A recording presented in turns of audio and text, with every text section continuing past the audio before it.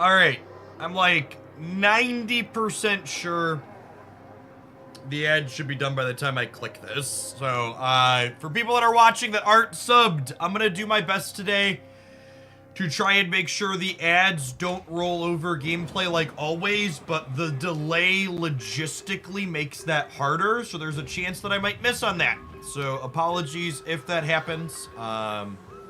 Thanks for the resubs to start this morning. Trabasura, thank you for the 2/3 of a year. Hyde, thank you for the almost 3.5 years. Code DB, thanks for the sub gift. It's very generous. Good morning, good morning. Bamgeed, thank you for the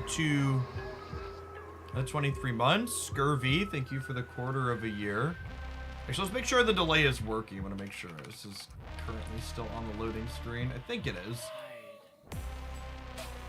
Yeah, okay, good. This is also logistically the first time I ever streamed with a delay while dual streaming, and the YouTube component made it a little bit more mechanically, technically complicated because, YouTube does not have an native way built into their platform to allow me to stream with a delay, so I had to do some technological fuckery on the OBS side.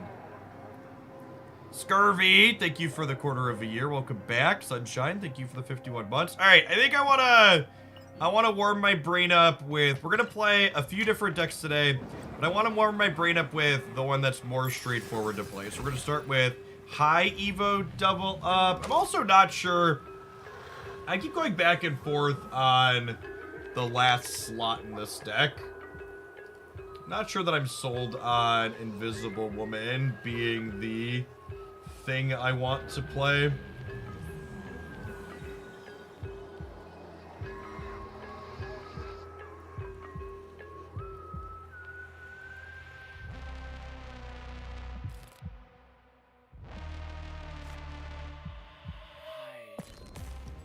It's kinda mid at certain points last day. I might try Wasp for this first run.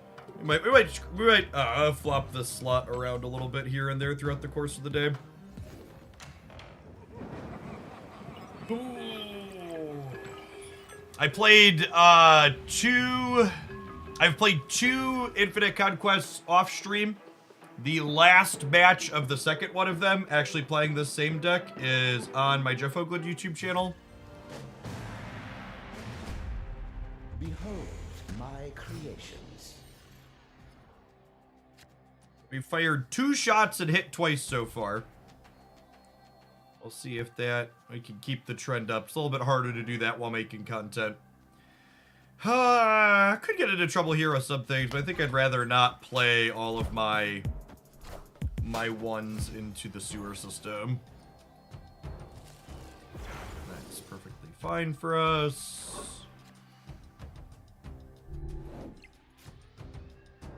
Basically just waiting on a Hulk at this point to potentially snap.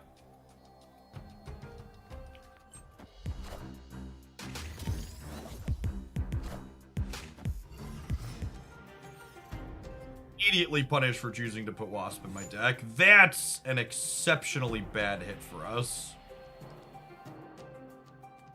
Especially with the Luke Cage, right?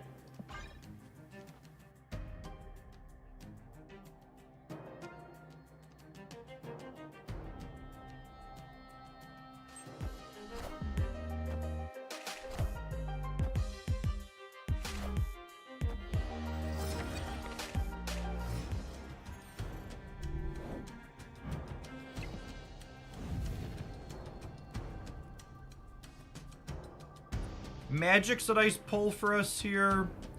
I don't think I need to worry about...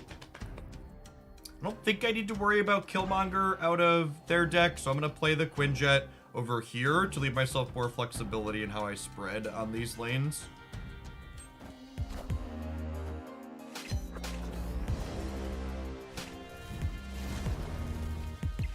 This Elsa turn.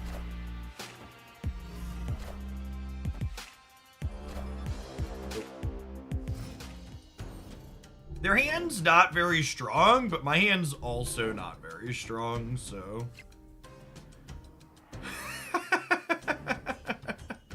That was actually the worst draw in our deck.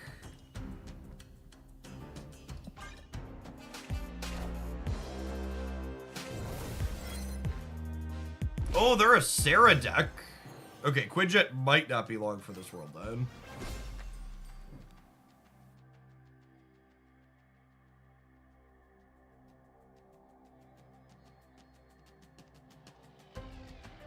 I'm gonna pass and see what they do. We could top deck She-Hulk.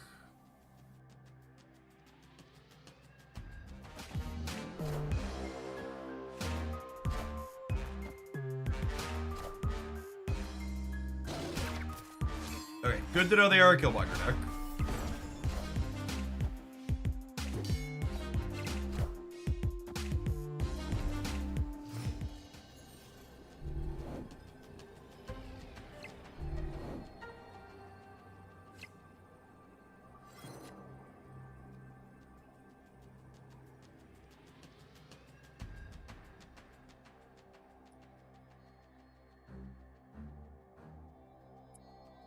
Leave. I'm not gonna waste time retreating later. Either they're not. There's no way they're leaving.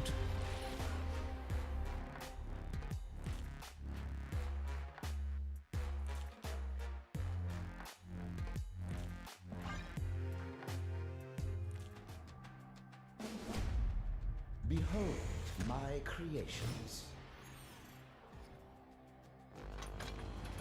Our deck's like not strictly a full combo deck, but it's pretty combo-y, so you have to kind of accept that there's going to be games like that last one where your pieces just don't come together. That last game's one of the good reasons why this deck is a good Chavez deck, by the way, because you really just like need your pieces before turn 6 in the right combination of things.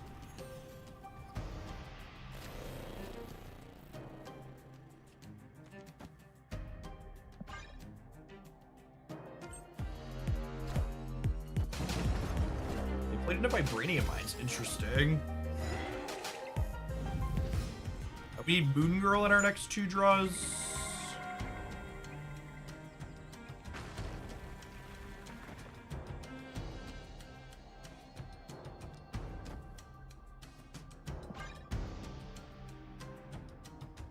I guess She-Hulk could maybe do it too.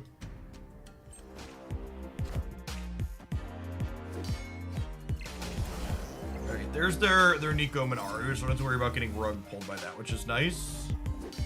So the resubs in there, by the way. Pythron, appreciate the nice amount of buns. 69. And Tough Treat, thanks for the brand new primer.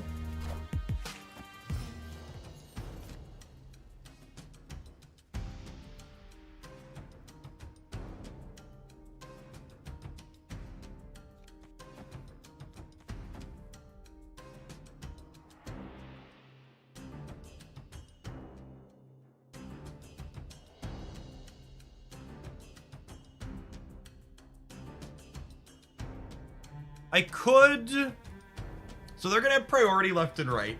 I could Sunspot into Soak, into Chavez middle, into Hulk. That gets me 4 more here up to 9. And then Chavez takes me to 18, maybe 19. That's probably the line. I can also do this and hope to spike. They haven't snapped. I'm gonna take the slightly greedier line, and I'm gonna hope to draw She-Hulk on the last turn, I think.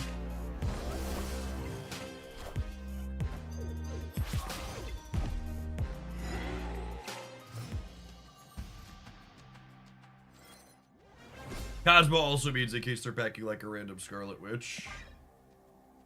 And so this does mean if we don't hit the 1 and 3, we do just have to retreat next turn. But if we do hit the 1 and 3, this is really, really strong. Definitely a very awful set of draws for our deck to start today, though.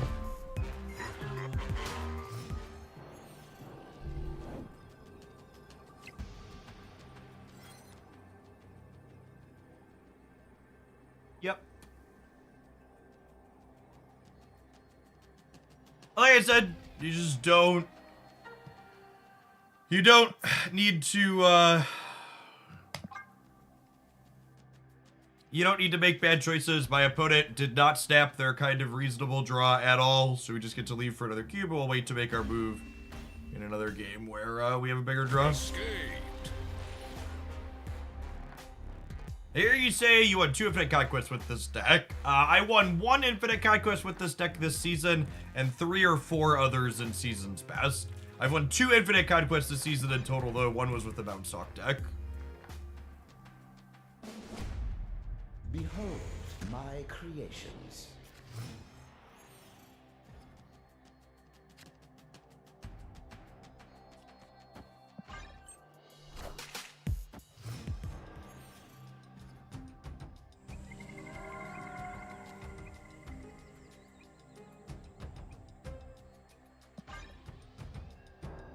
There is some risk to just passing here because of the Angela change. Because this means if I lose the priority coin flip, they could Killmonger my Sunspot before I can armor. But with the Hulk draw, I want to take this risk, I think. Yeah. So gonna be unfortunate if they Killmonger here. They do not have it perfect. And they didn't play for middle because they wanted Bishop and Angela to be separate.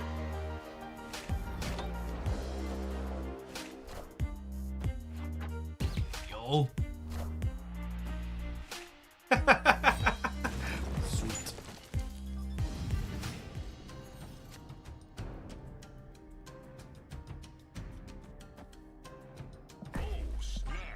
I'll snap at this point. I think our hand is good enough. Victory.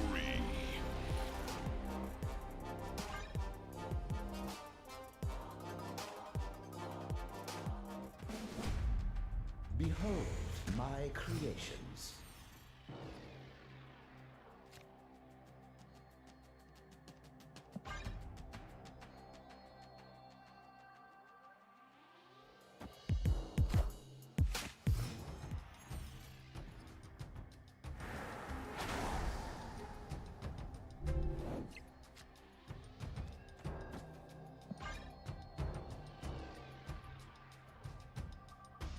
I might just be... Honestly, maybe I'm supposed to play armor here and just magic Asgard, because their deck probably contests it better than ours does.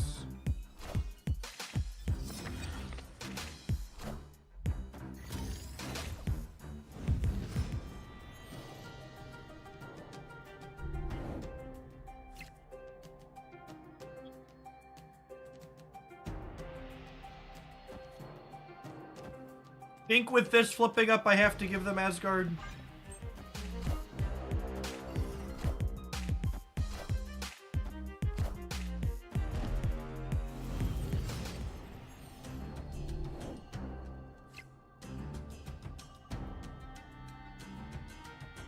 Yeah, there's She-Hulk. I'm gonna go ahead and just magic the negative zone because it's so much better for them than us because they're a Luke Cage deck. And then they're obviously gonna get to draw 2 cards with Asgard, but it is what it is. We actually don't need a lot of cards. We just need the right cards in this deck. So we have a She-Hulk here, which is definitely the right card. Love to draw regular Hulk.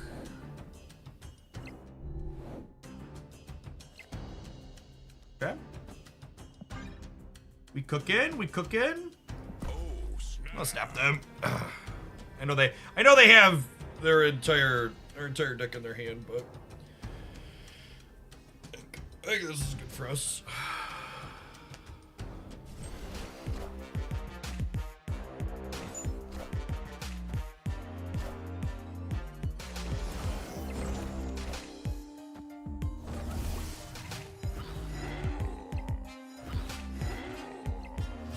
Okay, so they have 9 power kitty, 3 power kitty. Need to be thinking about that since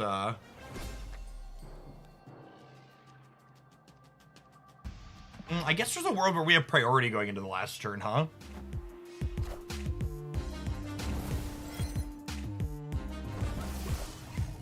They have 10 power kitty, 3 power kitty.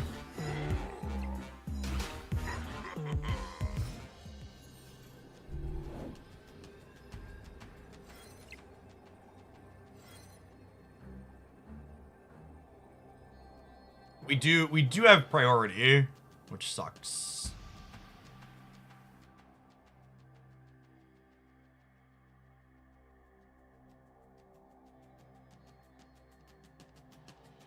Is there obviously a Shang-Chi deck?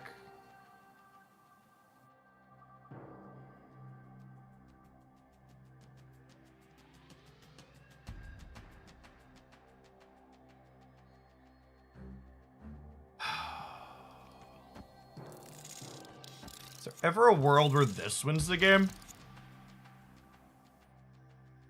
Says 19 middle. They have every card in their deck right now is the problem. Opponent snapped.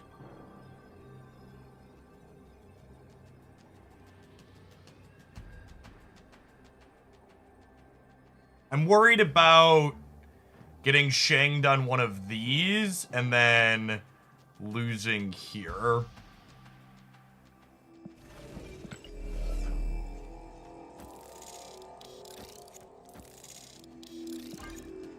Gamble a little bit to start the day.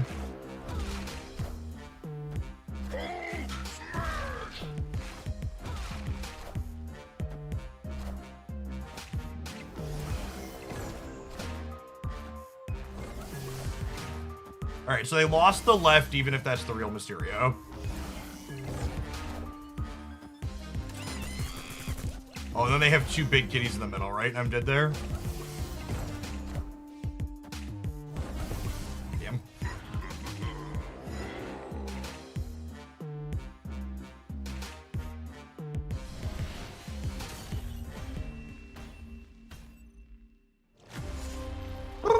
Thanks for the resubs, BDP. Appreciate the 58 months. LBB, thank you for the 2.5 years.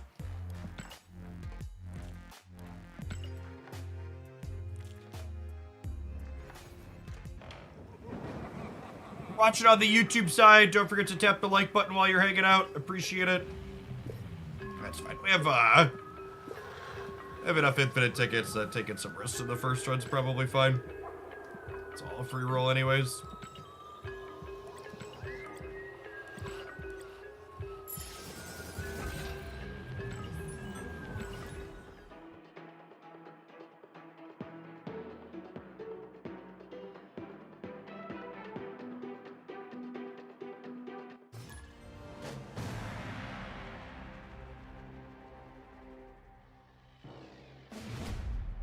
Behold my creations.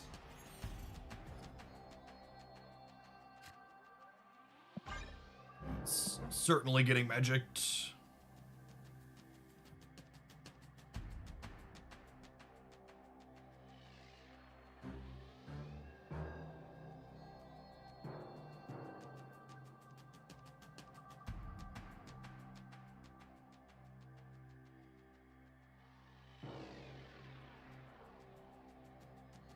My kingdom for the timer on the first 2 turns to be significantly shorter.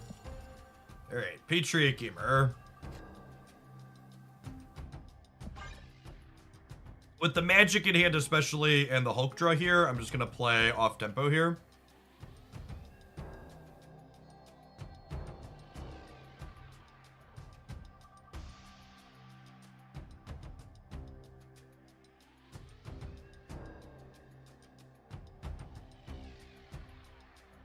For the sake of moderation, I'm gonna disable people posting messages with channel points today, and I'm closing my chat because I see the backseating, and it's annoying me, so I don't want to moderate non-subs, and I'm going to close my chat for the day. Let's do that. Oh, that's frustrating. Yikes. Okay, well, I guess we'll do this and call it a day.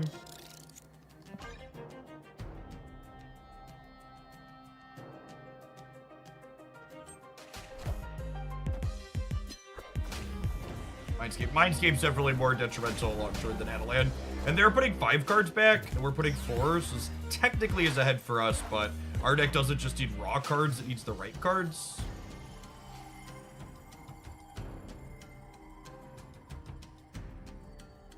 Huh.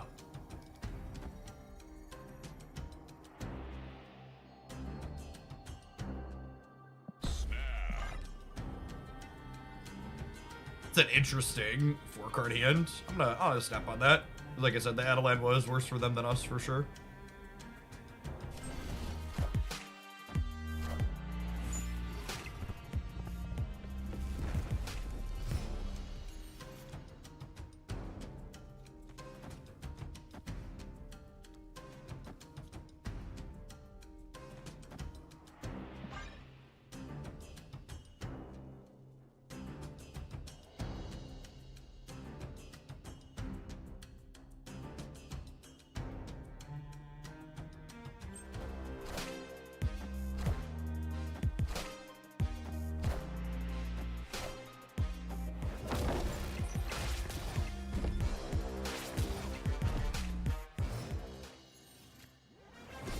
Obviously, we're full soaking here on 6.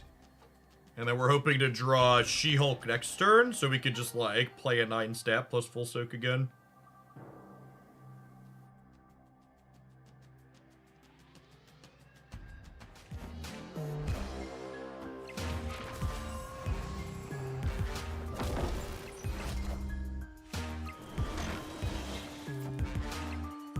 Alright, we'll need to be in a position to beat Ultron on the last turn here.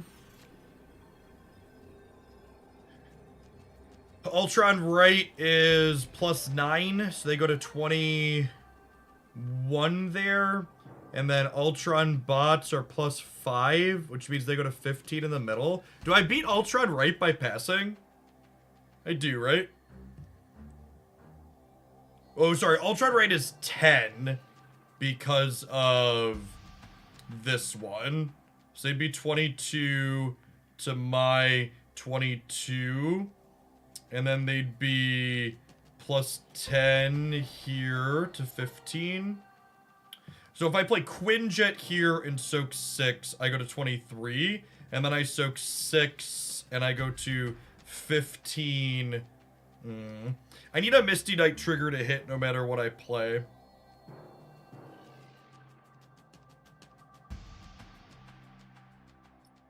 I'm gonna stay. I got 2 chances at a Misty Knight trigger hitting here. I need a Misty Knight trigger to hit either of these to win the game. Okay, cool. We're actually fine no matter what. If I played the Quinjet here, I needed a Misty Knight trigger to hit here. And if I didn't play the Quinjet, I just needed a Misty Knight trigger to hit here.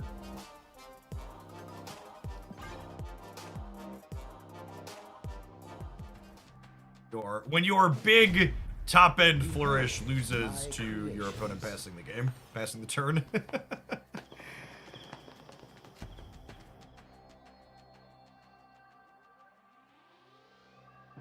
I'm gonna be a little greedy here and just pass on 1 so I can get the Hulk. I feel like there's a low probability that I have a 2-drop. Like, maybe they have a Shocker and we both draw, but it feels like the odds of that is kind of low.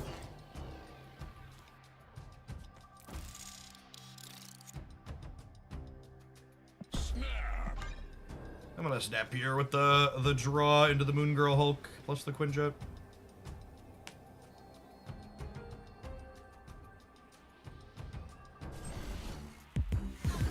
We both draw because I wanted the points on the Hulk, but I think the points on the Hulk are more important long term.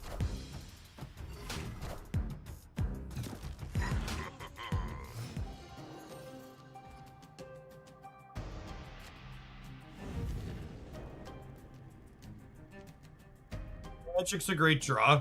It means my Hulks get bigger. It also means I can clear this kiln. Which normally they'll be able to contest significantly better than us. We do need to remember that they have debris when playing my stuff out. That could definitely be super relevant.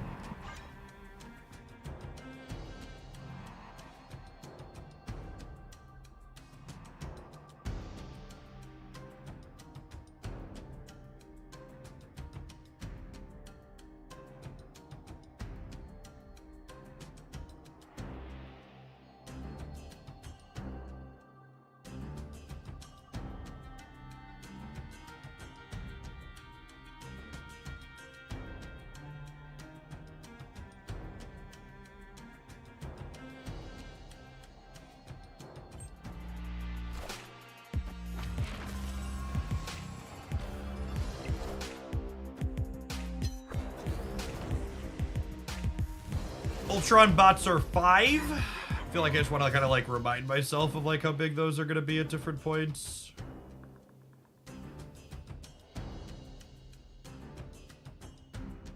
So, obviously, I'm moongirling this turn. The question is, am I also playing Sunspot? No, I don't think so. I think I'd rather just have the Hulks be bigger, right?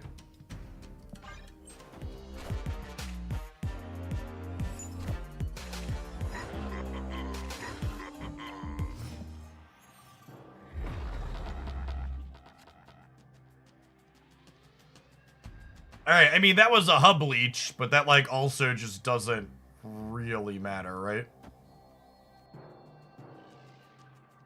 I mean, I guess it means my Hulks are too smaller. Or they'll be 4 smaller, right? Because I would have played 5 energy Hulk, they go to 24, 6 energy Hulk, they go to 26. So this takes 8 points away from me in total, but as far as, like, getting leeched goes, it's not the end of the world.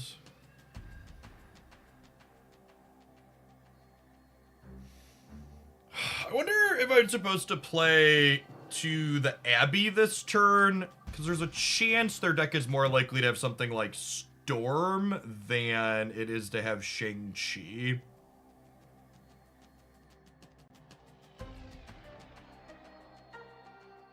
Patriot like this is pretty off meta. There's not really an established list for me to go off of when it comes to knowing what we're playing around.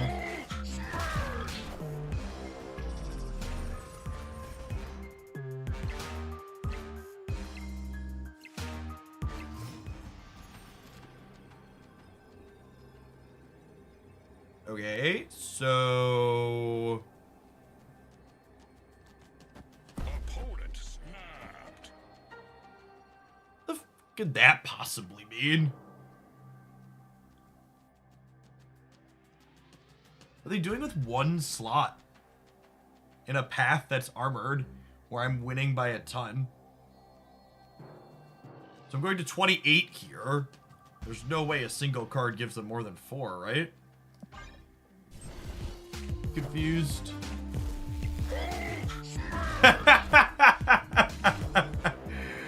Oh, man.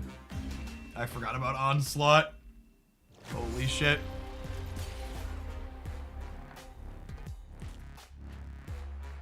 I was like, Blue Marvel. Yeah, okay. Yeah. That one should be on my radar, but Patriots just, this type of Patriot deck just hasn't been a deck in a long time, and Onslaught wasn't on my mind. Alright, good boomer snap, Diego. My creations. The Leech ultimately won them that game, right?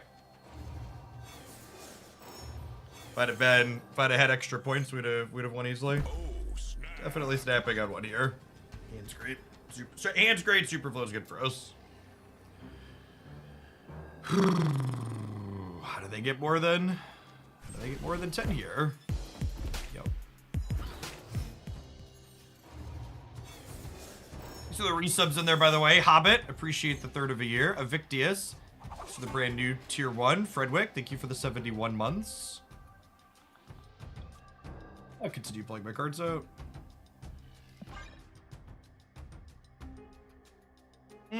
I guess if I Cosmo right, that commits me to Moongirling Center, which I'm not sure I love.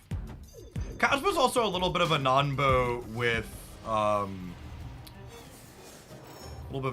Wasp. Put something else in that slot after this. Alright, well, we're definitely, I was gonna debate back and forth whether or not I wanted to play Moongirl this turn, but obviously we're not Moongirling our Cosmo path.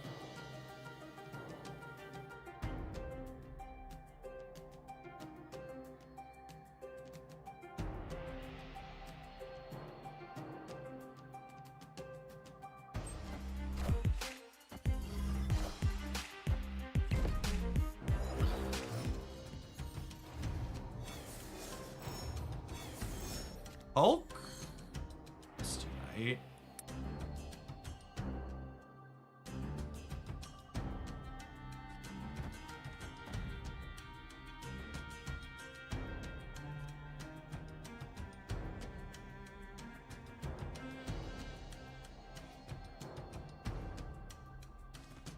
I think it's just this.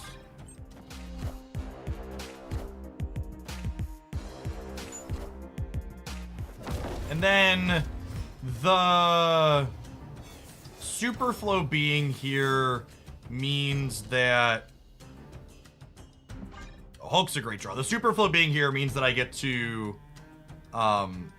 play both She-Hulks and I was gonna say Chavez, but I get to play both She-Hulks and actual Hulk next turn.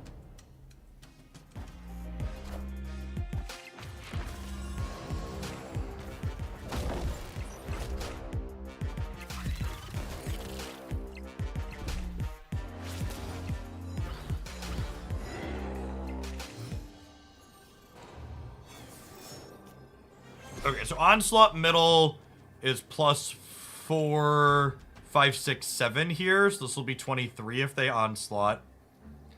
If they Ultron middle... If they Ultron middle, it's +10 up to 16 here.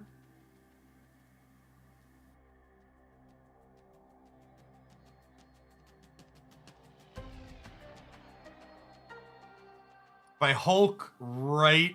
I get +16 there up to 23. If they Ultron, their Ultron bots are only 5s. I think this wins most of the time. We'll just play these here for tiebreakers. Why do they beat 23 on the right and 23 in the middle? And then that random +1 somewhere else too.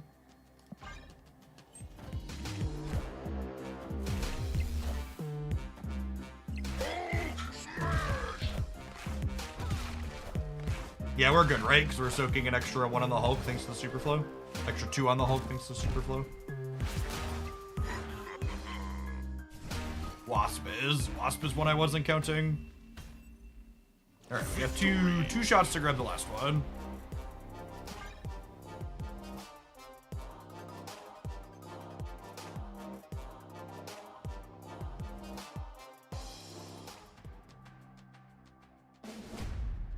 Behold my creations.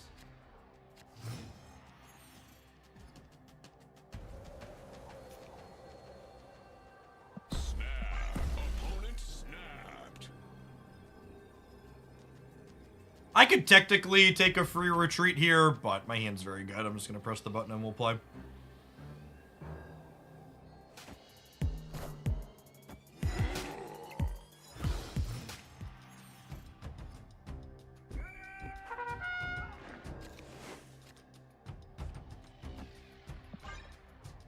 Armor's not a terrible pickup. Means Bastida has someone to pump up while we soak for the Hulk.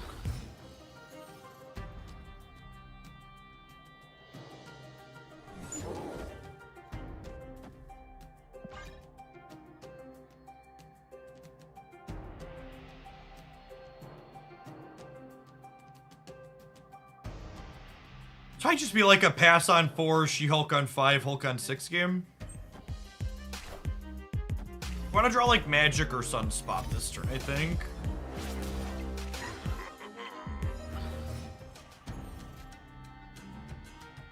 Smoke.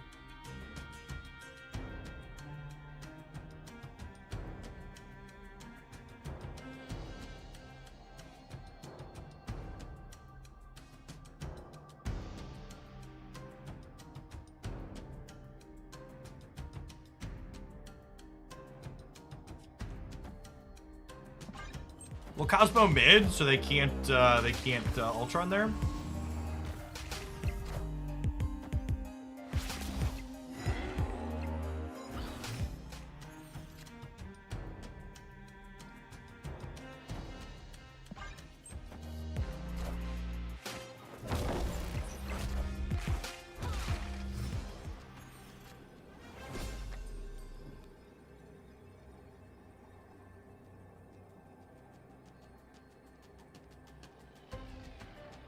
If they Onslaught middle, it's +2, 3, 4 over here up to 19. And it's 7, 8, 9.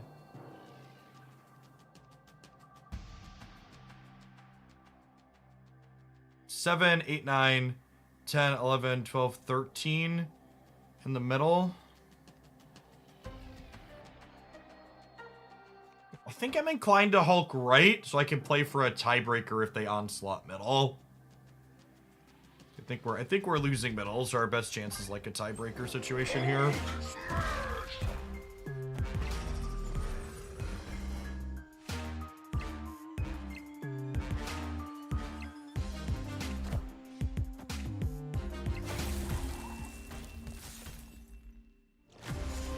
I'm gonna eke another point out somewhere this game. I don't know. Them getting a free monster is a tough beat. This was 5 more points than ours was. All right, last game.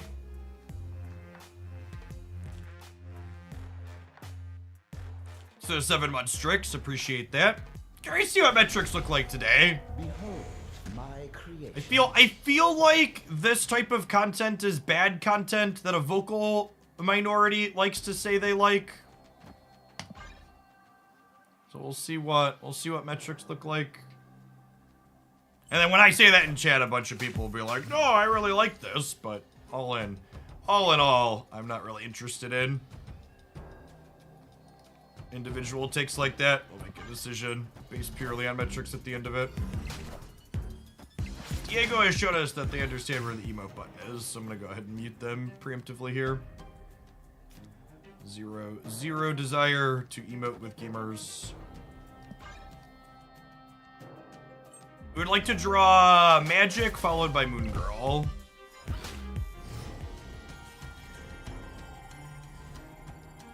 I guess Moon Girl this turn's the second best. Ringin's pretty solid here.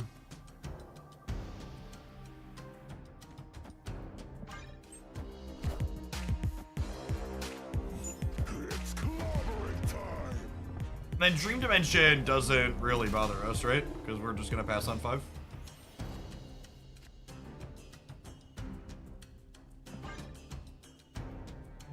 I wonder if the thumbs up was because their hand was bad. Definitely could have been. Okay, I need to beat Ultron right and Ultron center if possible. Their bots are 3s.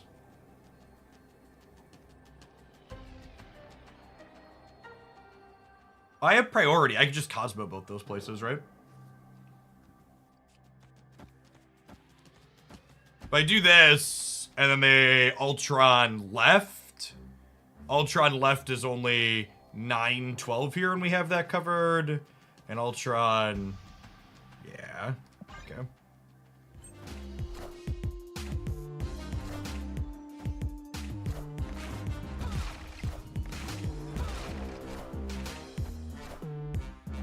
Yeah, the only place they were ever Ultroning was center, right? Victory. Double doggo lets us lock it up.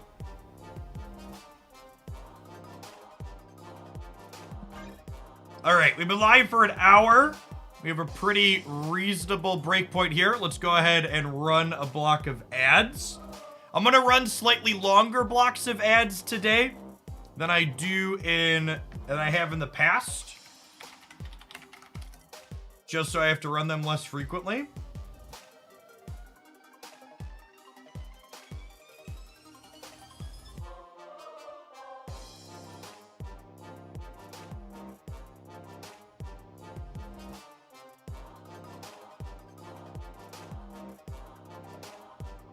Subs, I'm gonna run to the restroom while the ads go. BRB.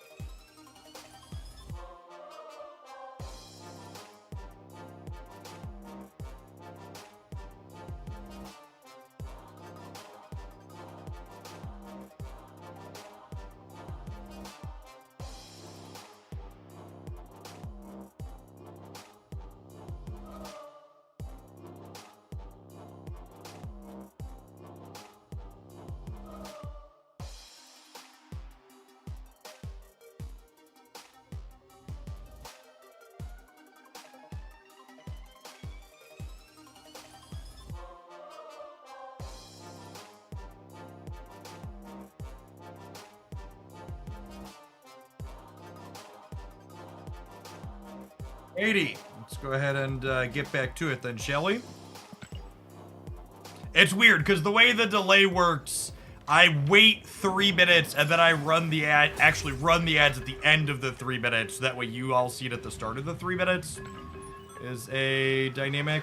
I've not been happy with Wasp. It's felt clunky and awkward. I'm gonna replace it with. I'm gonna throw Jeff back in. I had Jeff in a previous build. I was kind of unhappy with Invisible when we were playing the other day. It's hard to go wrong with an individually good card like that. If you're watching on YouTube, don't forget to tap the like button on occasion.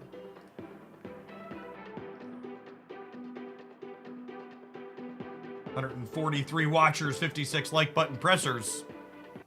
Pump those numbers up. Them's rookie numbers.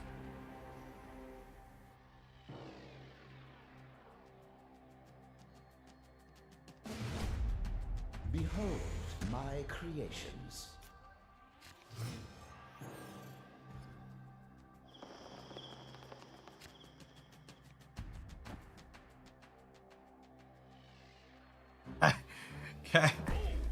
I don't know. Some people think you're never supposed to snap early if you don't know what your opponent's deck is in Conquest, but my hand is so good into these locations. I'm gonna press the button.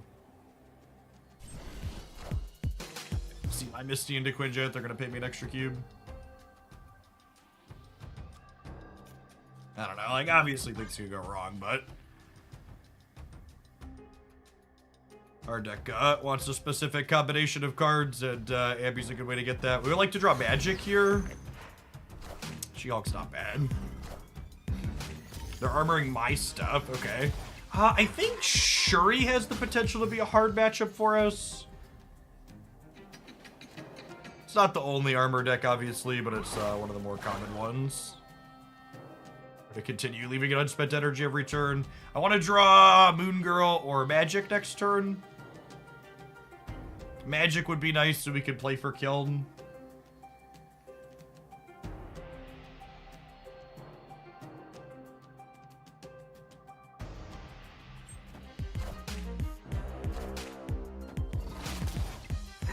Smells like Shuri.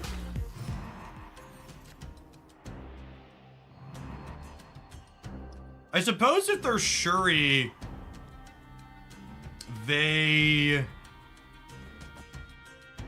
I suppose if they're Shuri, they're not Shuri and Kiln, right? They're gonna Shuri Rain. I could have tried to Cosmo them, but it's just so appealing to get my Moon Girl going. And now I kind of gotta decide, do I want to go Hulk into Hulk, or do I want to go triple Hulk? I think it's just triple Hulk, but if either She-Hulk, this is like a little under 50% to mess that up, because if I pass here and they hit, the Grand Central hits either of my She-Hulks or my discounted Hulk, I'm really sad. Yeah, Cosmo, okay.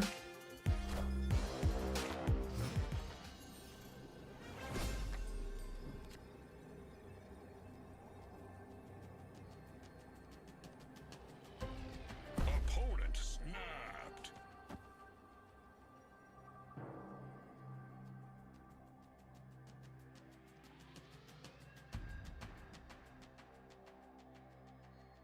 Their vision goes mid. Let's assume their vision goes mid. Can I beat Red Skull left and right? Red Skull left would put them to 17. And I would be at 12, 18. Red Skull right would put them to 26. And I'm at 21, 30. We could lose to Ebony Maw or 0 plus those. I think this matchup's hard. I'm supposed to try and take the flip here.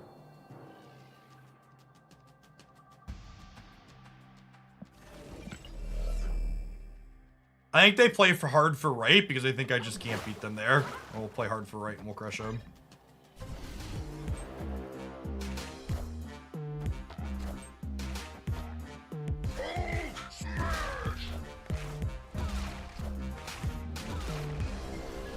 That's such a worse feeling than... That's such a worse feeling than having it happen inside of ladder. Conquest. Conquest really is a super sour format.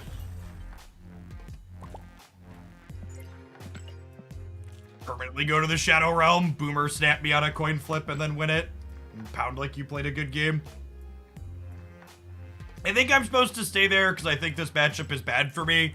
One of the base things from a snapping theory perspective inside of Conquest, which again removes some of the depth of the mechanic that's frustrating from the ladder, is in matchups that are bad for you, you're supposed to take more risks, and matchups that are good for you, you're supposed to take less risks. And I think the Shuri deck a little bit more consistently puts out bigger average numbers than this deck does, meaning it's bad for us. So meaning when they take that boomer snap and it's basically a coin flip there at the end, which side do I think they're playing for? I'm supposed to take the coin flip. Let's play some Bounce Hawk. I think this deck is better than that other one anyways. It's just a little bit harder to play, so I wanted to warm up with that one.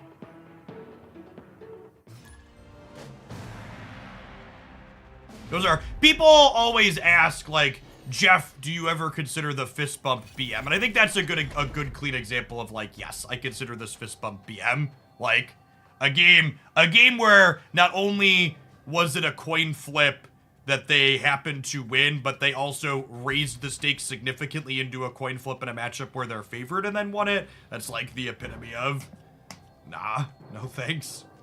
Snap. I'm gonna snap on, forge into it into beast here. McDougal, thank you for the 5 months, appreciate that. Lucas, thank you for the 10 months. Scylla B, thank you for the entire year. Maybe a sword to go with that. The Mad Chicken, thank you for the 13 months.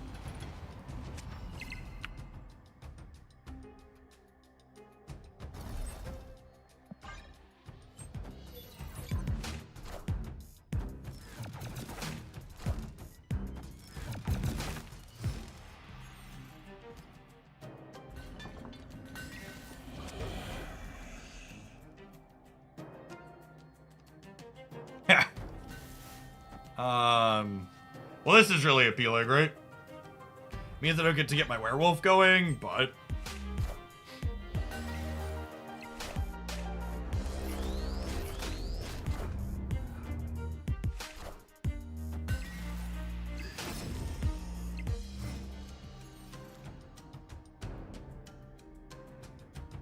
queuing up my bounce deck and hitting the one person playing Master Mold is like talking about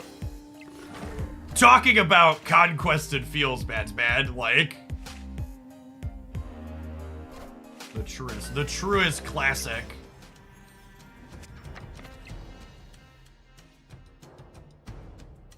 All right, so I'm dead. I lose Nidavellir if I play for Vibranium Mines.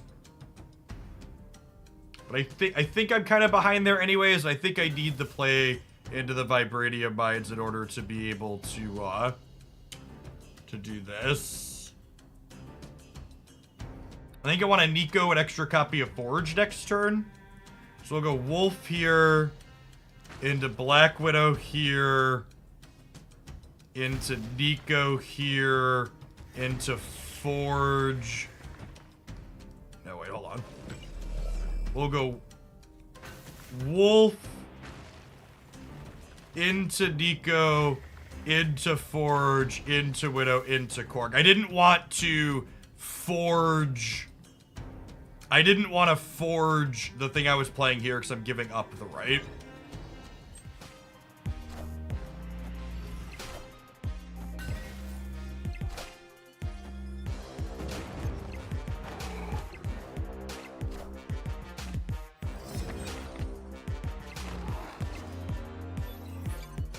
Three cards in their hands.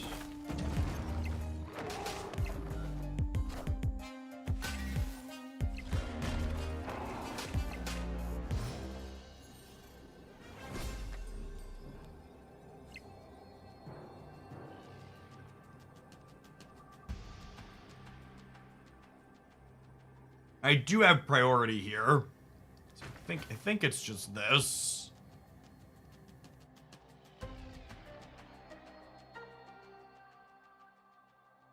Guess I could eat it to a Shang-Chi if they line it up right.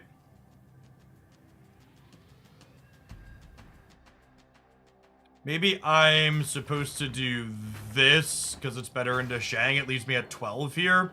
They're going to be at 7, 9, only 12 if they Shang here.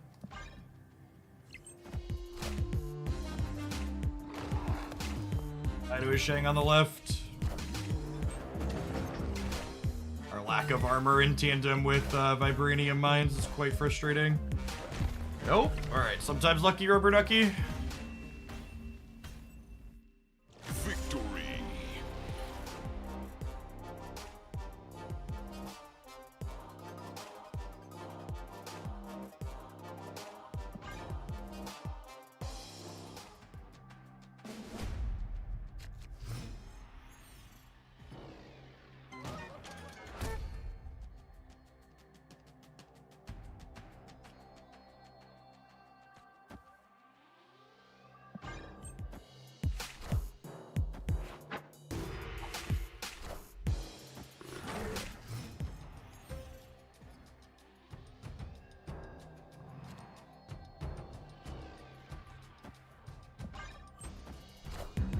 Falcon feels bad, man.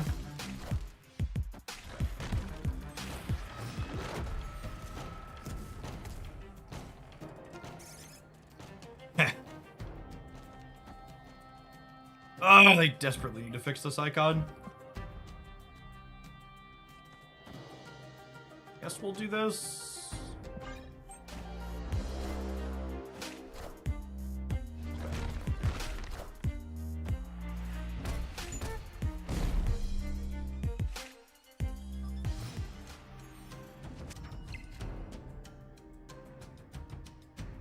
Probably going to be a retreat angle.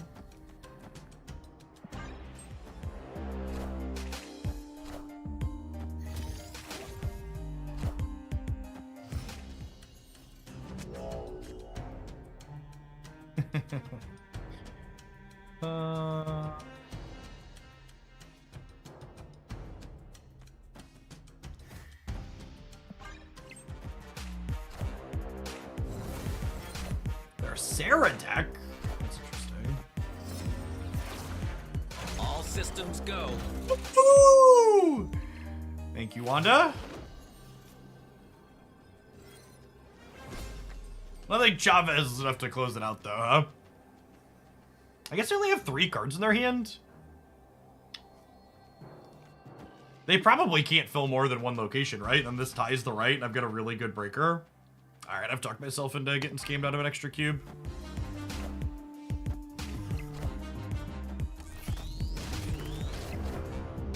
They just not think I had Chavez? Sure. Victory.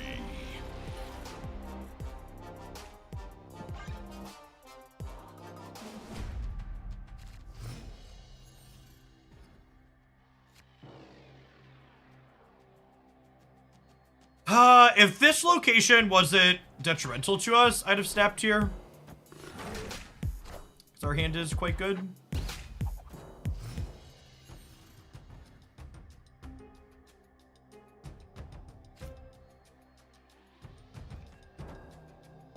Of all the locations in Marvel snapped, these are some of them.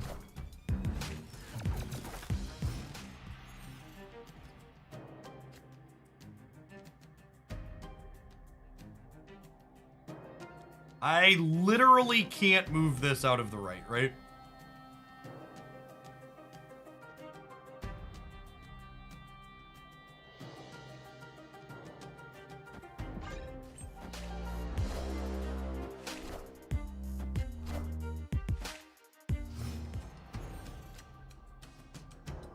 Ooh, that changes that though, right?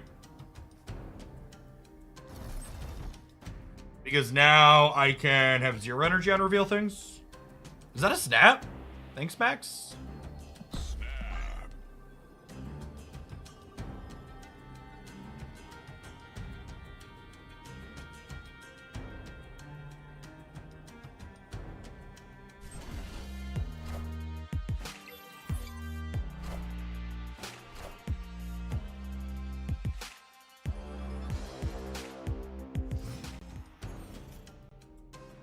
So we'll go Wolf into Forge into Falcon. I guess that doesn't deny them a draw, but it gives my Wolf an extra jump, and it gives me an extra Forge. That's probably better.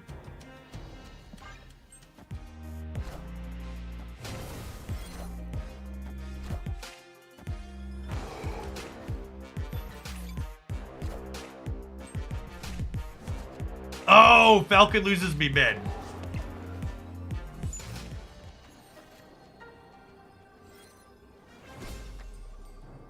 Somewhere in my heart of hearts, I knew that. Somewhere in my heart of hearts, I knew that.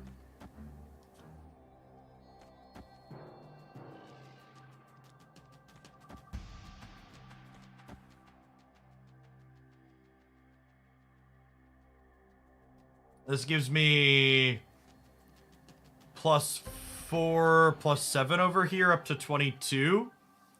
If they play Ronin right, it's 9, also at 22. And then I win the game because of the tiebreaker and my big board here.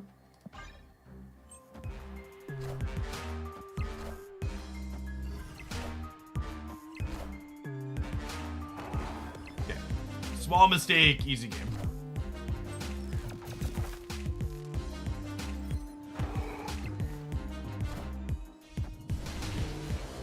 Oh, sorry, I was going to 23. I miscounted. Victory.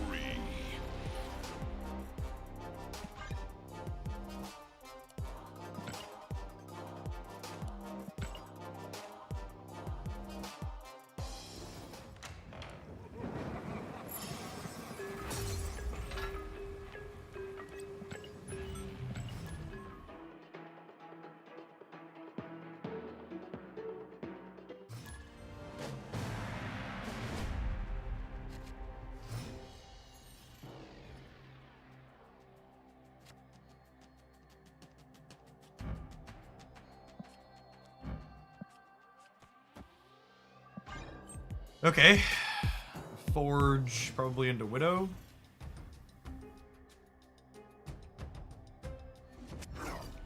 Two equally terrible locations for us. I guess the Mindscape's actually probably worse for us than the Dream Dimension. Because the Dream Dimension, I can at least like just play Hawk on 5. High Evo Shocker. Yeah, I haven't heard in a long time.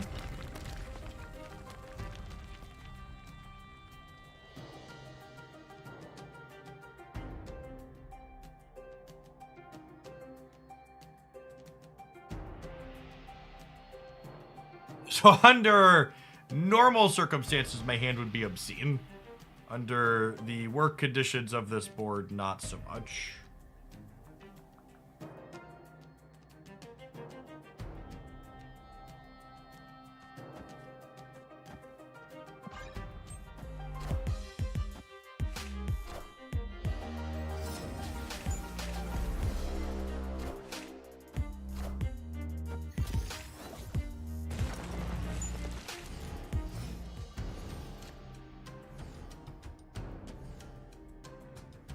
They could also be a magic deck.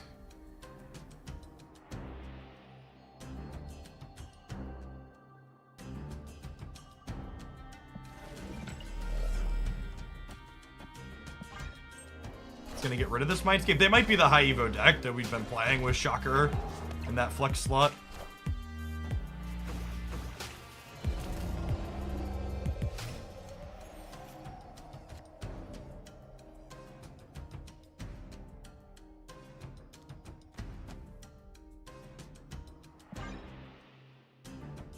Falcon, Demon, Beast, Best. Okay, and they are a magic deck. Noted.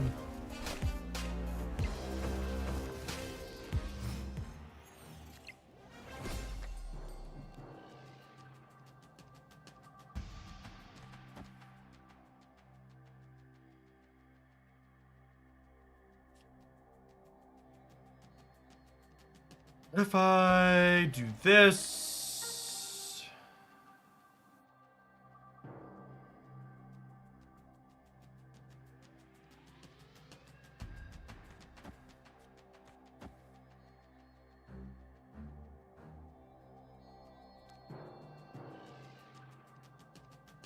Do I want to bash my demon, or do I want to get the werewolf bigger with beast? Actually, no.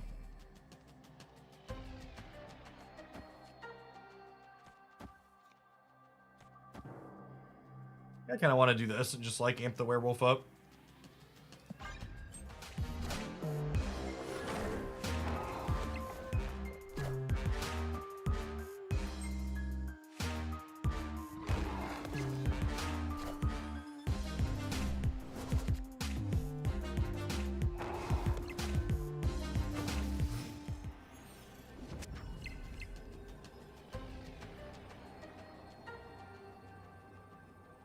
So I need to beat She-Hulk in every path, and then we lose the infinite path is like the TLDR of what we want to try and accomplish here. And I'm gonna get -2 over here. Is that possible? Widow middle.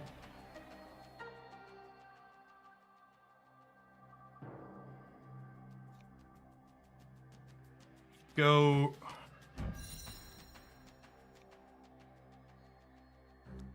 fast left, Forge middle, Nico right, Korg here, Demon here. This doesn't beat She-Hulk in every path is the problem. It's only beating She-Hulk here.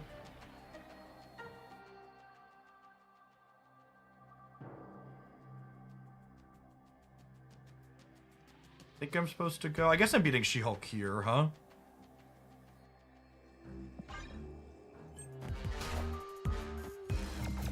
I ended the wolf here. If this is the She-Hulk, we win the game. This might be the infinite, though.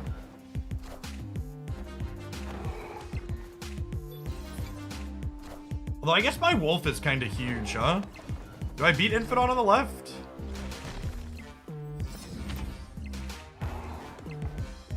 They actually beat infinite on the left. Yeah. Okay. They were bigger than infinite in the middle, but okay. Victory. So they could have beaten us with this endgame permutation. They could have gone Hulk here, She-Hulk here, but we were winning a lot of these. It's above average wolf. 7th turn is pretty good, it turns out.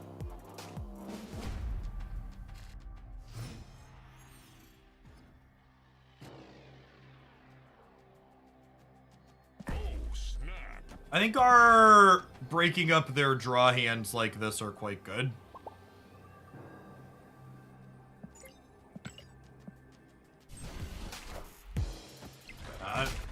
People that want to emote when they get turn 1 snapped. There's a lot of people that don't understand. I think that you should just never turn 1 snap people. Those people are very silly. How am I playing for the Abbey here? Black Widowing them just gives them the drawback, so I think I just Falcon.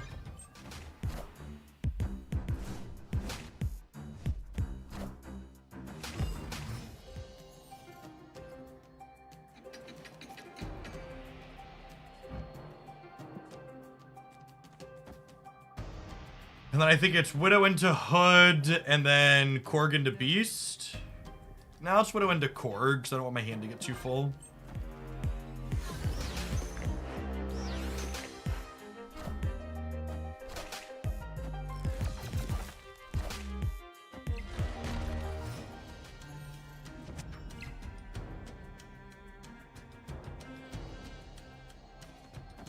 If I do this, my hand is full when I miss a draw, which is not good because I want to draw both Hawk and Wolf.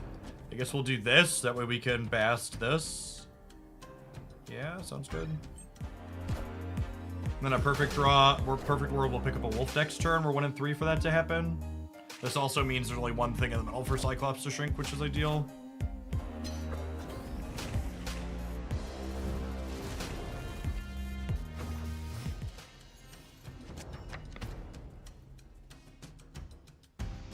Alright, I get an extra copy of something. I think it's Black Widow to just keep slaughtering their hand, right?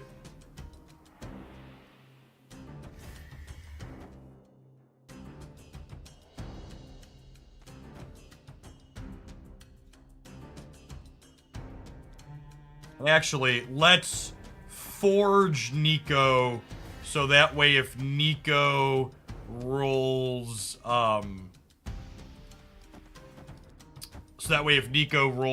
double power, we get that next turn. This is gonna give me a Black Widow, and then I'm gonna get 1, 2, 3, 4 cards back to my hand, right? 5 cards.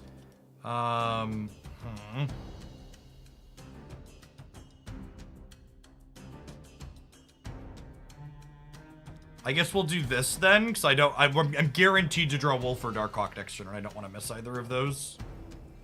Means I get 1 less demon, but that's fine.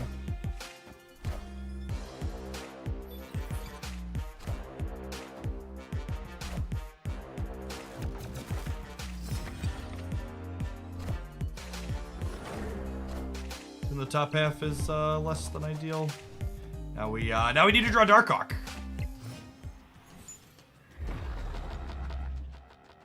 Oh my god, I miscounted.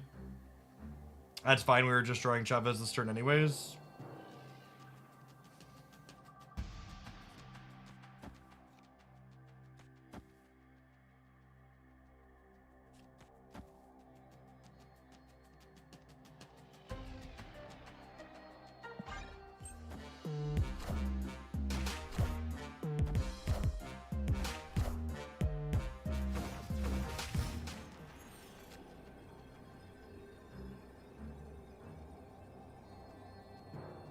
Oh, I forgot. They're a leech deck. Sure am glad they removed Mobius from the format, so we could have other fun cards come back into the format.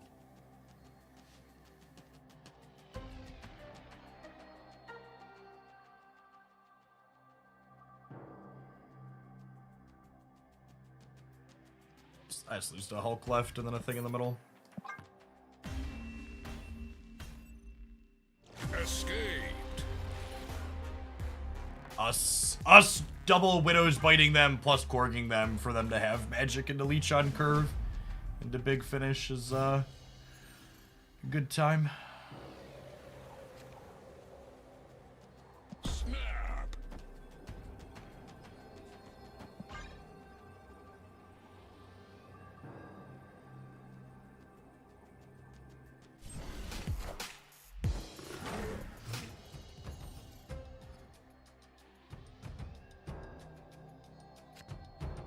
This is also a pleasant reminder of how much Conquest would be better with a sideboard. Like, just imagine my armor gets to be Luke Cage, but I just, like, happened to choose the wrong tech card for the matchup, so now we're super far behind.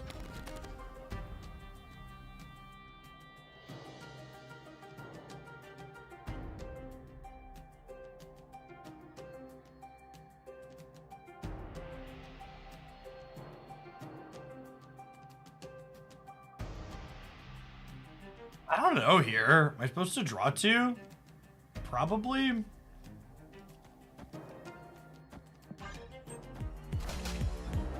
It's close. Part of me wants to get the wolf going.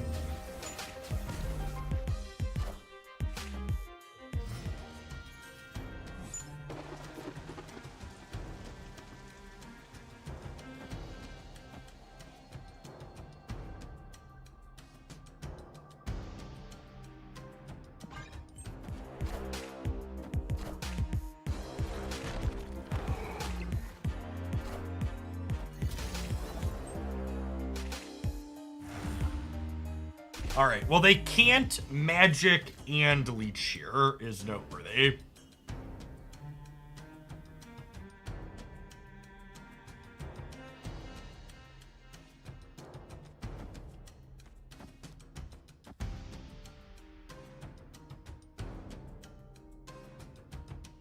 Then next turn I have 1-drop Darkhawk.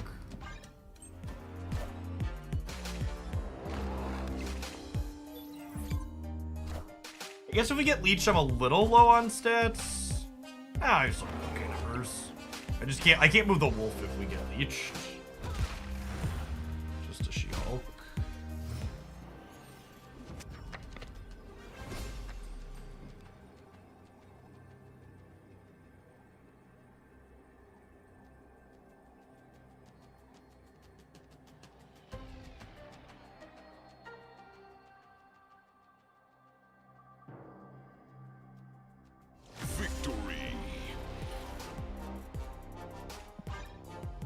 I think if they don't leave here, we go like on reveal right, it gets turned off but pulls the wolf. On reveal center, hawk left.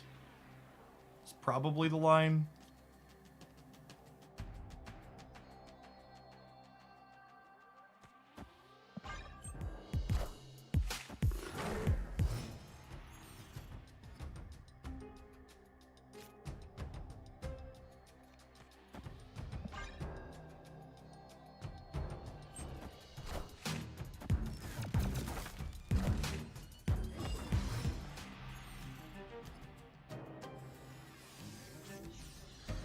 That's a good one.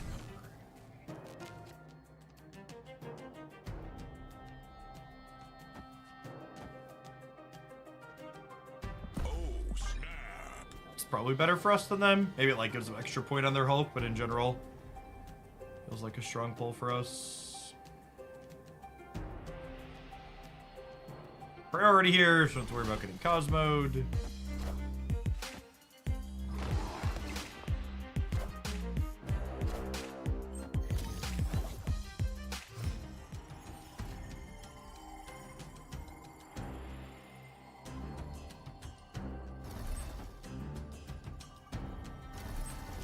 I don't really want to forge this, but I want 2 more on my wolf, so I think that's fine.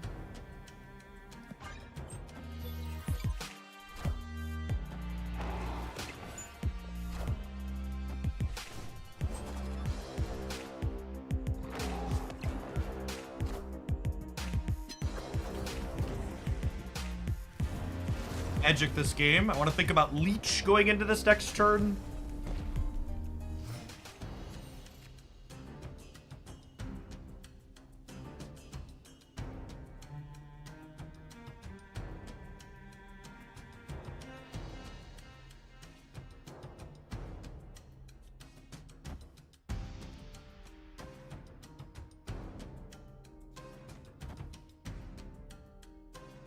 And then if they leech me, I still have a couple of demons, right? And this beast is, I'm getting a demon in my hand, then I'm picking these 2 up. And if they don't leech me, we're just at a very good spot. And if they do leech me, we're still kind of okay. They just do nothing? I already pressed this button, right?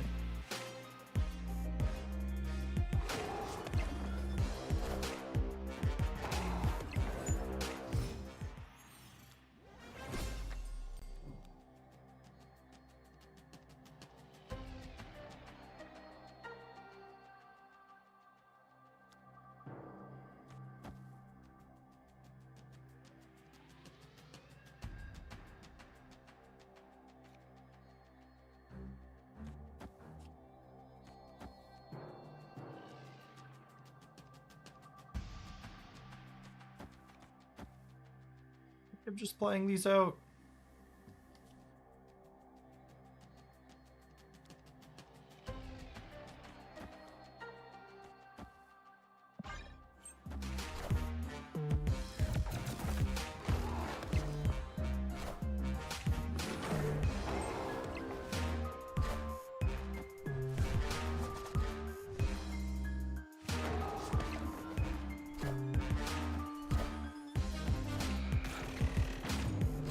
And then obviously we're hoping to draw Darkhawk here.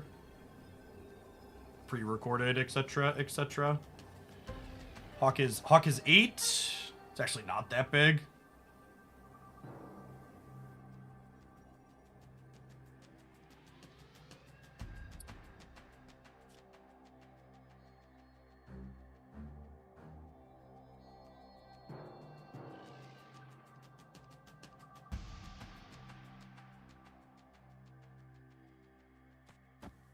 Fast into Hood, into Forge, into Hawk here.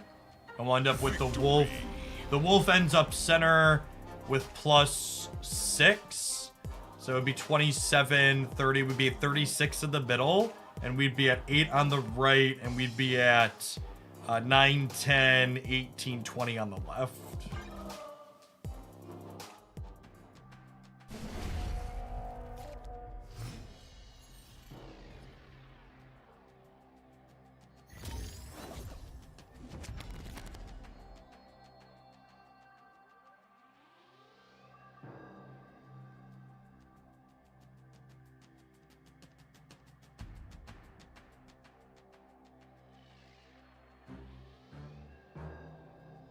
Well, that's gotta be snappable, right? Snap. Just like draw 2 into the Black Widow.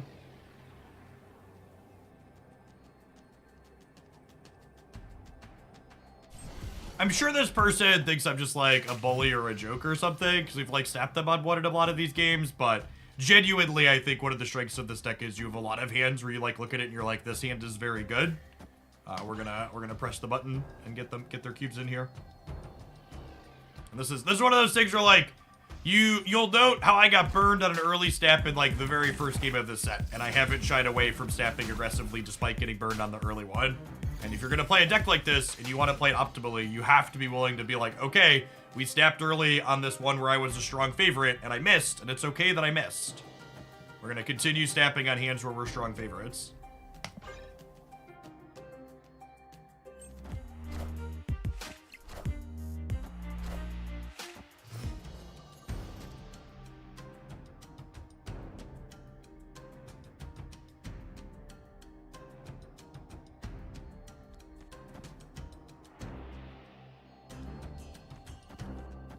Means the Cyclops gets to hit my Wolf, but it means I get to bast my Hood and my Forge and bounce stuff around.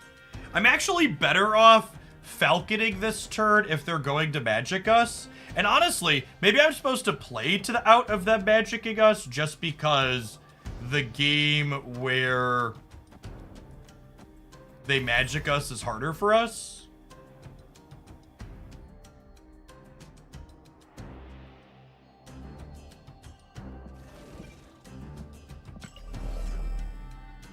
I think our hand's good enough either way. Okay, let's do this.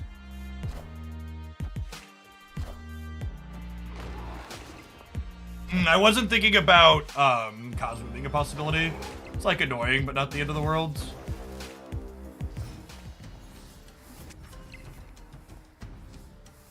So, notable experience here is that cards with on reveal still will jump into the Cosmo path. A werewolf will still jump if I play a card into there, but it's not necessarily ideal because I do still lose the on reveal. We'll go here, into here, into here, into here, into here. And the one thing I'm making certain of on this sequencing is that the Forge is going on to Nico, because Nico still hasn't used her when you play your next card, double my power. So by making sure that I'm forging her here, I'm setting myself up to potentially 8 power Nico down the line. Did I overfill my hand? I might have overfilled my hand. I didn't stop and count my hand size. No, we're good, right? I'm just gonna miss drawing Chavez, which isn't a big deal. I'm getting 5 back here.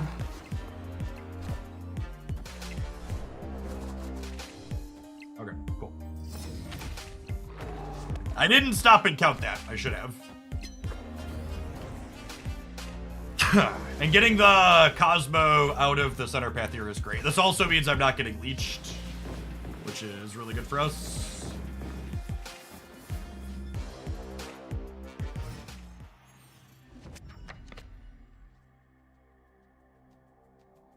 I get to get a copy of my next card. That's exciting.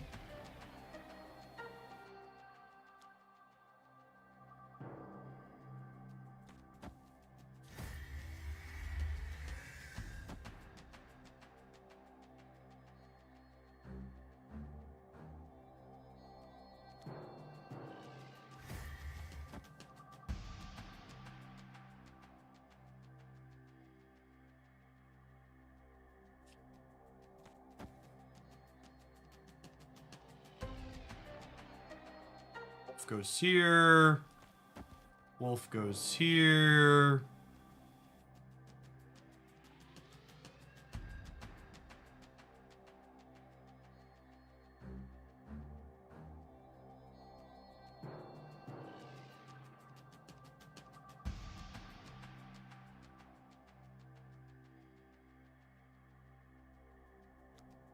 Wolf goes here. And then I can Armor. No, I don't want to armor. I don't know that I want to. I don't know that I want a HUD.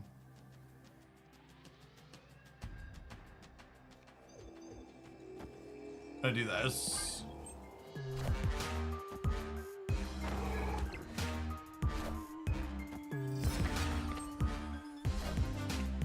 Bass doesn't tag my demon because of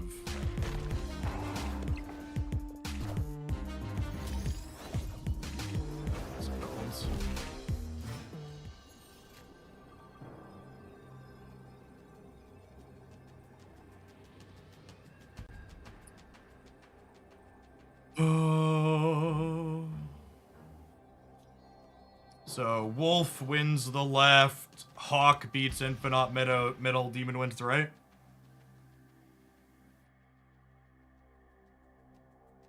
$13, $23, $2, $24, $24.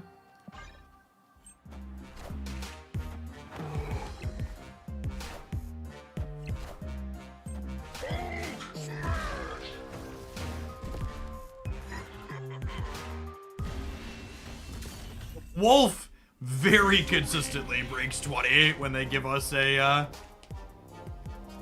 an extra turn, huh? Pretty good.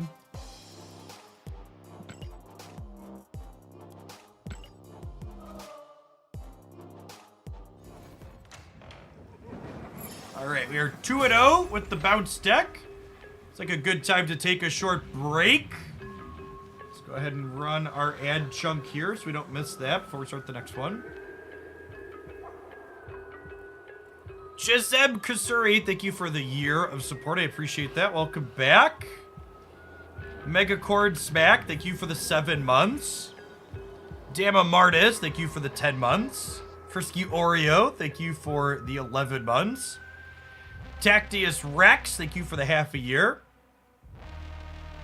Dathos, thank you for the 12 months. Threat level Evan, thank you for the 10 months. Let's go to Dreaded Fisher, appreciate the 12 as well. Bunch of 12s today.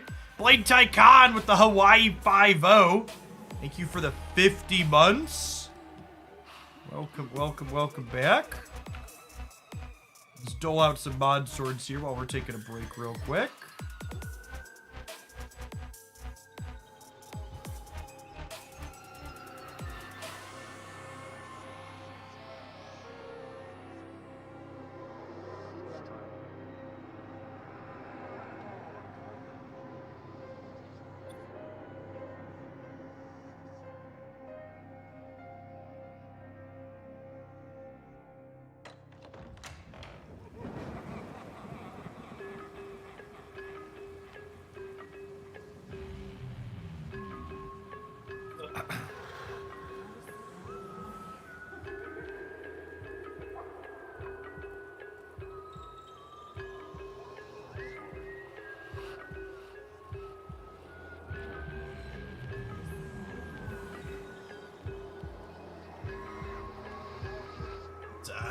Troll the chat in the past about missing the Cosmo.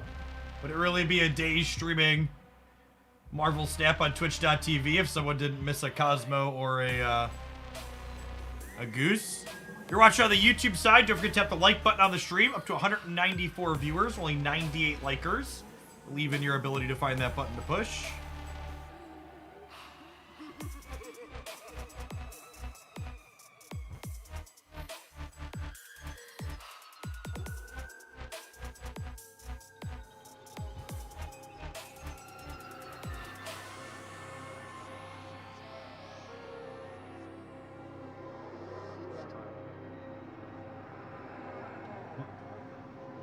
Waiting. Do do do do do do do do do do do.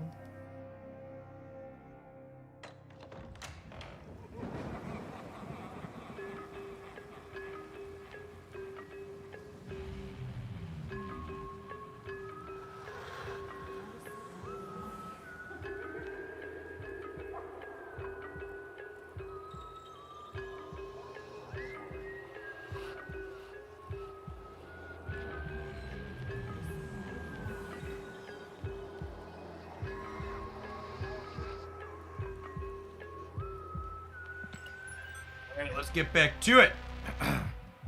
It's funny, the way the delay works, as soon as I press run ads, I should start playing because it means the ads are done for people.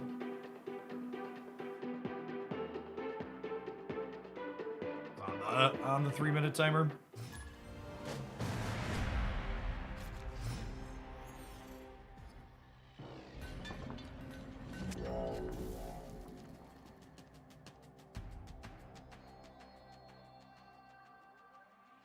I'll open on Forge just in case Nico hits the double my power ability next turn.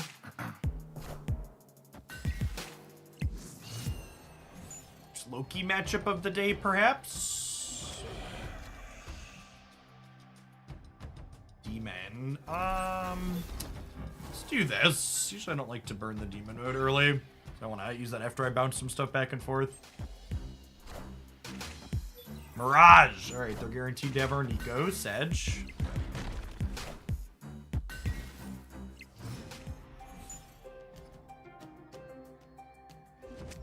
Any bounce card. Any bounce card. Any bounce card.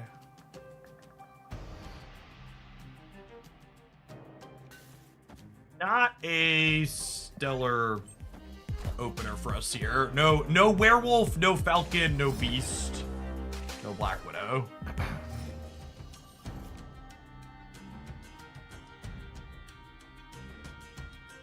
I think I am basting my demon here so I can bast all of these. I think is a worthwhile exchange for us. And then we're hoping to pick up werewolf next turn.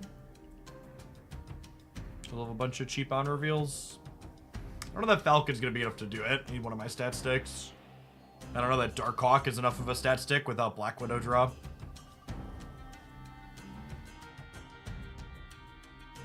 Mina Ninja, thank you for the brand new tier 1. And Agent Nil, thank you for the 12 months. Biggins as well. Trying to remember to pass out some mod swords in between rounds. So I went -1, -3, +2, +6. That's a net positive for us. Did what with her? 2 power, okay.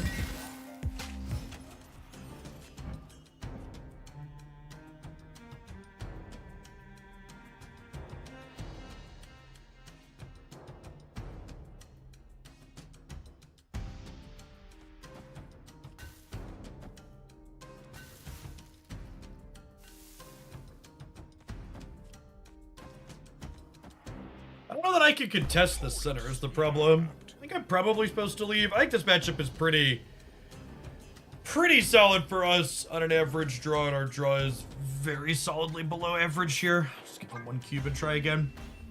D Philly with the 90-month resubscription.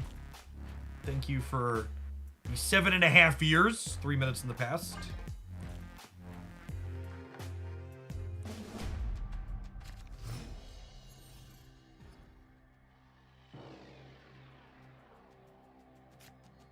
Sea Gamers, this is a hand. Pickety Bridge could be hit or miss for us. We do have armor to play to it later potentially, but Korg Widow Beast. There's a solid opening curve. Can we win priority so we don't Black Widow their collector for a change? We can win priority, but we also have a Jotunheim. Sedge. I think I'm playing here just because I want to beast both of these back. I don't know that I'm snapping, though.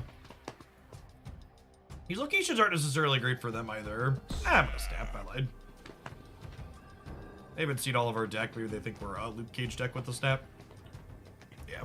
Victory. I think these are bad for both of us, but worse for them. And these decks haven't been fitting Luke Cage in, and the snap could mean I have Luke Cage. And it's just not worth the risk, so we pick up a free cube with the bully bet.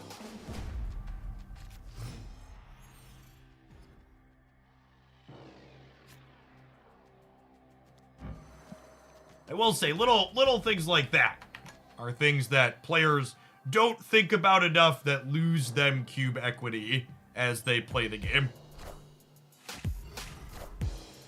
being able to be like, oh, this is a position where I raise and gain equity for raising. Where it has more to do with the texture of what they have going on than the texture of what you have going on.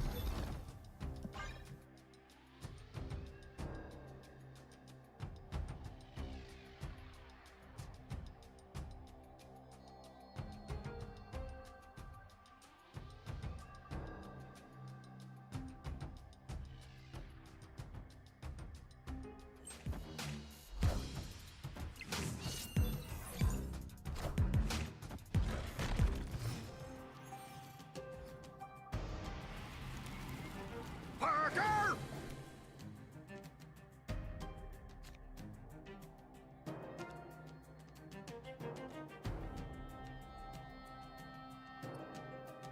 Generally speaking, we don't really have time to Falcon and then Beast Falcon in this deck, unless they're playing against a deck that's like playing Limbo, so we just do this. Can we like get to Falcon some 0 drops here?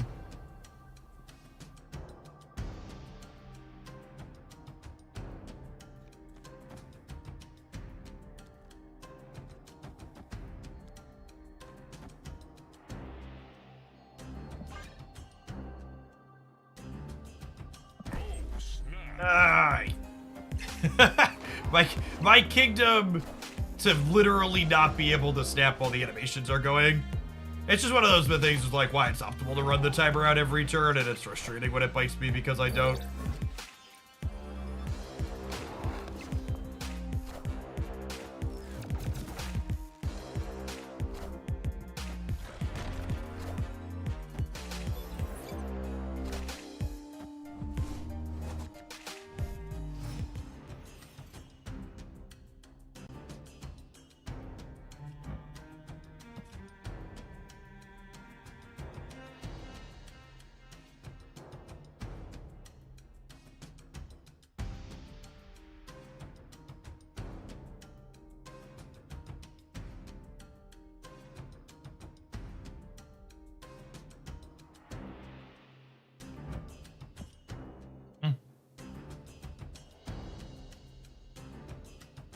How do I win my second path?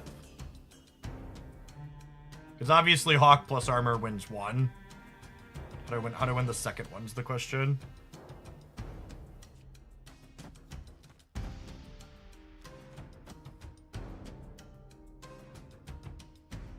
Do this, and then we play these 3 next turn in some combination.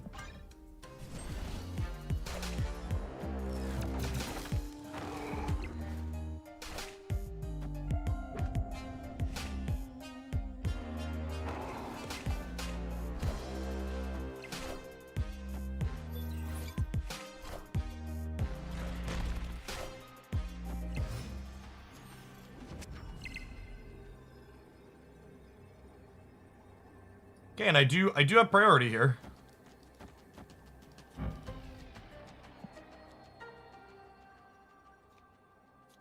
Which is what we were going for. And their wolf, I have priority, and their wolf has to stay here. If they Chavez left, they go to 17. I'm also going to 17, and then I win the tiebreaker. This is I have a Shang-Chi snap, I would assume, which I think means we're good to go. I'm gonna stay for 8. I'm reading this as I have a Shang-Chi snap.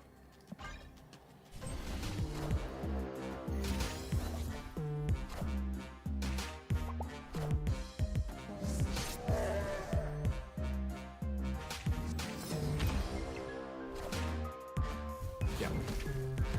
Okay, boomer. have your fist bump back. Victory.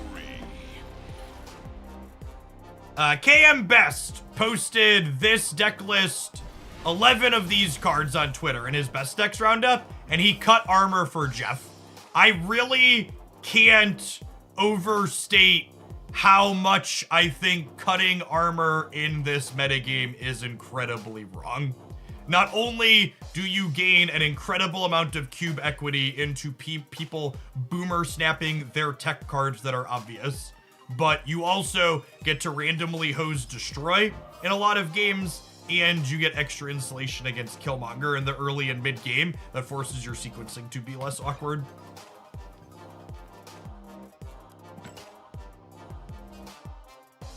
It's fitting that I'm lecturing about a Shang-Chi boomer snap and their title is Object of Ridicule.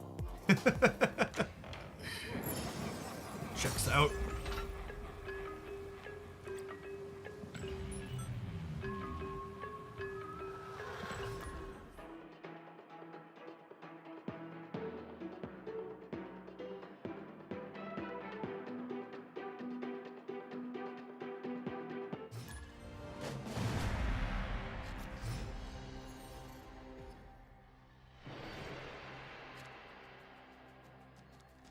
I always like to open on Korg, unless I think one of the few times you don't open on Korg is when you have like Nico into like a draw spell or something that you definitely don't want to miss. But in general, Korging ASAP has a lot of value because then you're most likely to brick a draw.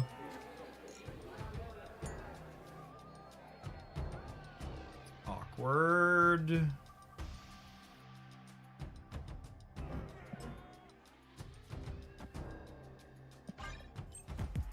I can still find a Falcon, right?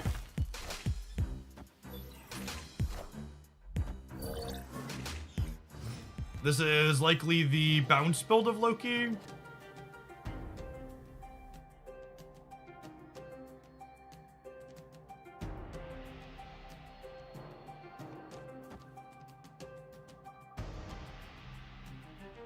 Maybe Wolf into Hood into Beast. It gets me 11 here. I snap that? I might snap that. I also go Forge into Beast. Gets me 13. And that makes it incredibly likely that I find the Falcon if I draw 2 extra, so I'm gonna snap here. It also conceals the fact that I have a Hood to play into Bar with no name, which has value.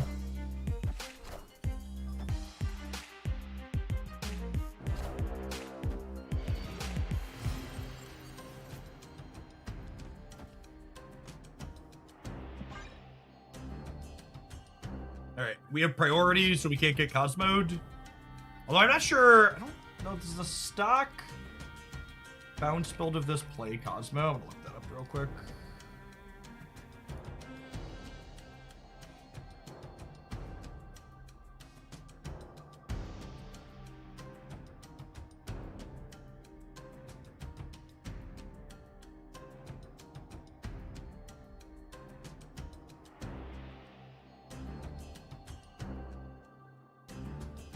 Looks like the Beast builds are not finding room for Cosmo on average, which makes sense. Cosmo's awkward with Falcon and Beast.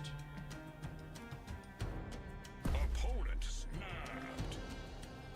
Lose this card draw, I suppose. They did pick up 7. Puts them to 11. I'm only going to 13. I don't know. I think my hand's still pretty good. I'm gonna stay for the snapback.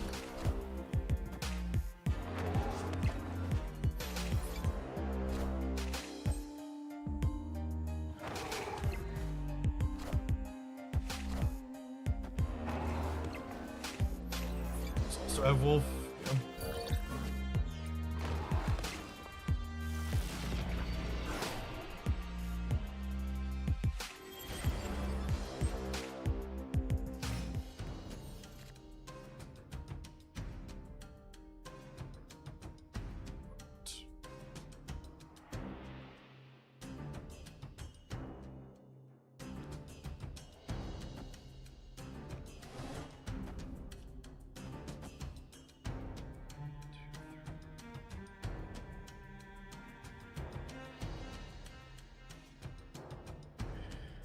Part of me almost wants to not show them that I have Hood. I think I need the Wolf to be as big as possible here.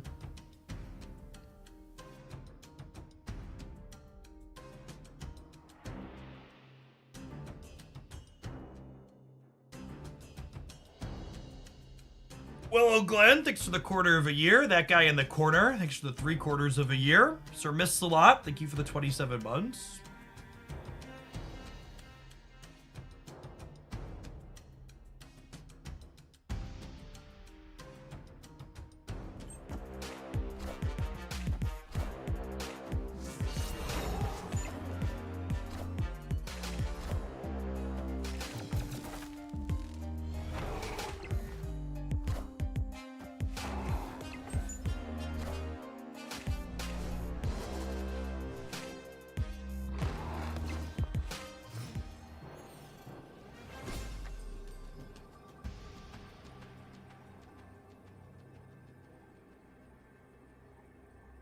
They have priority to Shang-Chi us. Am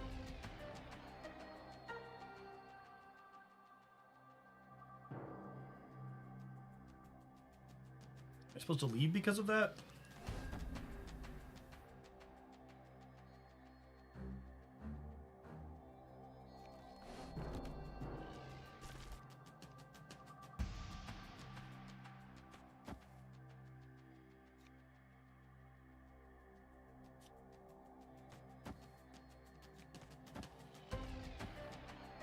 Gives me plus 11 here. That's not enough. Orged them a couple of times.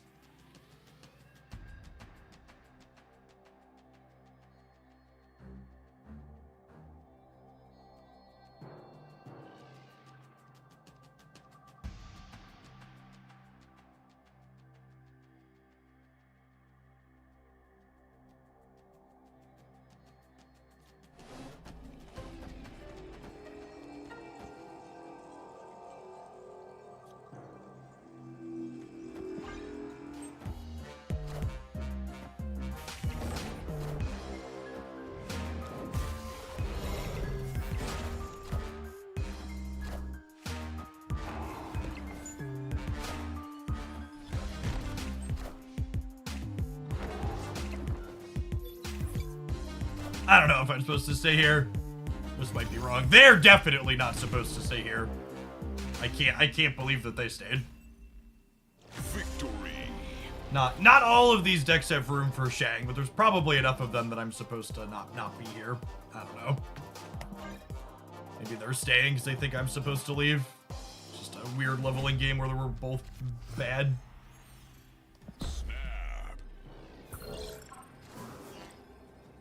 I think those are sometimes lucky for the run. I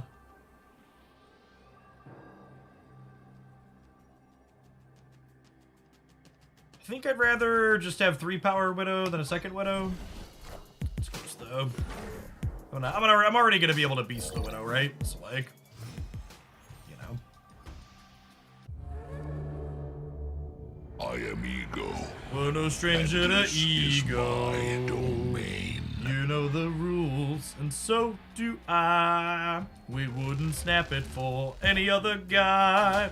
Ego is playing all the cards out.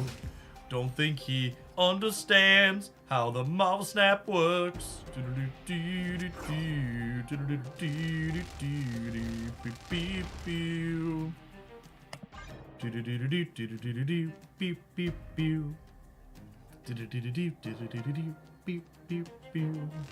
They're all in. Let's get to let it ride here. Ride, Ego, ride. Ooh, actually means we're locked here. It's very good for them.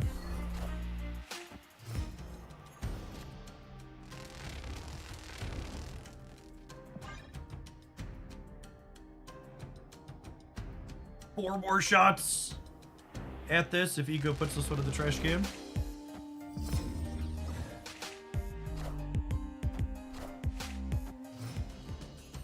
Ego, appreciate you. Oh, that means we're not locked on the left anymore. Ego, you mad lad. As you will, bud. All right, Ego. All right, Ego. All I'm asking is that you play Werewolf first, Ego. Come on, bud. 1 in 7.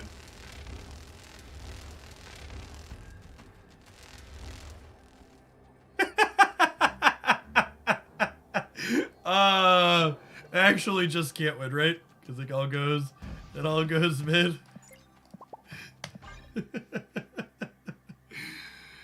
Oh, that's kind of hilarious.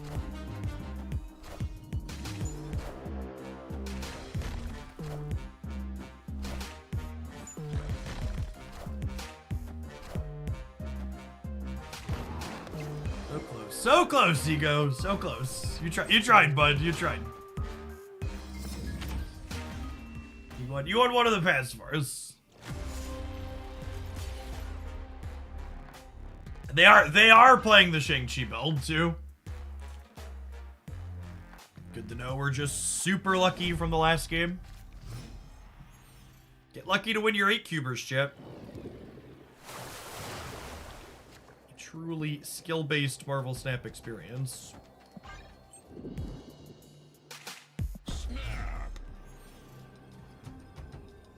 8-2, and we're making moves. Ooh, we're both the werewolf build. There's a Kunlun. Lost the priority coin flip to make their collector bigger. Kills Black Widow, man. This is why they had to make Black Widow -1, chat, so you could stay even with collector. Oh gosh.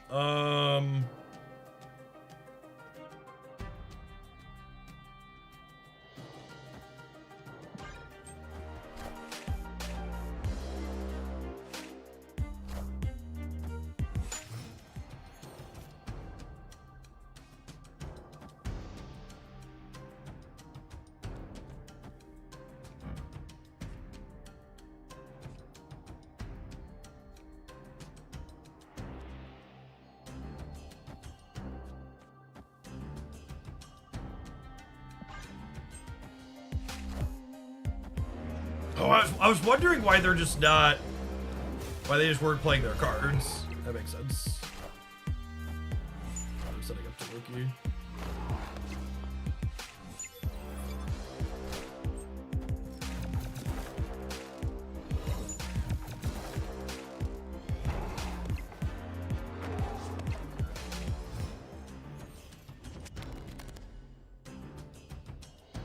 Oh my gosh, that's incredible.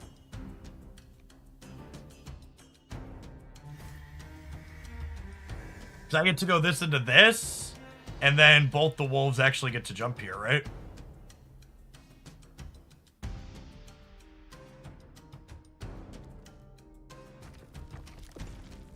And then do I play this one here, so we end up with a wolf here and a wolf here?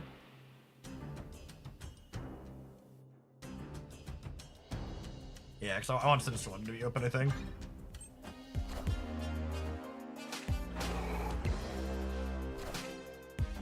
Oh, I guess this stops them from jumping here. Maybe I'm supposed to play the Korg here. I don't know. I didn't want London to be completely full.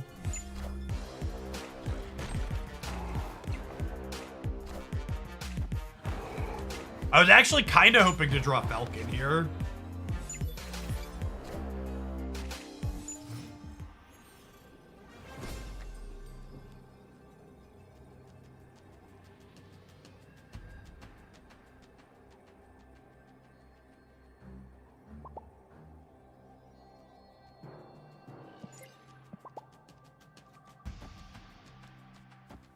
Yes, that's right.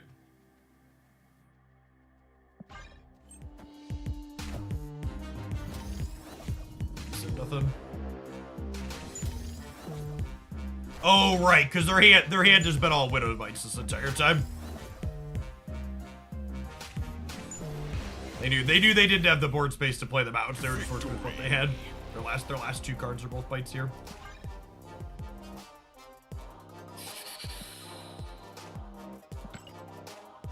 All right, we have to figure out what border do we want to play for. Up to 4-0 here.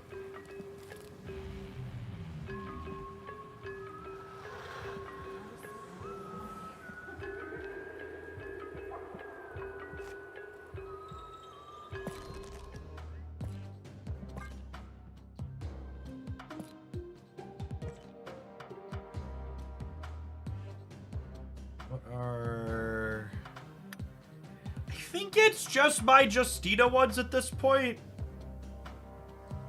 I kind of like the Kitty Pride. I think the 4 I'm close between are like Kitty, Silk, Mirage, and Stogard. Mirage is probably the most exclusive of these. Just because this was her Spotlight the week she released. I don't think a lot of people pulled for Spotlight variants for her. Because she wasn't a super hype card, even though I like her a lot. Yeah, let's do that one. Try Try and get the ones that are more exclusive. Ones that are less likely for other people to have.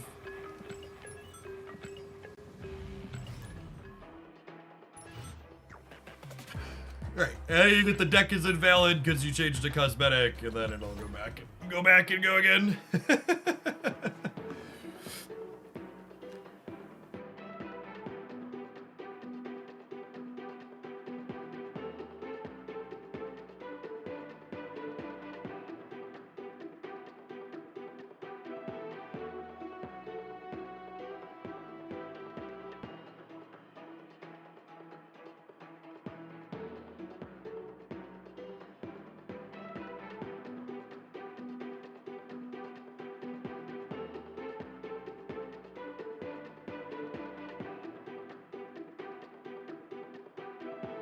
Sometimes, so Conquest always tries to pair you into someone with a similar record as you, but it expands it quickly at the lower rounds. Your 5th match when you're 4-0 can take a long time because it finds you someone else who is 4-0, which I think is a good thing. Like, obviously no one hates waiting for a queue, but I think making it so 2 players are always playing for equal prizes is important.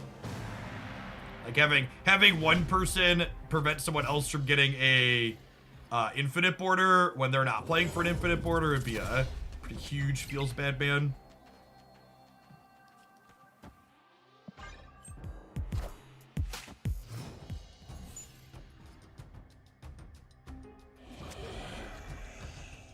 Opponent snapped.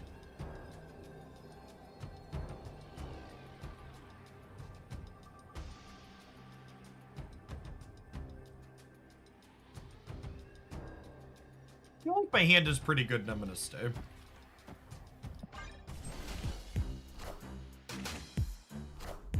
That doesn't impact us at all.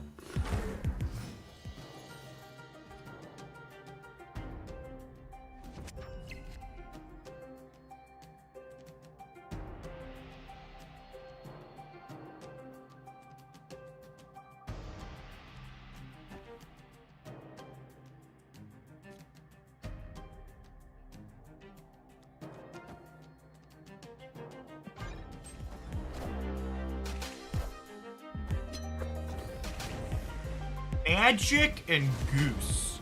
Are they like a Cerebro 2 variation?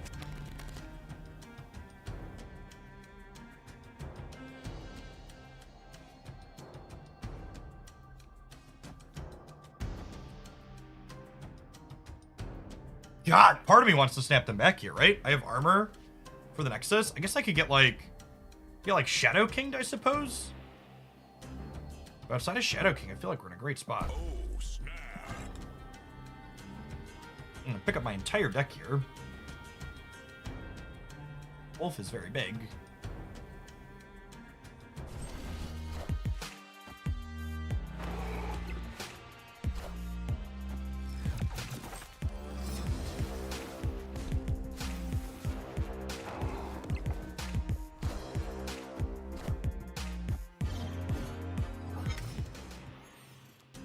Whoa, full cook. Okay.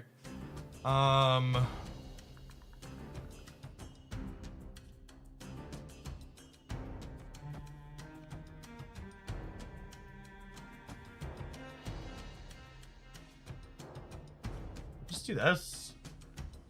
Just swing out of the center and get it going again.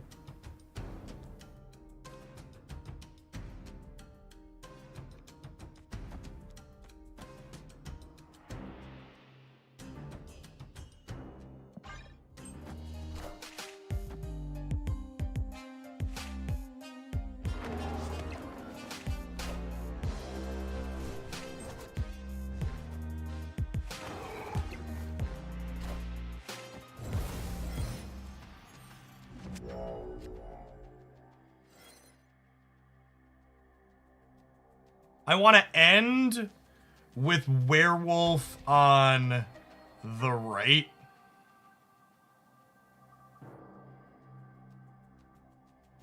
So I can put him into the left.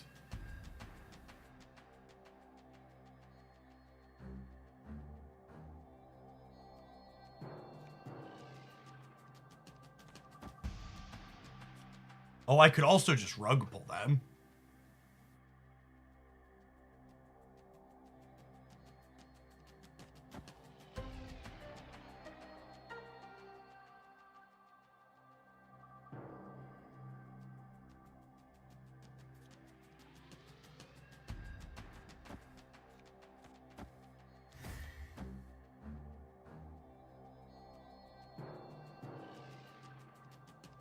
Yeah, it's the play.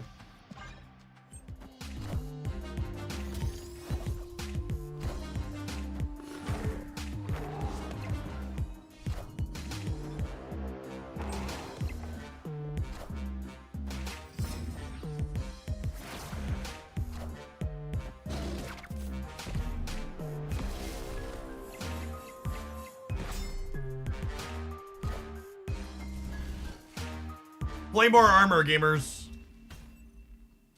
Victory. They are probably Surfer, right? Like the Nakia and the Magic imply Surfer. They could also be like a weird Sarah Tech build, but I think Surfer is what I'm going to expect in their output range here. People ask what they can replace Nico with in this deck. You can't. I mean, you can. We played this deck before, Nico, but I really want to emphasize here that a significant part of this deck's power level comes from Nico. She just has so much utility.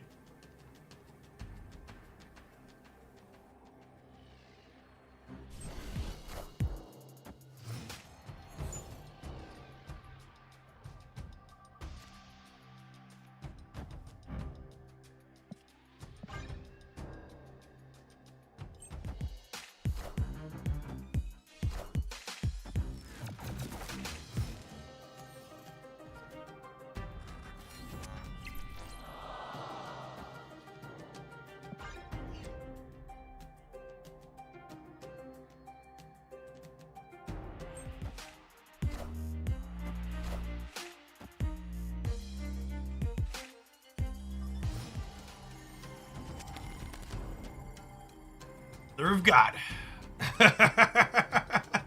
Oh, gosh. Oh, gosh. It's more than good. It's great.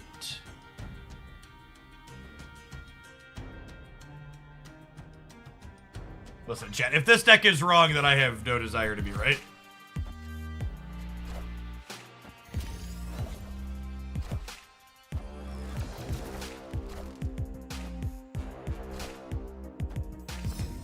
Alright, the crystal does mean we technically missed a draw.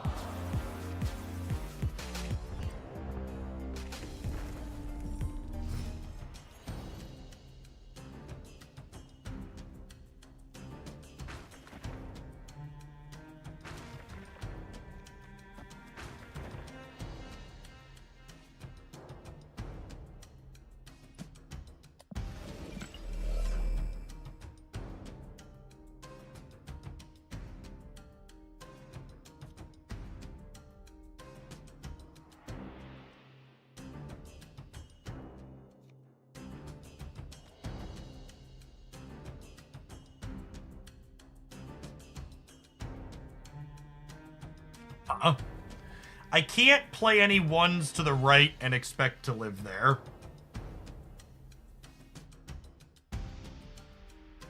I could just hawk middle and then not have priority going into the last turn.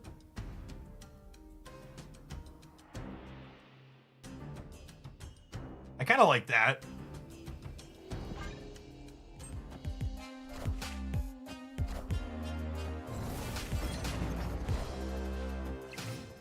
They're already punting the center, though. Maybe that's wrong.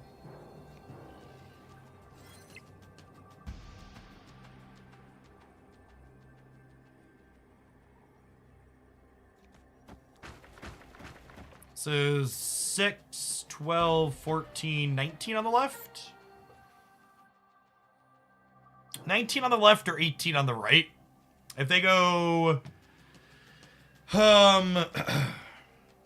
Well, I guess I can't get 18 on the right because I need to pull this into there. Yeah, okay. This is hopefully good enough. And if that, we've got 4 more shots, but...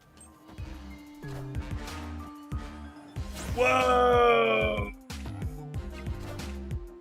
Wait. Okay, they just said nothing.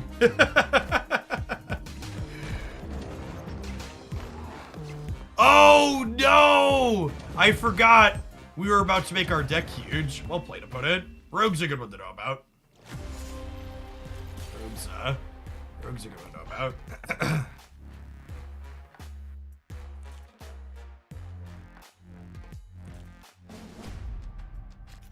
Hey, thanks for the membership on the YouTube side there, T. Appreciate the support. Oh, snap. When you win 8 cubes in the first round, you just force your opponents into high stakes round from the beginning.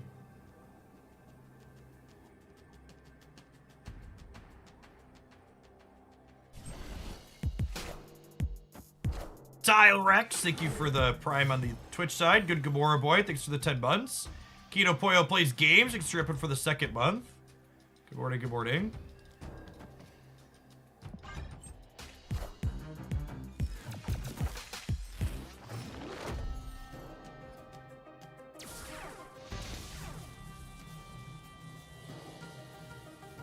Oh, gross.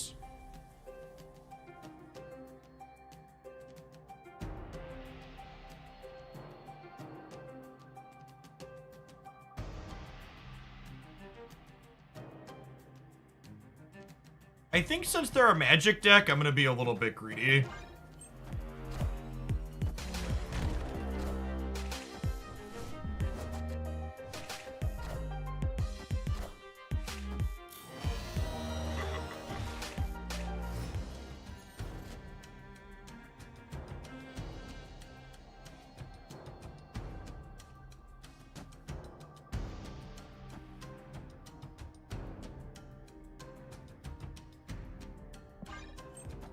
Face the might of Asgard. They're playing Thor, interesting.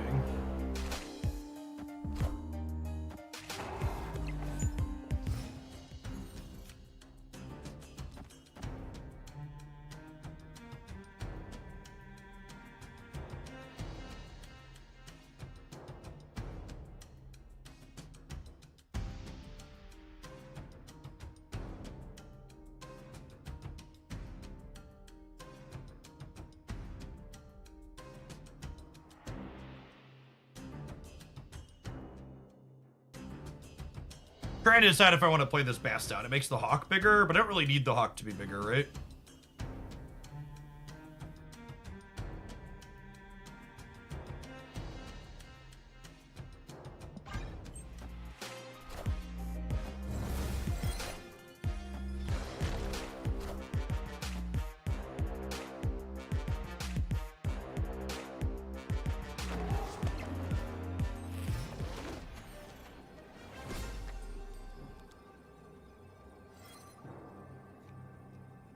And the Hawk's gonna be 32 over here, and they have priority the way I managed it things here. So we get to go Korg into Widow into Demon. Wolf goes to 9.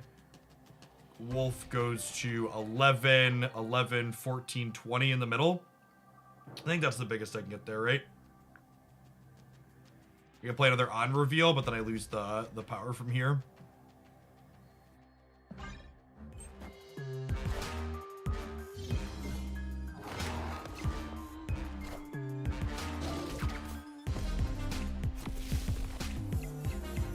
Are they gonna try and compete for the Onslaught Citadel?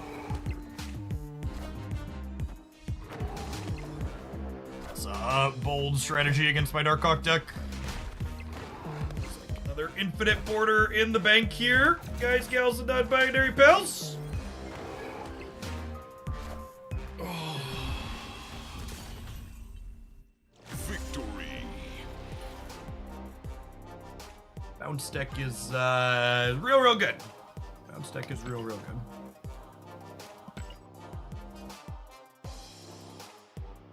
We're going to eventually play with some non-bounce decks today. Like, we started with a non-bounce, we're going to play somewhere later, but I think I want to do another bounce run back-to-back here, just because I'm not going to be able to play bounce well later on.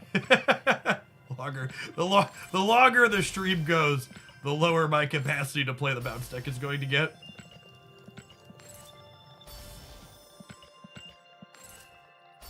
Get it in here while we're early-ish, I think.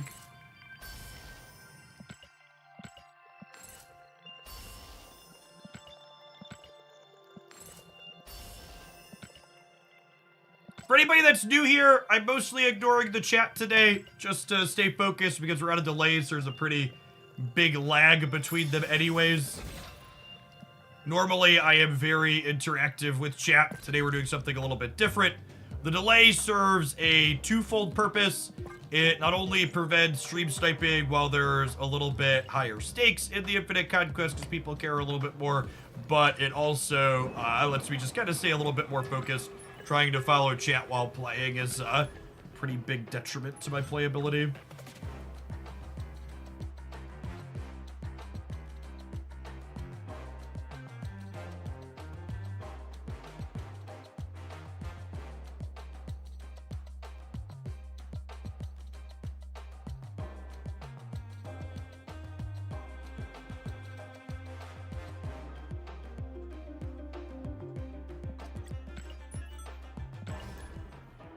Hopefully they fix that bug sometime soon.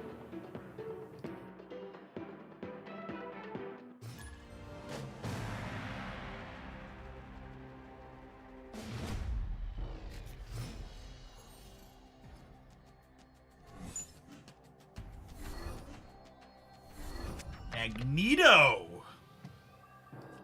Interesting. Sure, let's deco on one. Anything other than, like, Bast here is a great copy.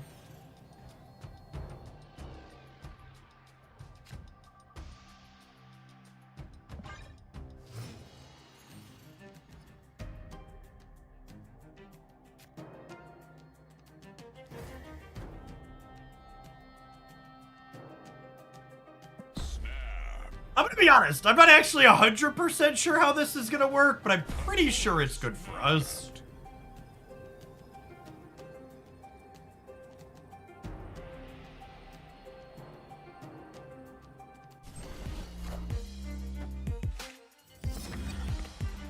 Storm? Oh, they're a discard deck. Okay.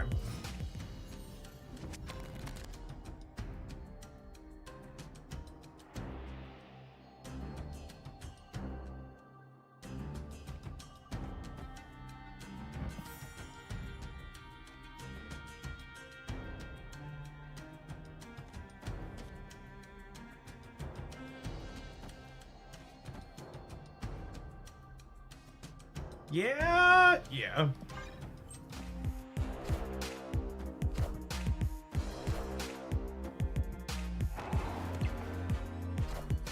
you want to draw a Chord here so we can put some rocks into their Lockjaw deck?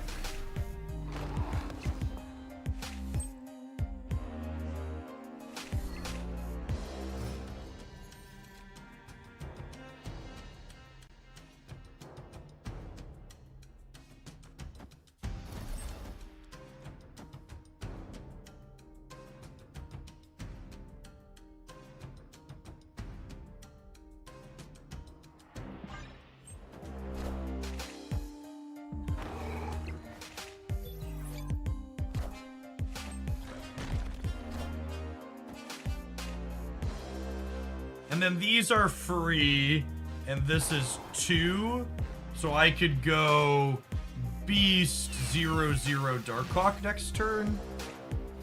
As they discard their Hela from their hand. Victory. And obviously they couldn't know they were blading there, but they knew it was a possibility.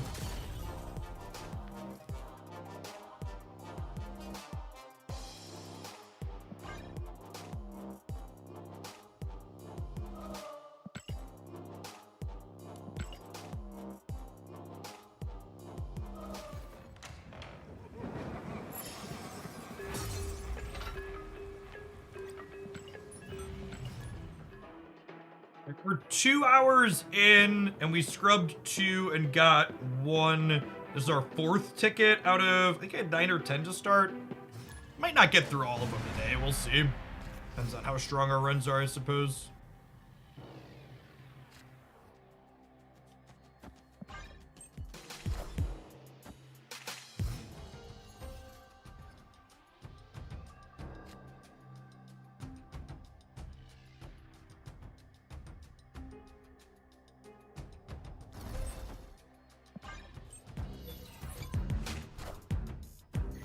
Gonna armor up so I can not worry about Shanger stuff here.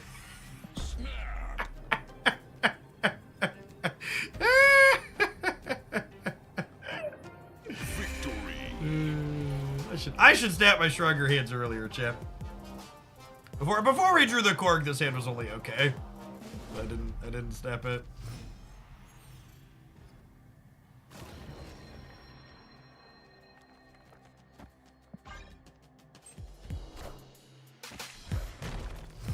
Thanks for the biddies, Sir Miss-a-Lot. For your opponent, because you won't have chat telling you you know what's best. LOL. I'm gonna snap on the Wakanda with the armor and hand gamers. They wanna be forced to play into the Gulia. That's great for us.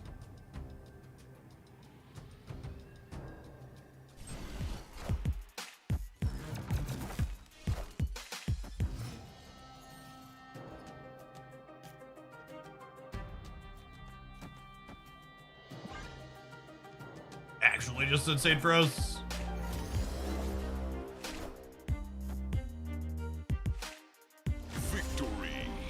Welcome to the Tech Cons, baby! Hey, look, we finally hit a matchup that's polarized in our favor with our tech card. This is not our freebie by any means. Their Killmonger can definitely give us some fits on occasion. Alright, that ain't right, gamers. It just ain't right.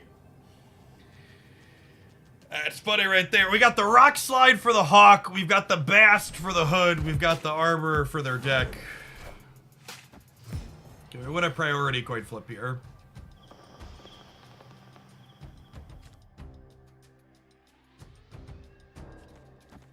We lost the priority coin flip, but we drew the second one here, which is great. Do they have Carnage, or do we get to armor them? They do have Carnage, okay.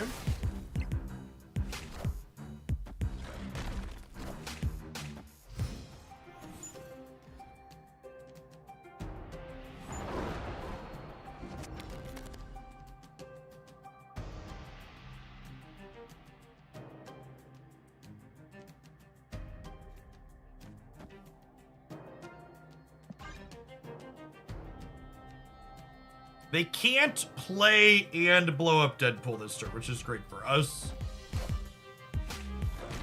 He said, cautiously.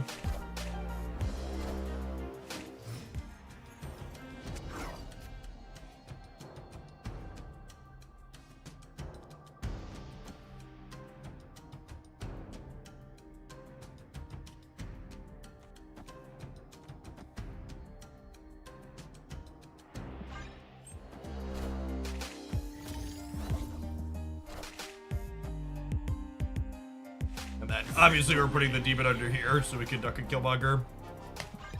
I don't know. This is... Yeah, like... I've been on the other side of this experience in Conquest before, and it's just so sour. Like, I really wish we had sideboards or multi-deck so we could, like, actually play a game instead of my opponent just getting shit-canned by my tech card and get it again and again until I get frustrated and leave because they're too far behind. I think this format has a lot of potential, but it really, really needs to be massaged around the edges. All right, gamers, it's about that time. Let's go ahead and take a quick ad break so we can make sure those don't pop up during the games. Tell your favorite streamer who doesn't manage their ad rolls, chat. Hoagland managed to manage his ad rolls while working on a 3-minute delay. They can do it on a normal stream day.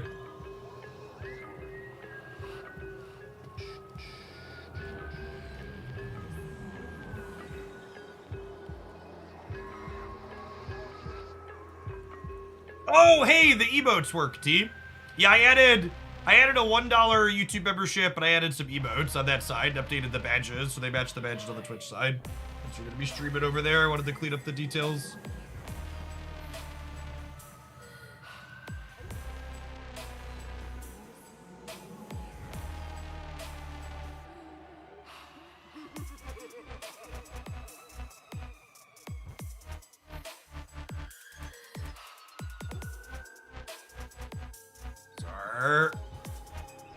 How's our video on the YouTube side going this morning on the Hooglandia Stamp channel? Looking good?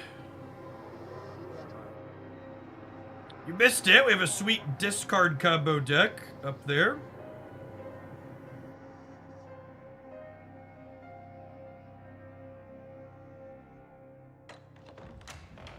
Ravona and Arnim Zola.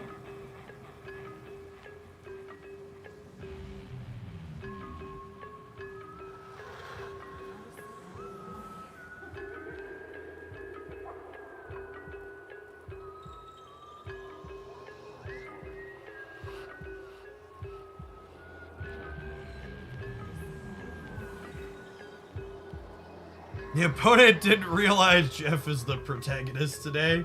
Aren't we the protagonist every day, chat? If you're watching on the YouTube side, haven't done so, consider tapping that that like button on the stream. Almost 200 watchers, only 127 like button pressers.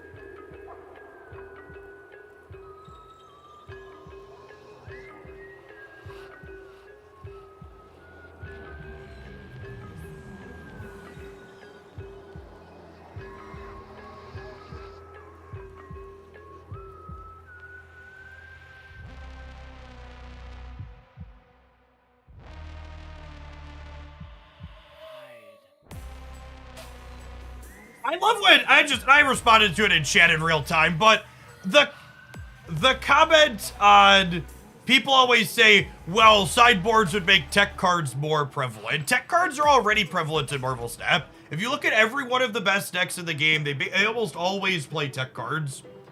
The big thing a sideboard would do would let decks like Destroy that get hosed by specific tech cards be able to have counterplay to the tech cards like Armor people are already playing, or be able to pivot their strategy a bit. So that way they could move into like being less all in on their primary game plan in the post-board games. People like to act whenever I bring up the idea of sideboards in this game like, oh, sideboards mean only fair decks will be playable. But we're kind of already living in a format where the mostly fair decks are the most playable, right?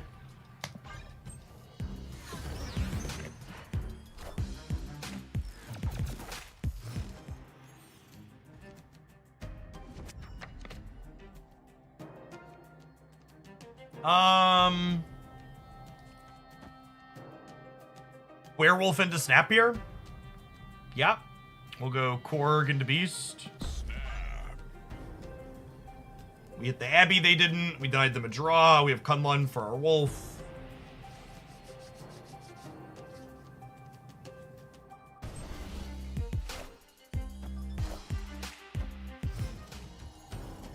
So the 5 months chill. Appreciate it. Especially with them doing nothing so far, I think prioritizing disrupting their draw is ideal.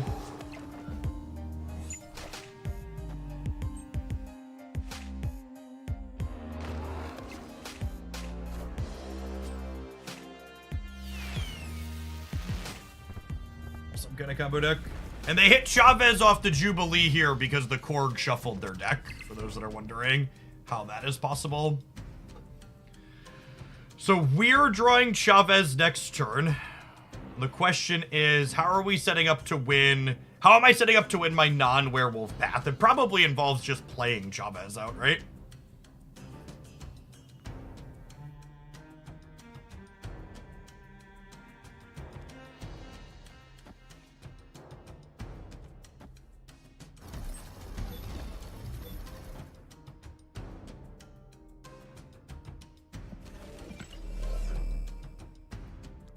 Here. Into here.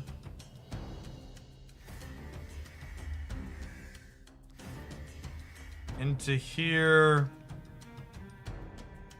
Into here. No, I don't want to fill this with all low power things, I don't think.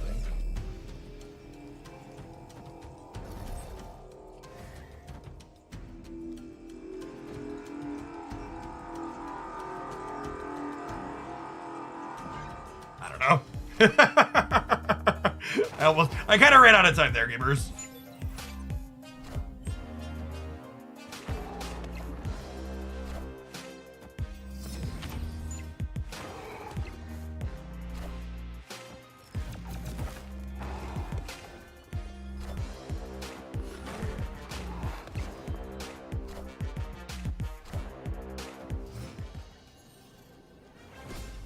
We gonna miss?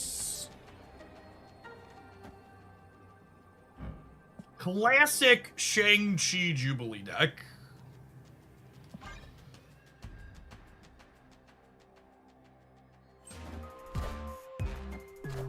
They stayed.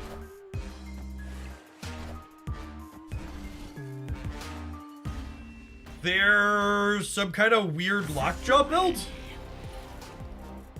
Speed right.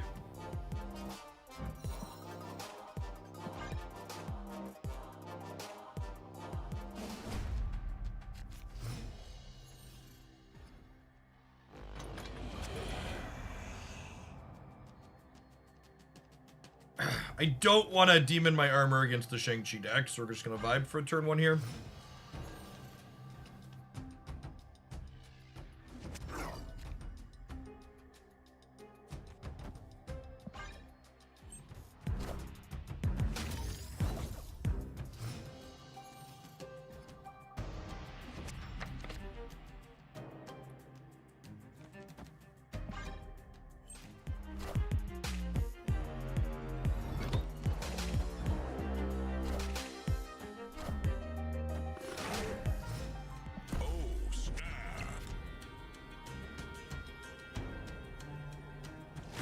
Deck full of big things gets basted. Thanks, X-Man should appreciate you.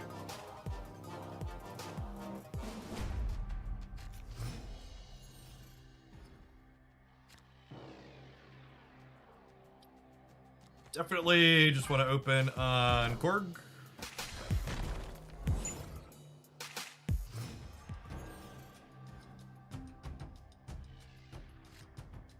Super rewarded. Oh, snap.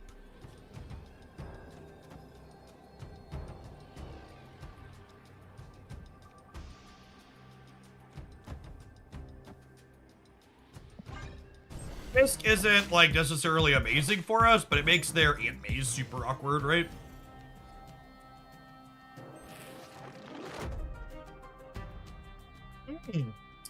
That's a little punishing. Do I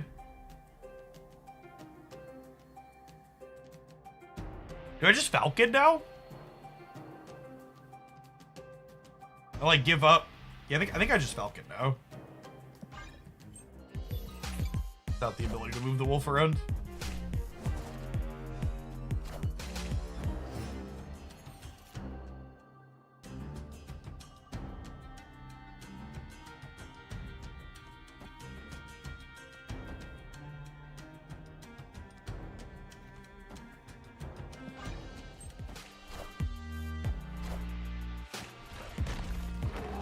Jubilee, I assume. So getting a rock into their deck is beneficial.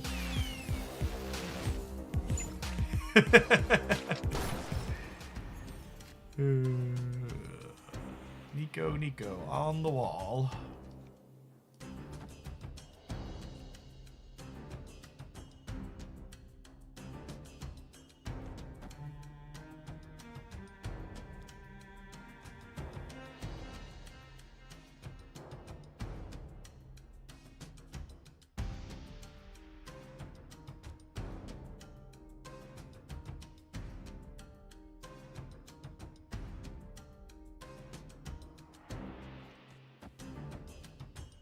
I'll just do this, and this leaves me the flexibility to Nico Demon Hawk on the last turn.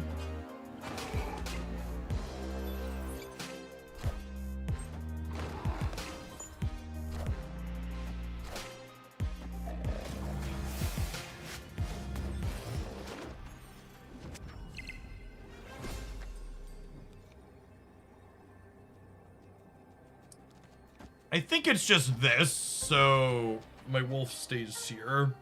I play for all three. I guess I'm kind of playing for all three regardless. They're snapping me.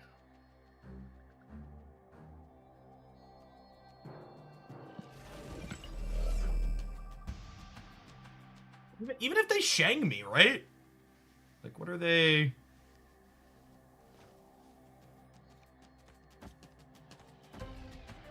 This beats an Orca over here. Okay, we get it. Okay, and they just didn't play for the left.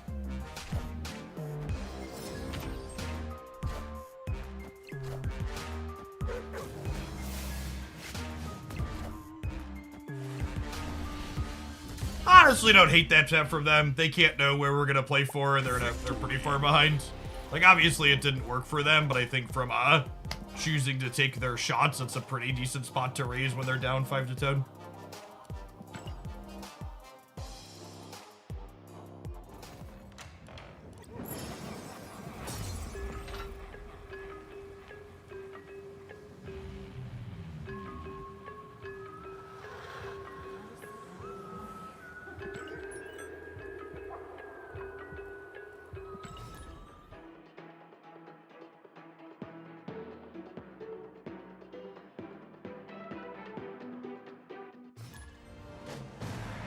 Okay, our Moose! Thank you for the 43 months of supporting the Prime Playground. Appreciate that. The Jesus Fish with the 5 gifted.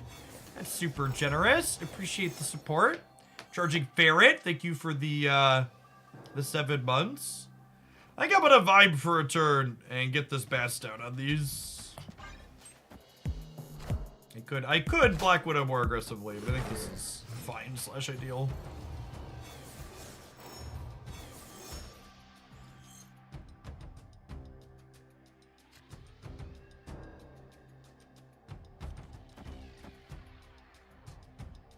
I don't know if I'm quite into snapping range yet, but pretty happy with our start here with the Bistro. Likely a matchup where this armor is going to punch the clock for us.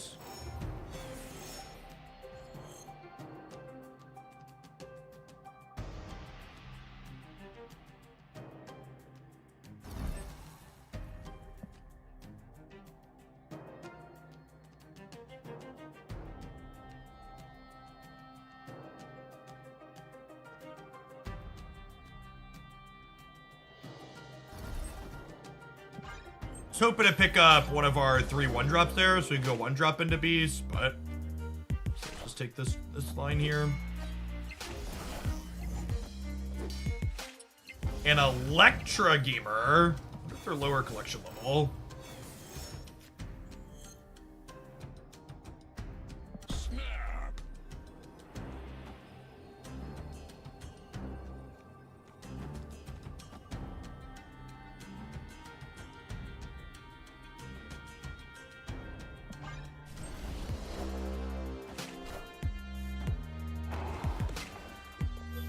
They only have 1 card in their hand right now.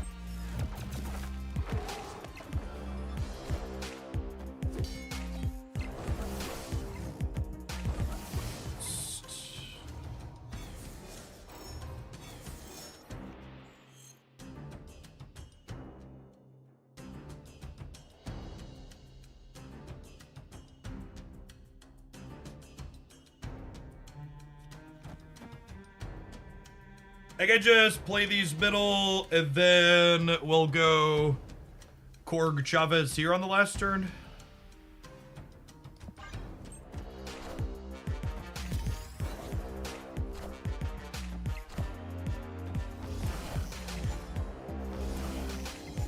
Whoa, they played their Shang out proactively.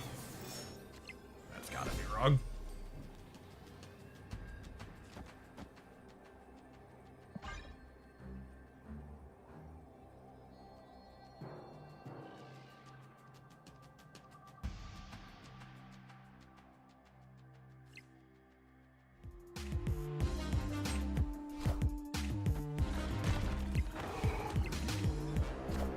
They're playing for the center. Here's a good chance our opponent's just a lower collection level gamer. Remember, there's no collection level base matchmaking in Infinite Conquest. So.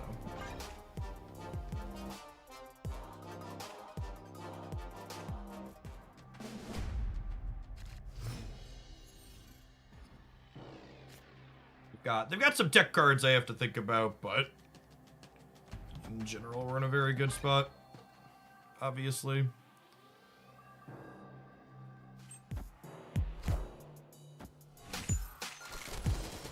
Play the world's largest Korg here in a second.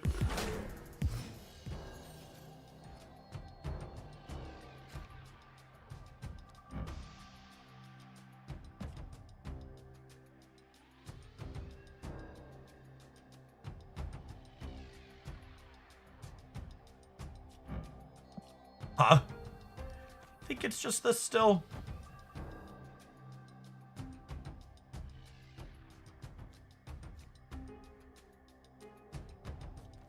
Could also be this into this, and then we make a big Black Widow. I don't hate that, actually. So ideally, I want, like, armor plus a big thing over here.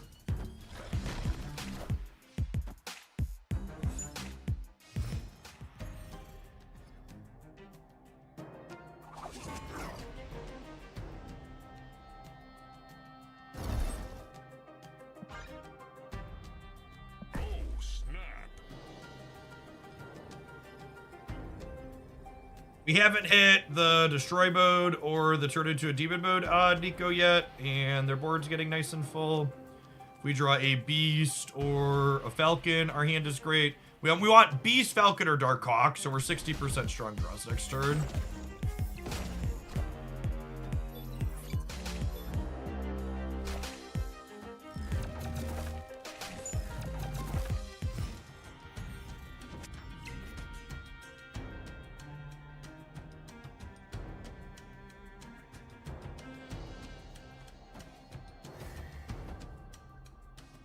This potentially locks me out of being able to draw another card next turn. But is that okay? It probably is.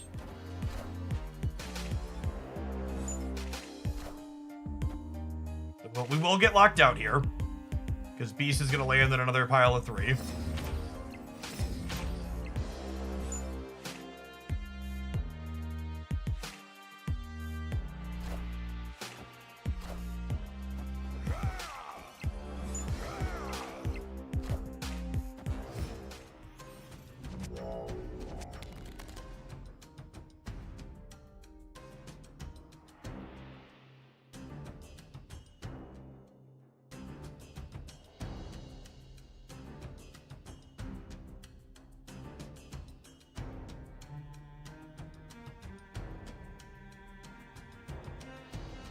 Do I want to rug pull London? Do I want to potentially try... Rug pulling London's probably correct, huh? I don't want to fill here by mistake, though.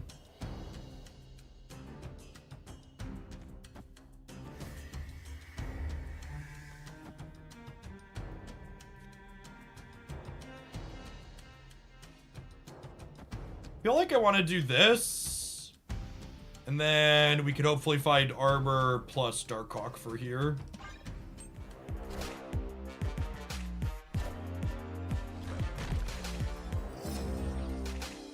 Oh, I guess I was blowing this up anyways, and I'm black. If I'm black widowing them anyways, I probably should have hooded, so I had a demon on deck.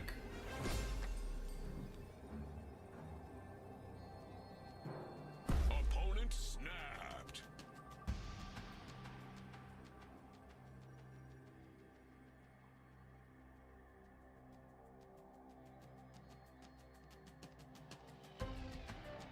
So I think they have Shang-Chi. Can I beat Shang-Chi and Blue Marvel? Blue Marvel here would be 7, 8, 9, 10 up to 20. 24. And then in the center, it would be 7, 8, 9, 10, 14 up to 16. So if I go you into you into you, I believe I'm beating Shang-Chi and Blue Marvel. Which feels like their likely output range. We know they have Shang-Chi, and I'm just guessing that there's a Blue Marvel potentially in their deck. Based on their other cards that they've played.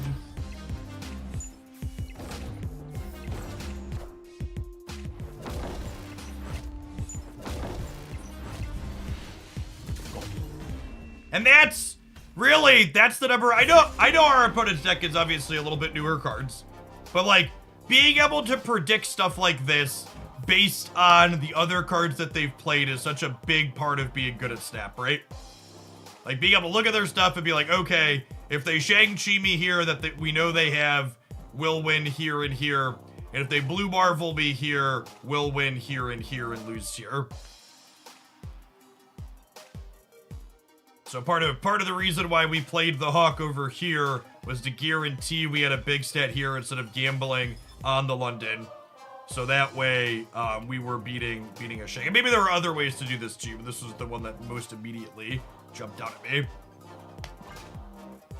I'm not gonna hit an ad roll because it's complicated and annoying to do that while I'm on the delay, but I'm gonna run to the bathroom before we play the next one here. Are we up to another border already? We are up to potentially playing for another border already, so. Running them off with the bounce deck this morning. BRB 1 second. We'll have to figure out what we want to do with this.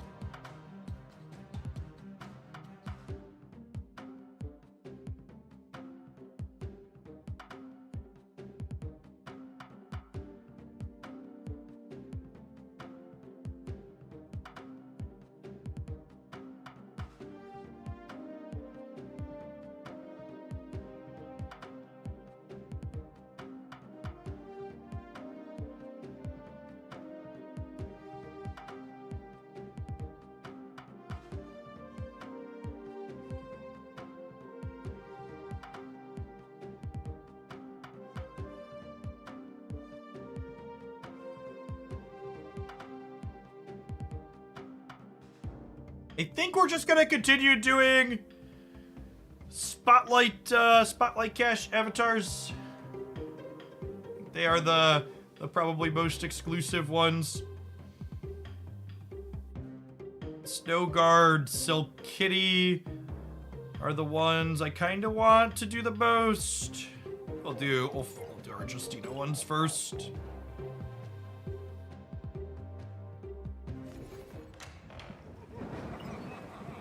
Opponent here.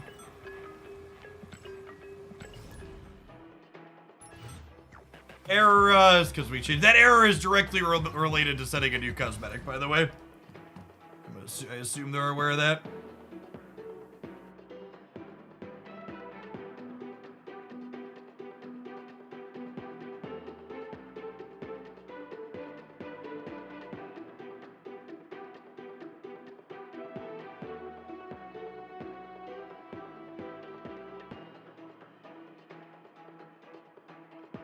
Watch on the YouTube side. Don't forget to tap the like button. you're watching any of my YouTube stuff, if you're watching on Twitch, you watch a YouTube video later, press the thumbs up. It doesn't cost you anything, helps out. T-Rex Can Swim, thank you for the brand new primer. Head Crash, thank you for the 10 months. Gilded, appreciate the over 3.5 years. The regulars coming in, wonder what the heck is going on. We're on a 3-minute delay to prevent some stream sniping and help me focus for our infinite Conquest runs today. We'll be back to our normal, super interactive, 0 delay stream tomorrow morning. Tomorrow is the season rollover in the afternoon. Season rollover tomorrow, OTA on Thursday.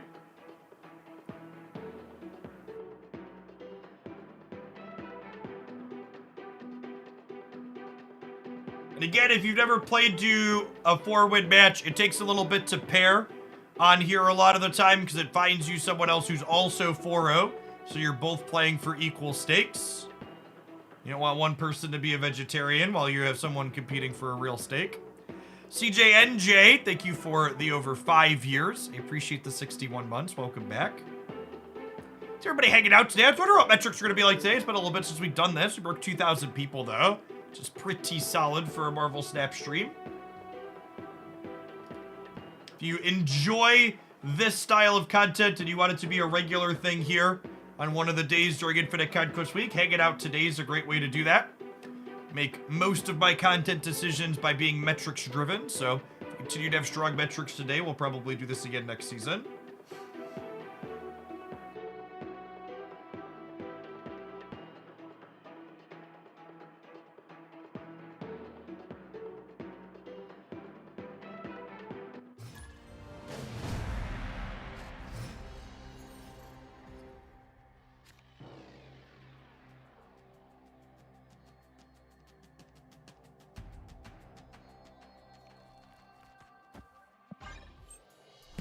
Out. Korg them out. Give me a beast and I'll give you a snap. Yikes! I lied. I'm a liar. I refuse. Okay, so they're snapping me because Korg's in the Space Throne. He's got a silver spoon. The Space Throne's kind of bad for us generically anyways. Like, we could peel a Falcon to get him out of here, but I'm just gonna give him the 1 here. I don't think there's any reason to, go harder here.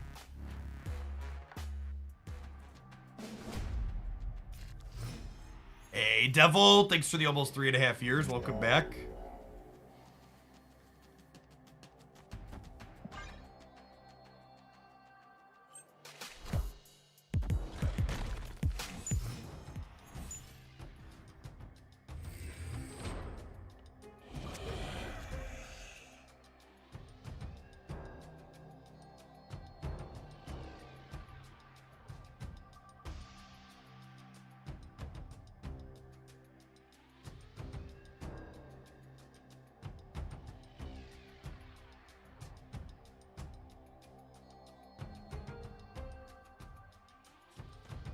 It's this.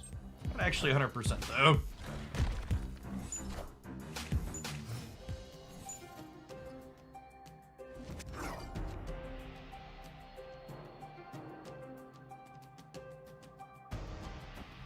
Oh, snap. I haven't done anything yet. I feel like them doing nothing and us corking them a bunch means we're in a favorite spot. Could be wrong though. We also don't have our Dark Hawk yet.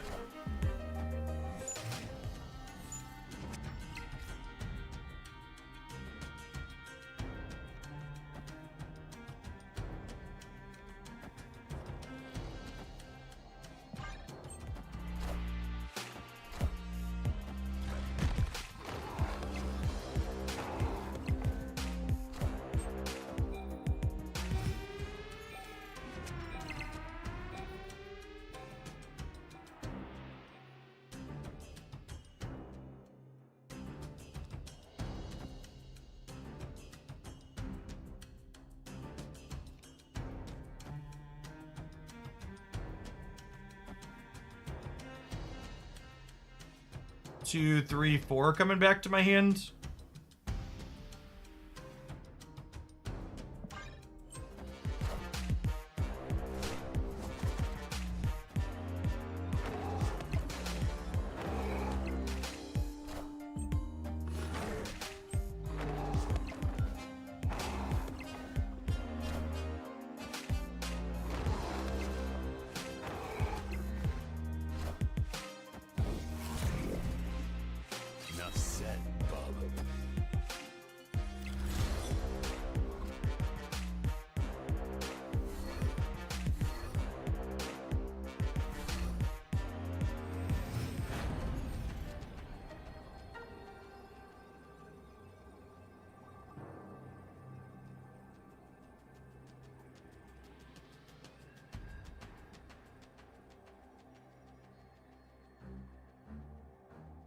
I think we just have them covered.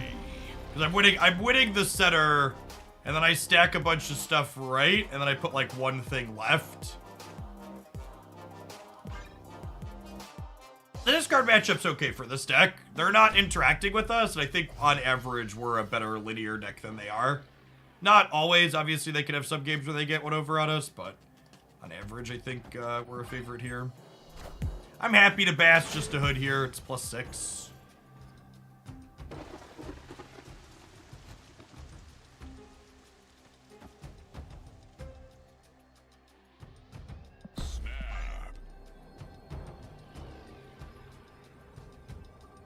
Should only a better Morial deck than they are.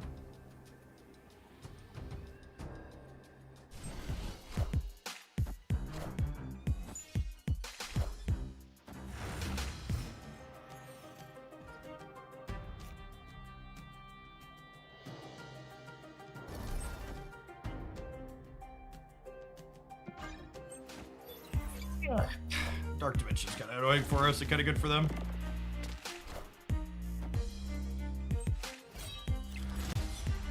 Power Epoch.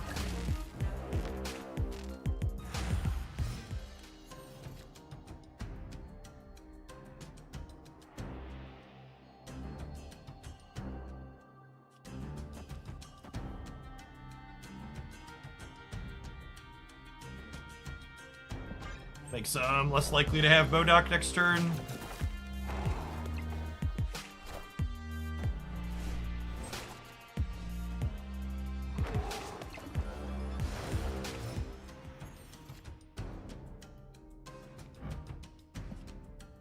Play your next card, give it +2 power. Okay.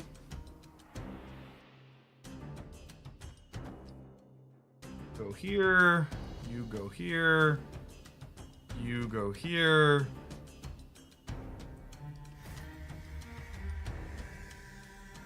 Go here.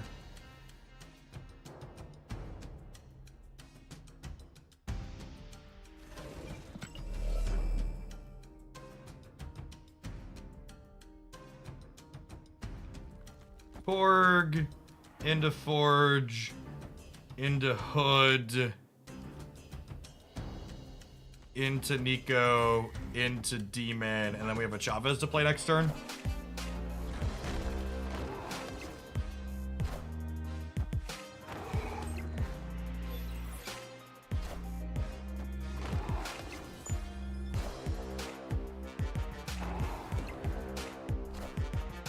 I suppose... Oh, I was just saying, I suppose I might also...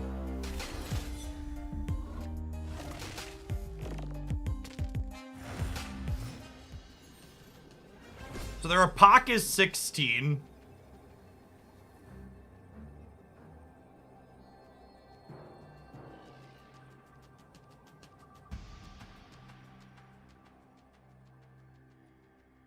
If I Bast here...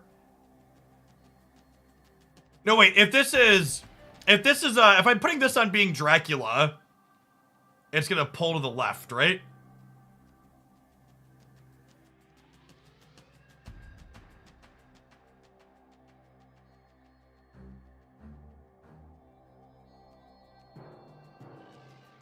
We're kind of a coin flip here, right?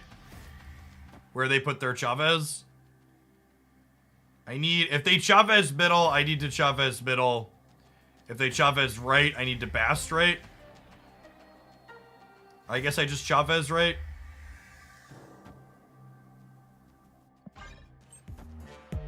Bust. So this is going to pull left. It's 28. Damn. Oh my god, I didn't realize they had 2 cards in their hand. Right. They didn't Modok this game. They didn't Modok this game. Alright, sure. Sometimes lucky, rubber ducky. I need to look at their card count more closely. In my brain, I was just doing math assuming they had an ideal start.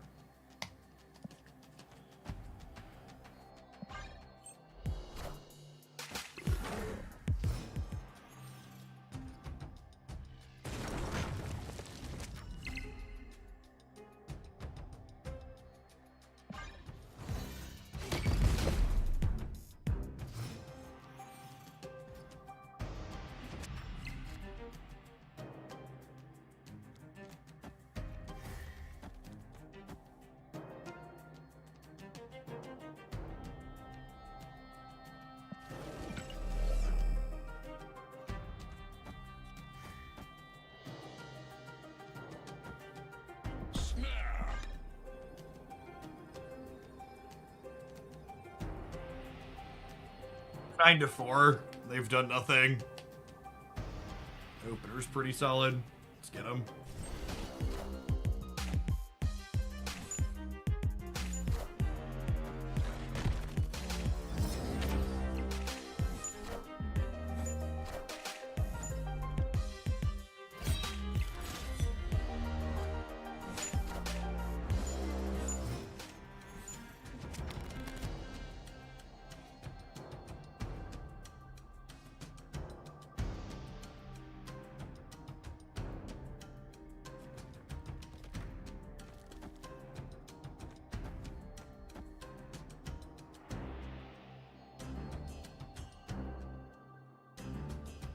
So get me a Korg back to my hand, and then it'll put Bast, Hood, Nico back in my hand. Opponent Snapping me back. I don't know. I have a bunch of Korgs.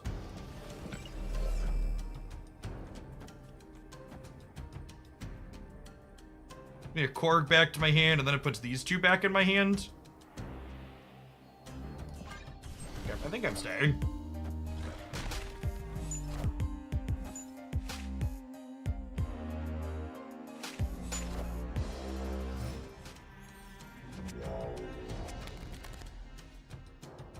It's literally Darkhawk into Korg.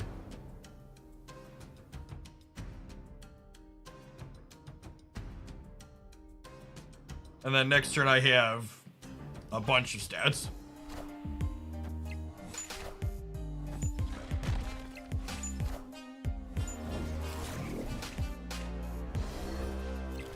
Our POC is 16. enough said, Bub. And they have 2 swarms.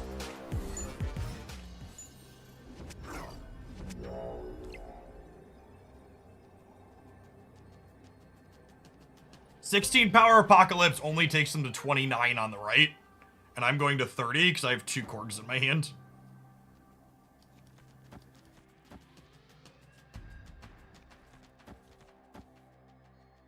Yeah. Their hand is Swarm, 16 power apocalypse, Modoc, Chavez. If they play a Poc and 2 swarms here, that's 22. This is 16. Yeah, I'm covered. Yeah, I think we're good.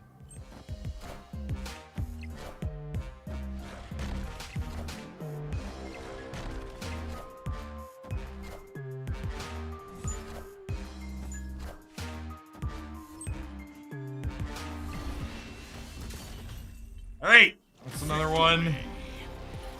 It's another one for the books.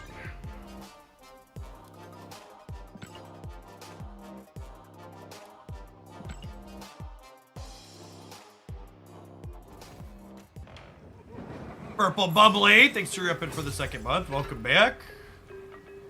And another one down, and another one down. Another one bites the dust. Hey. We're gonna claim you too. Another one bites the dust. Do do do do. Alright, we're gonna do one more bounce hawk run, and then we'll try a different deck.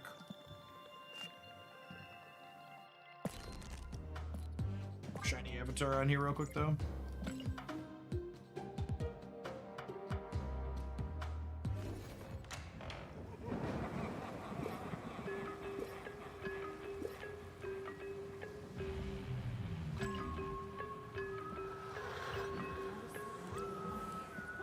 Boosters we can grab, chat. Ooh, Stegra. Okay, hold on. Sorry, we need to take a brief pause for the cause here, because old Steggy boy is someone I've been. Steggy boy, I've got 1, 2, 3, 1, 2, 3, 4, 5. We have 5 Steggy splits. I was waiting for boosters on him. To infinity and beyond. Infinity. We already have his avatar with the proper border.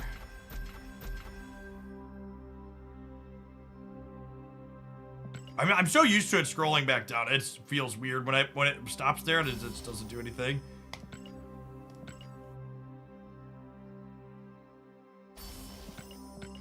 Oh, you know what? I should wait to claim the reserve because I really don't want to open gold tickets. They'll be spewed. Because all your tickets reset at the end of the season. So let's split this, but I'm gonna wait to open this last box. Hit me, bro. It's a beautiful day in the neighborhood. A beautiful day for a Stegron. Could you be mine? Would you be mine? Running hot today, chat.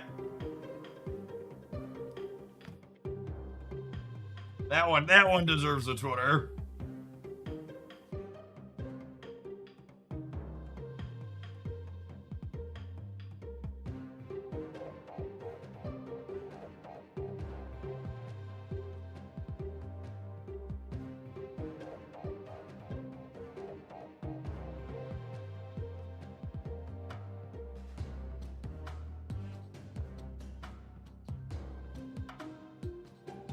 Hot. Can I get some fire emojis?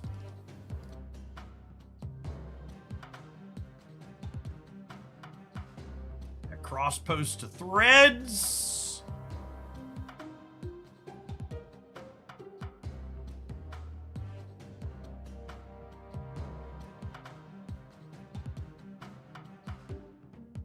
Okay, once more into the breach. Unfortunately, there's no Stegron decks that I want to play in Infinite Conquest. Oh, this finishes out this too? Perfect. I forgot we still had that. Grab some loot boxes before we dive back in. Hey, Saucy! Thank you for the entire year of support. I appreciate that. Welcome back. More Stegron boosters. Don't need those ones anymore. Stegron boosters are officially a miss for us. Moving forward. Continue to narrow it on my goal of an inked or gold split on one variant for every card.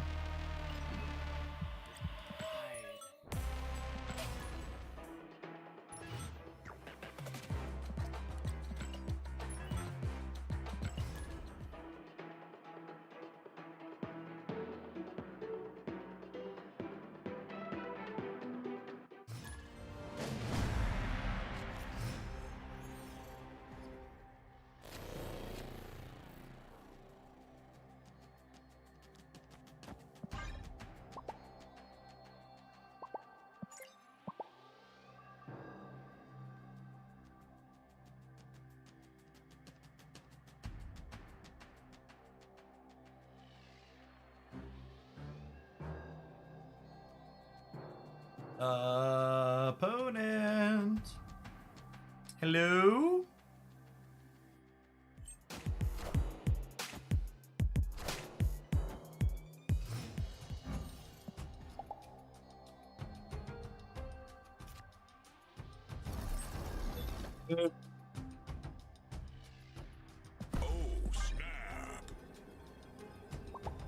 I like to snap Widow into Beast.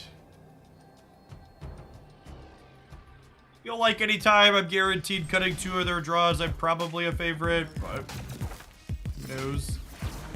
Oh, good chance this is a mirror, huh? They did the Spider-Man point like they know who we are. Oh, maybe their Spider-Man point was them saying, hey, this is the same. This is the same matchup. I bet that's what it was. I have to imagine after today's stream, people playing this deck are gonna hit some mirrors in Conquest.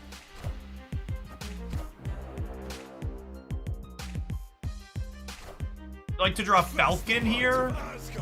Ooh, not a mirror. Or if it is a mirror, they've got some spicy tech.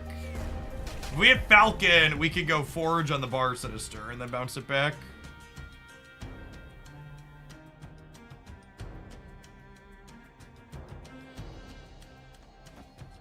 Is this crazy? Like a fox, maybe.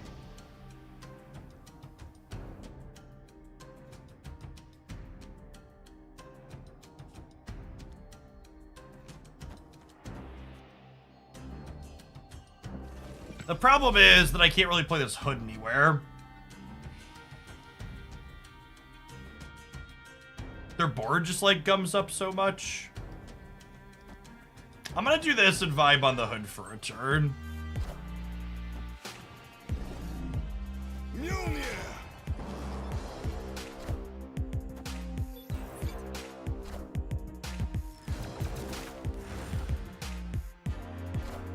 They had 2 cards in their hand when we played the Black Widow. We'd like to draw Falcon, so I can play this hood and not be committed to keeping it on the board. Beautiful. It's beautiful. Do-do-do. And then next turn, we'll be able to go Forge, Demon, Darkhawk.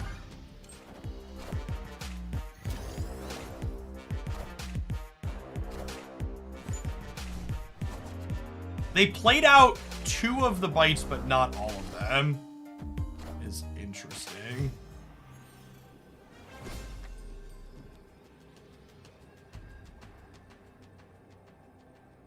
I am obligated to play for every location here, just because they could play a single big thing here and win. Victory!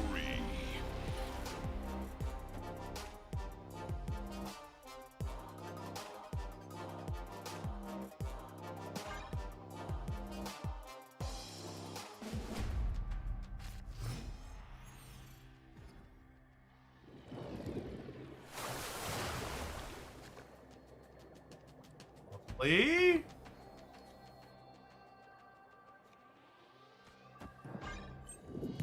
I'm gonna Bass center because this is a good path to build up to Beast back, and I don't necessarily want to Beast back Bast.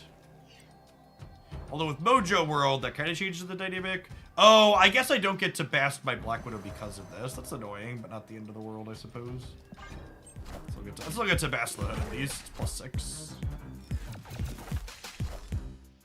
It's a damn shame we won the priority coin flip there.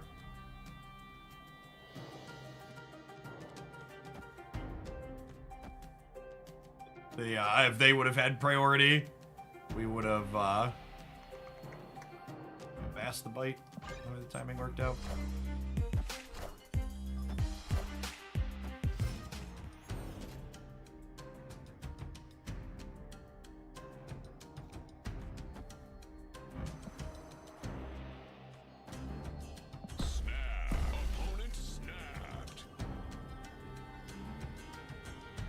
Okay. I'm snapping because we drew the Darkhawk for the Citadel.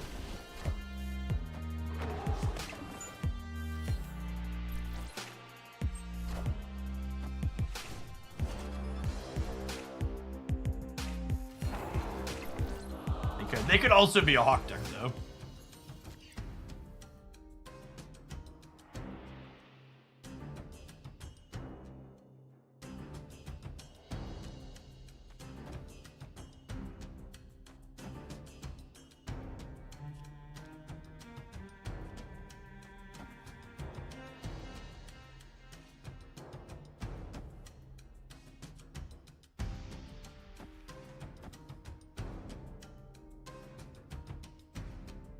I think it's just this. This commits pretty hard to the center, though.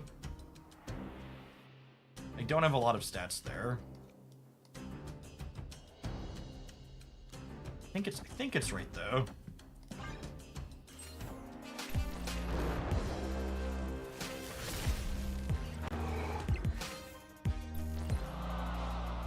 They drew nothing from their deck there. FYI.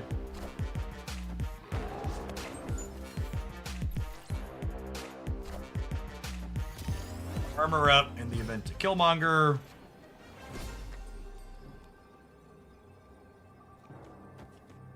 $14 here, and this is 19 here.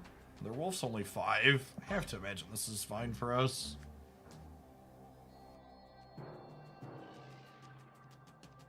Doggo stays right where it is. Victory.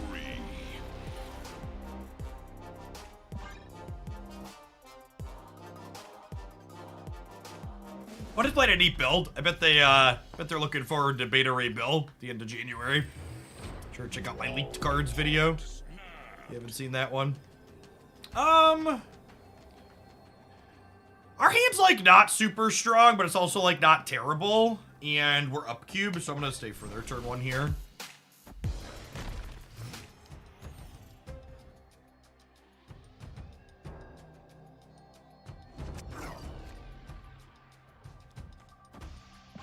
That's a good draw. Definitely would have stayed. We had a Widow. I'd like to draw Beast. So we can take their draws away all over again. We get to draws a question, though. They're also a Widow deck. Copy the next card that they play. Oh, copying Thor is fun. Yup. Put all their cubes in on the Beast draw here.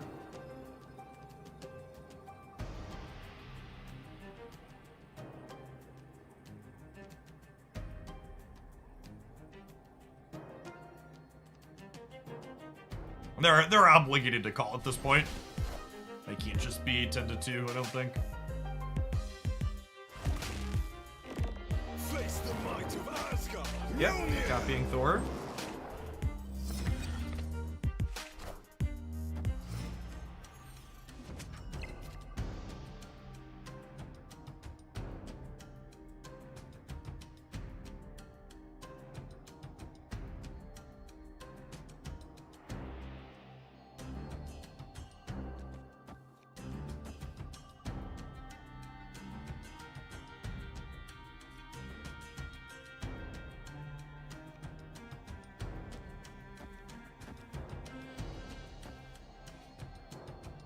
If I do this, it makes the Korg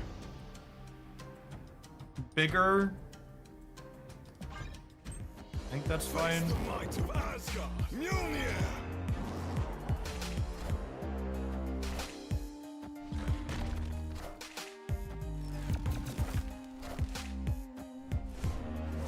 The Korg is free, so next turn I could go Nico Korg with Hawk to the left. And that just gives me a second Hawk. Well, that was certainly the best roll for her, huh?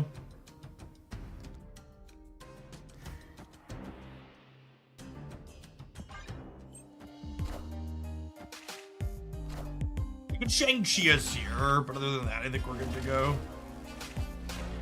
We've obliterated their draw this game, so the odds of Shang-Chi happening seem really low.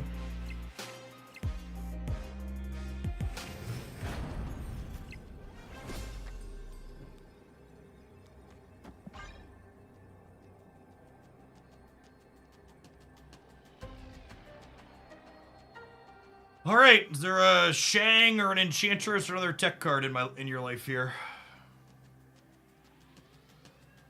If their deck has room for those. But we have 19 Power Hawk here. Where was Mjolnir going? To me. Good to go. Hobgoblin's an interesting one. I guess it's just like a werewolf spacekeeper. Victory.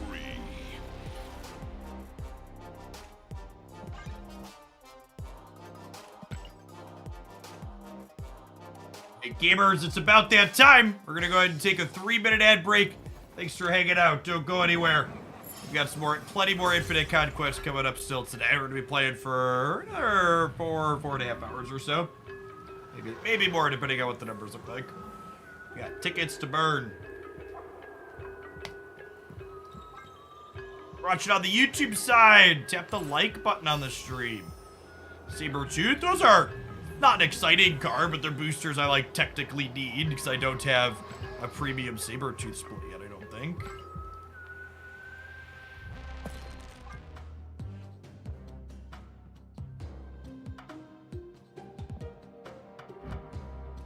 $245 boosters. That technically gives me exactly enough to go for a 4th split ink on here, but I also don't want to spend all my credits going for a 4th split ink on a card that I'm just like not likely to play anytime soon, so we'll vibe for now on that, I think, but I can add that to my list of bad cards that I could theoretically be splitting.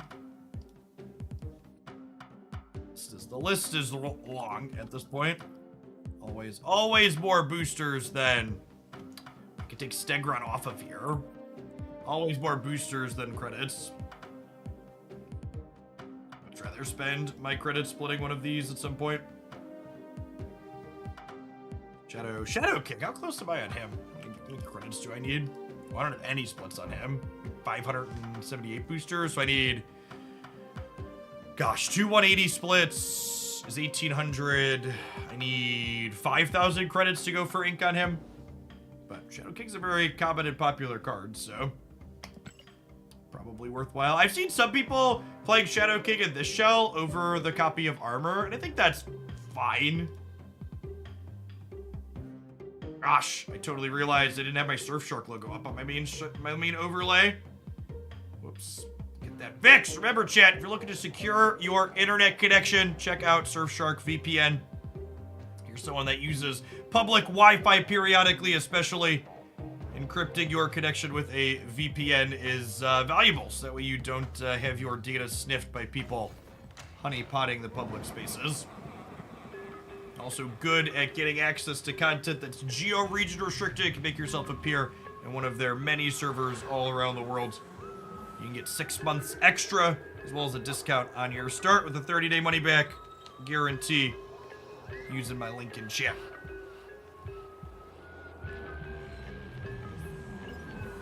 Waiting for the ads, waiting for the ads. Heidi-ho, the cherry-o, waiting for the ads.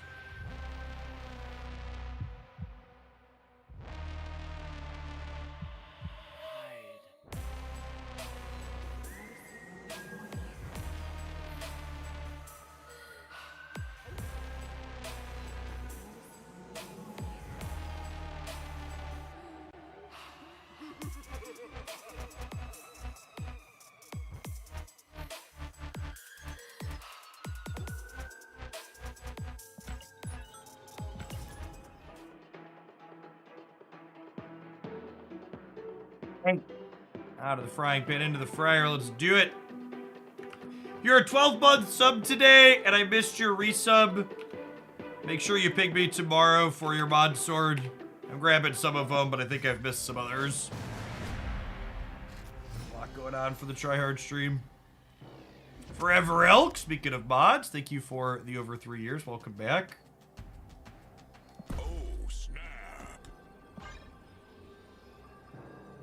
Go. Nico, draw into HUD chat. I'm gonna push the button. They want to see these cards play out. They're putting a cube in the middle.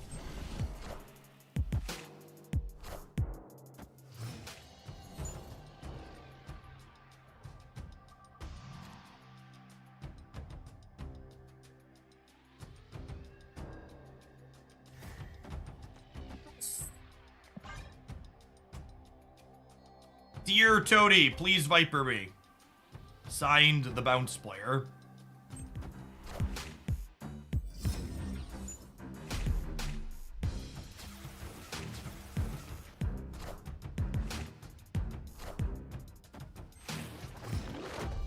Is this our first beer? We thought the last one had a chance to be a beer. This one could be it too, though. Ooh. Does the raft change things? You want to do this now? I think so. I think so.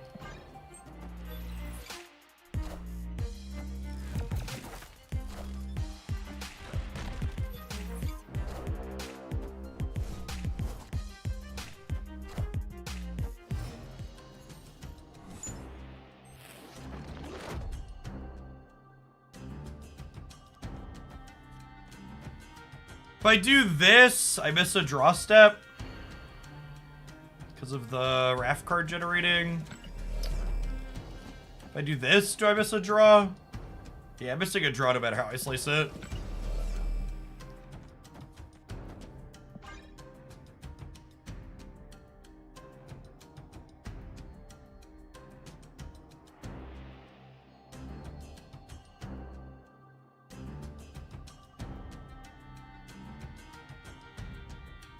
See, if the opponent doesn't have a beast, they'll be locking themselves into a certain number of stats in the raft, and they won't be able to play anything out next turn because there's 2 miniaturized labs on the board.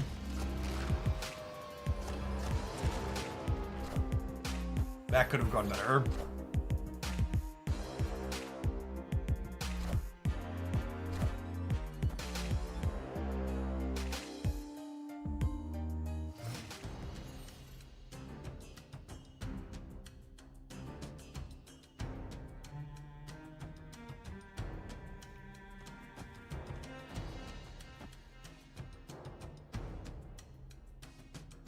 I kind of, going back to what we were talking about a second ago, I kind of don't want to lock myself into a certain amount over here either, right?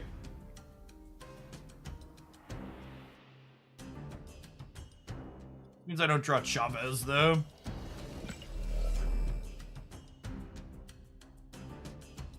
I need to draw Chavez? I don't think so.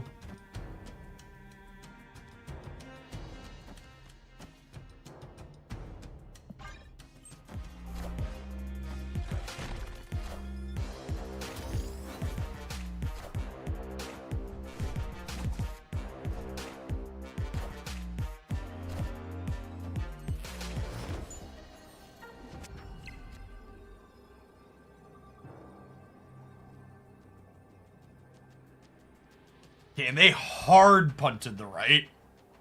And my deck only has 3 cards in it. There's priority, though. I got by something weird like a Shang-Chi out of him.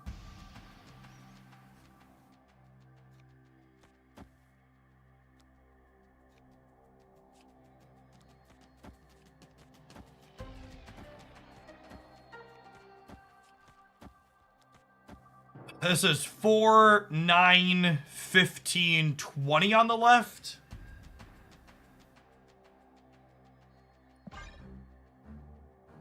Okay. They have to play for both, so I think they're at best a coin flip here.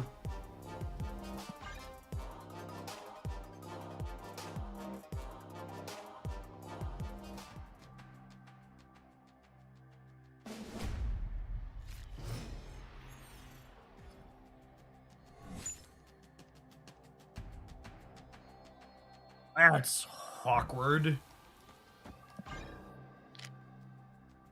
It's equally awkward for both of us, at least, though.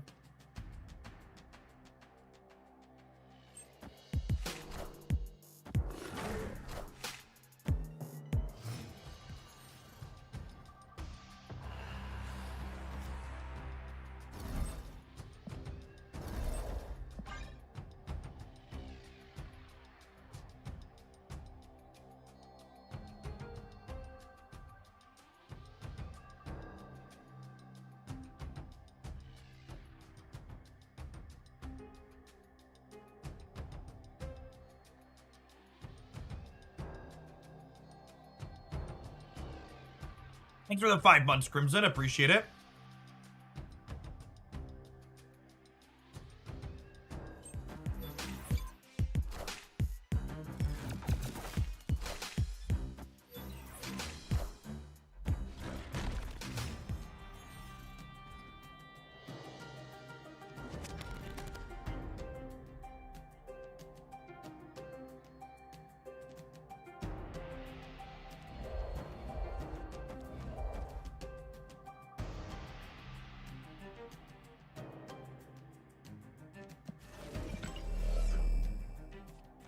Do I want to sack the rock and keep the hood?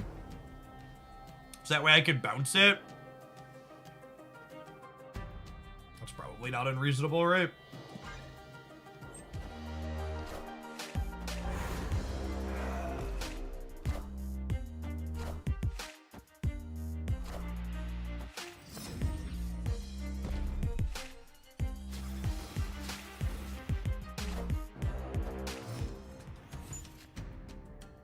Nova, thank you for the 11 months. Appreciate that. Welcome back.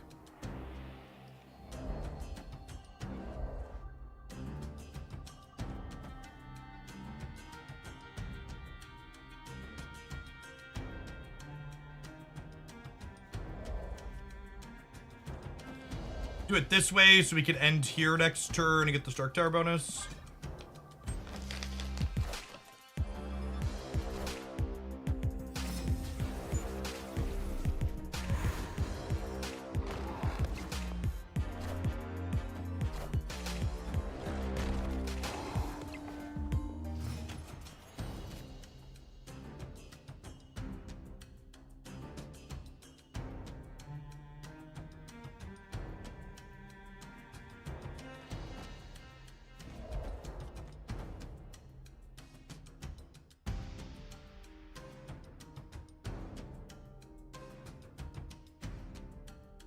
This kind of locks me out of playing to the left, though.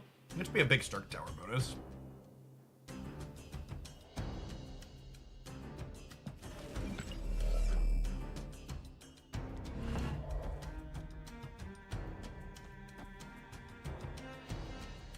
I'm going to do this, so let's flip the dog around more next turn, because my Hawk basically doesn't have text. They have 2 cards in their deck.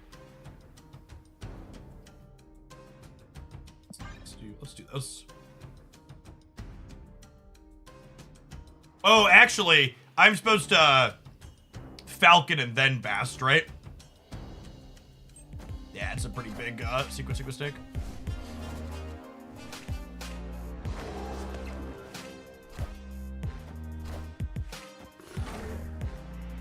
Created 1, 2, 3, 4 of these. Great for actually all of them.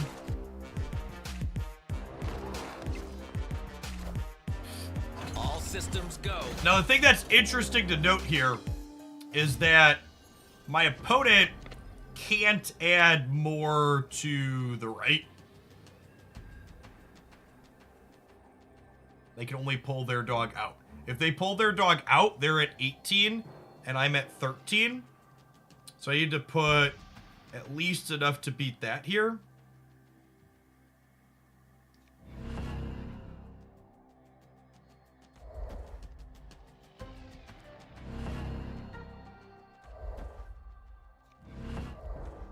Gosh, part of me wants to do this and just stay for 1. Because this Hawk will be 9. My dog's bigger than theirs. They could bounce their dog more. I'll limp for 1.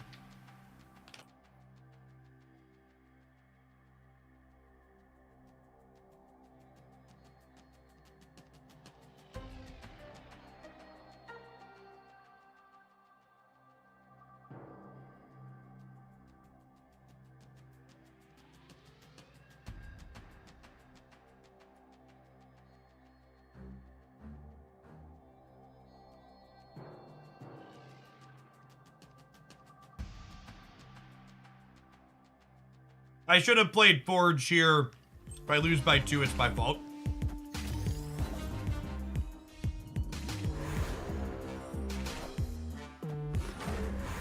Yep, they're pulling their dog out. Ooh, let the dog out. Ooh, ooh, ooh, ooh. Yeah, we got him, right? I played for the left and played for them pulling. I played for the left with them pulling their dog out. Like the TLDR. Okay, so I missed 2 points in optimization, so I'm gonna blame eating and talking, but Victory. pretty sweet. If their dog had ended here, we would have needed those 2 points as well.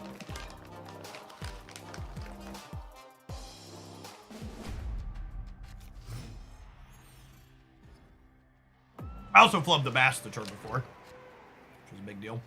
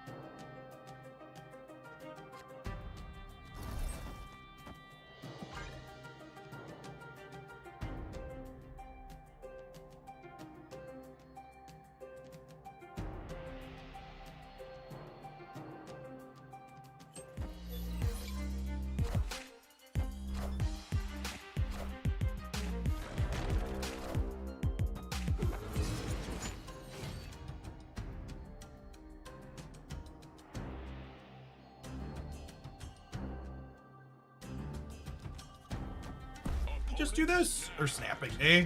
I think I'm staying because we have the beast. This snap could definitely mean they have Hawk for Citadel. It could also just be them having a good beast turn as well, though. both could definitely be true.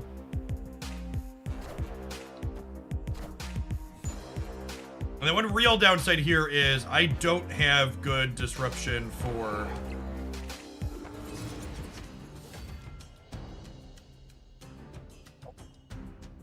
Oh, wow.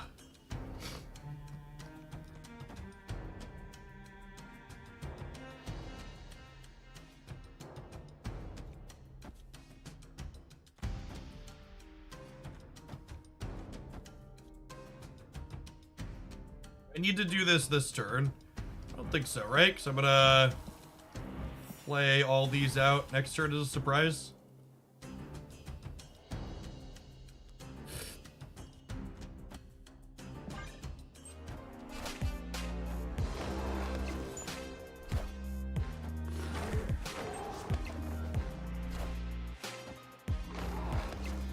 Yeah. Is it really a bounce day if I don't bash my demon at least once, gamers?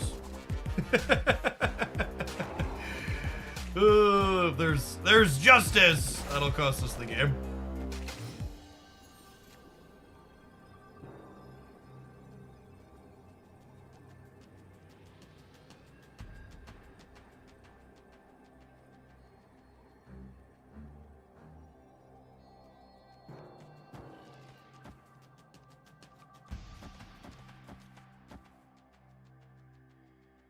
Eight, 13, 19, could have been 22. Should have been 22.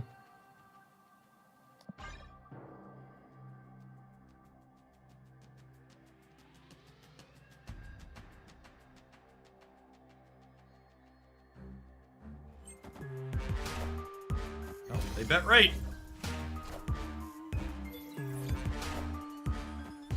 That is not remotely enough.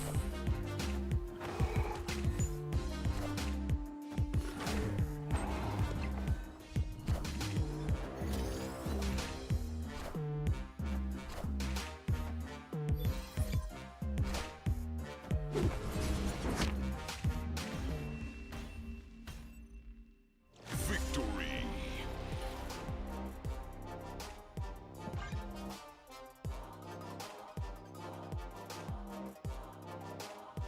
Obviously, their last card is Chavez.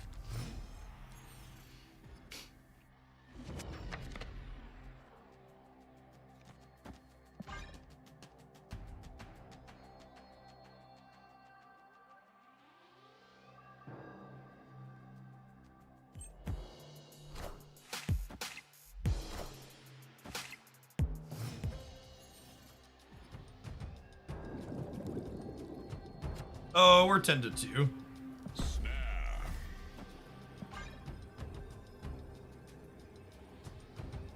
Definitely gonna be the last bounce run. This is our, like, 13th or 14th. I think 13th Conquest match in a row with this, and my brain is starting to turn to jelly 4 hours later. Get some runs in with something a little bit more straightforward to play.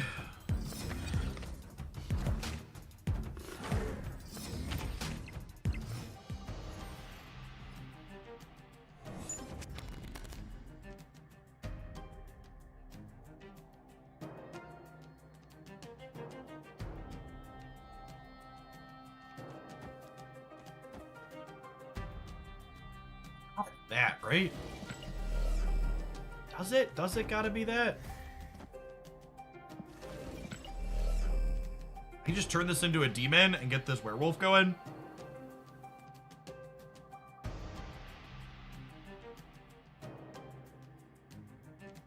If I could find my hawk, though, it's such an easy win.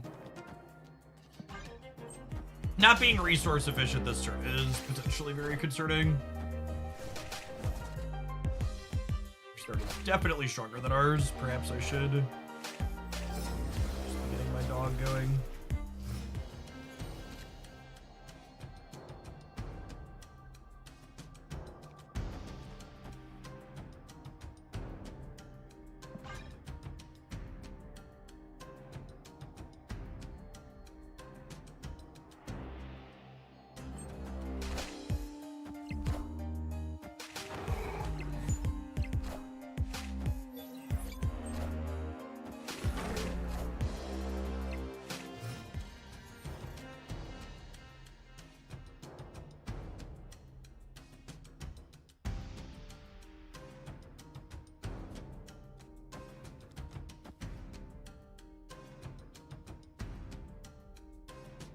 I'm not playing a Chavez even if I draw her, so this is fine.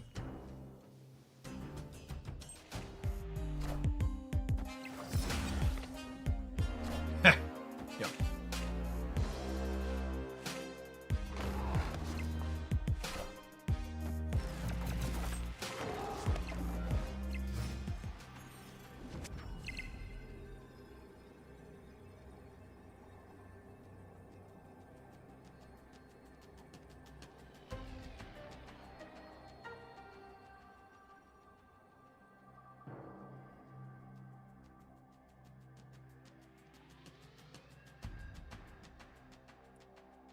$17 Power Hawk, huh?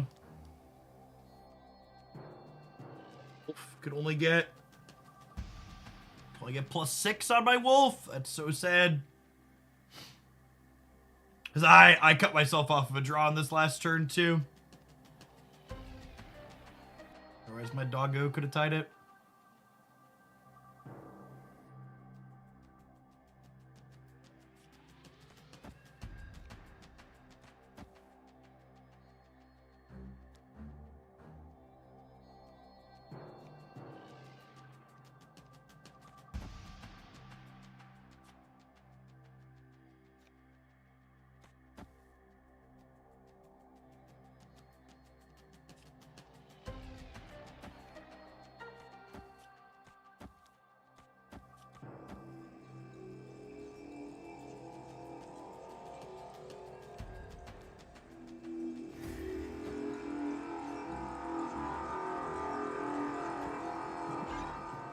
I think we're dead.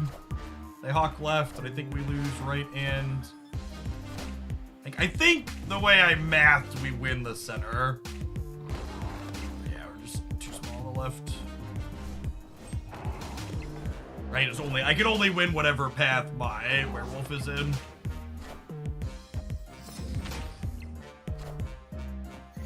That's... We have 4 more shots to win another one here.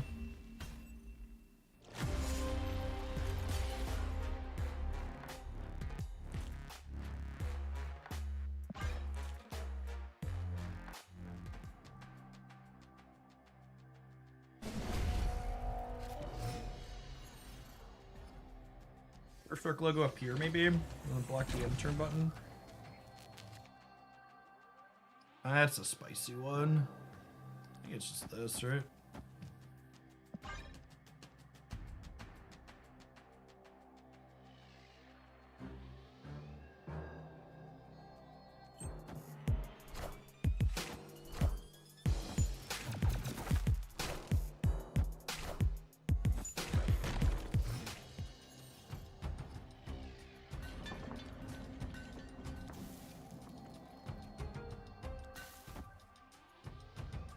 This is definitely a game where we draw Beast. We'll Beast the Falcon, I think.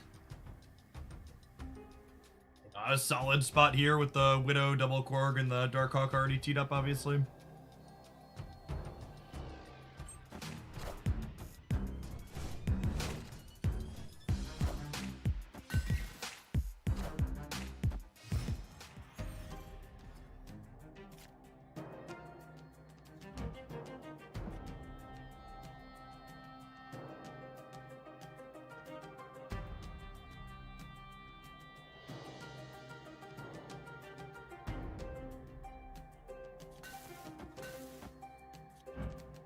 I think I'm vibing on this for now.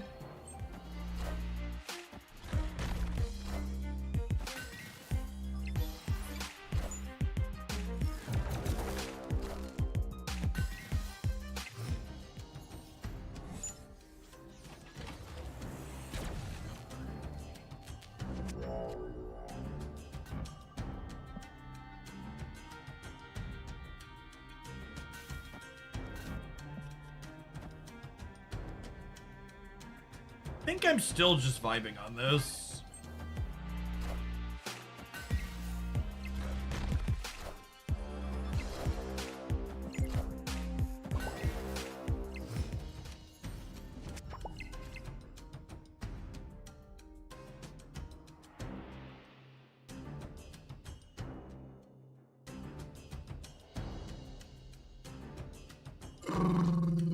If I put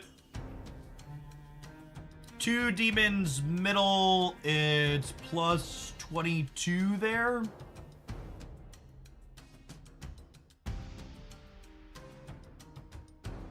Just be 28 only.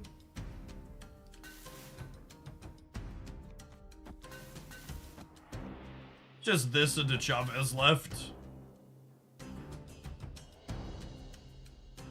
Actually, is it this into Chavez right?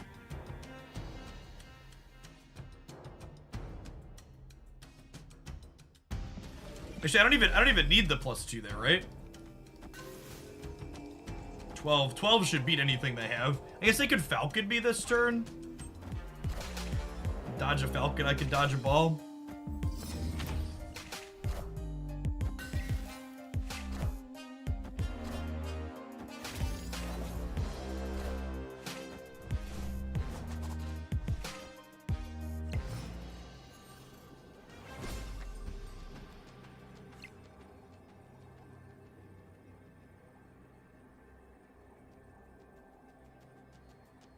Okay, but they also didn't beast anything, right? So they can't Chavez me and do a bunch of other stuff?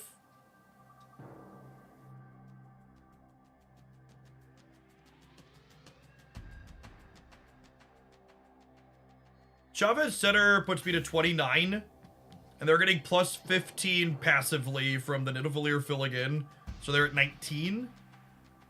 Sorry, this is 25. Sorry, math. Quick math. 25. They're plus 15. They're at 19. They would need to put 7 here. I think this is the play with them bouncing everything.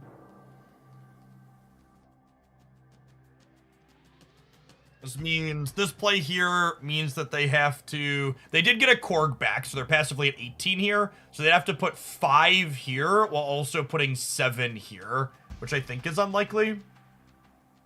Because one of the cards they got back to their hand is the Hood, right? They have a Korg, they have a Hood, they have a Chavez, and I know the whole contents of their hand, but I also don't remember what it was, because braid mush and stuff and things. Oh, they have a demon from the Hood still.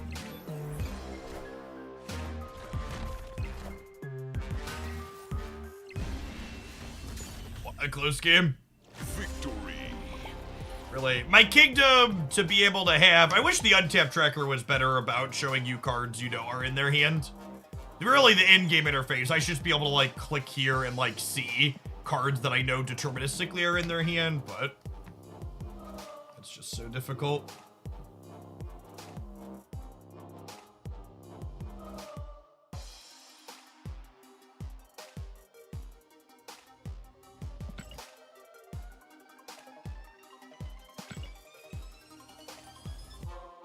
I think that was our 3rd one this round. Oh, only 2nd. All right, get ahead of ourselves. Onward, upwards, backwards, forward. Pokemon nerd. Thank you for the almost a nice amount of months and the absurdly generous tier 3. Appreciate the over 5.5 years. Mafia, thank you for the almost 4 years. Appreciate the 46er. Shano, thanks for upping for the 2nd month. Like to put a rock in your deck.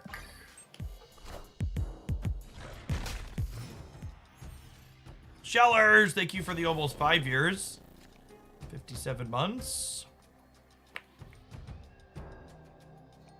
Just getting this out of the way.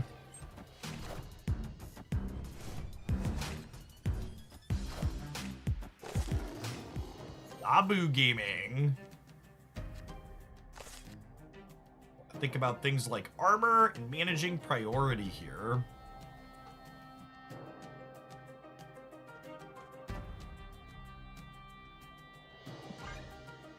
Avengers Compound is not great for us.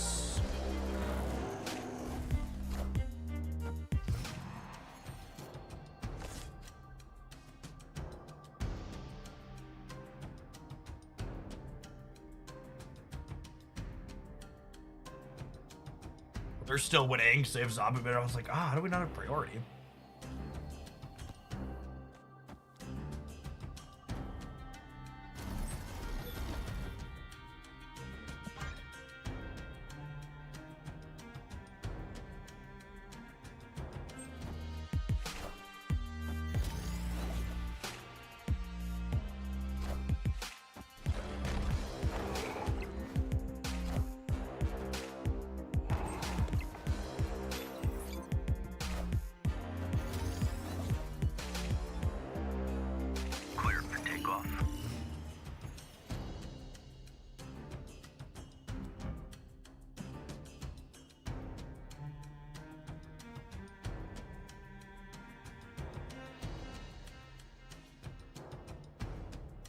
He snapped them at this point? I think so.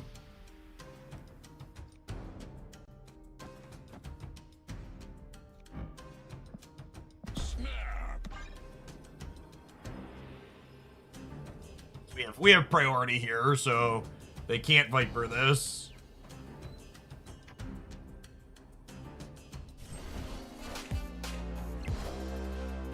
What's up? Maybe?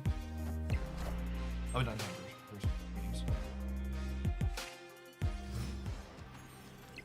Shadow King. That's rude. Do you want me to take that back up? Oh. Take some? Yeah. So I have Nico's trigger pending here.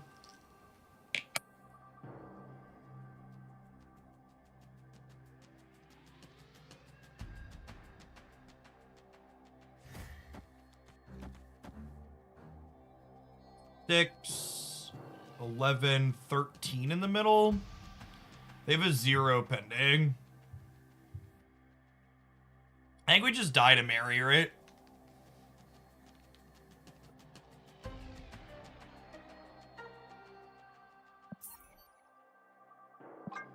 Bonus deck is really good / sweet, by the way. I don't know if we're going to play it the one immediately after this, but it's definitely one we're going to play today. One of my pocket picks I called out in the best decks video.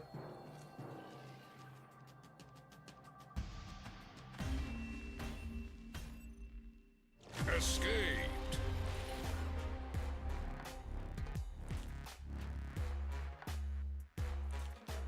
Speedwagon, thanks for the over 1.5 years. And McSwain, thanks for coming back for the 2nd month. Appreciate everybody hanging out for our sweaty stream today.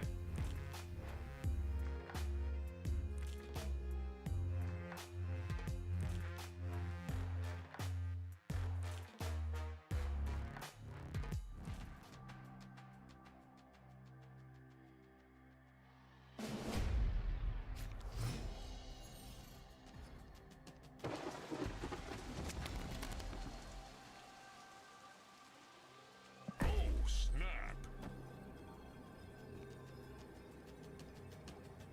I actually don't know if I want to draw cards here or if I want to beast the Black Widow.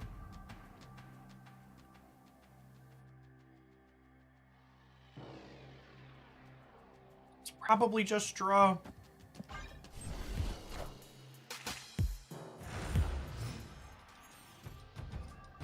Either is snappable.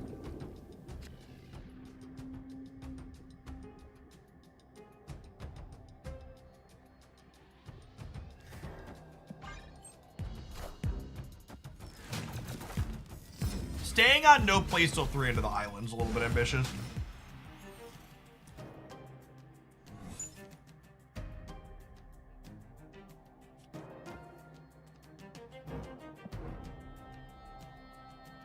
That's also good for us, I think. Because our hand is pretty well set up at this point.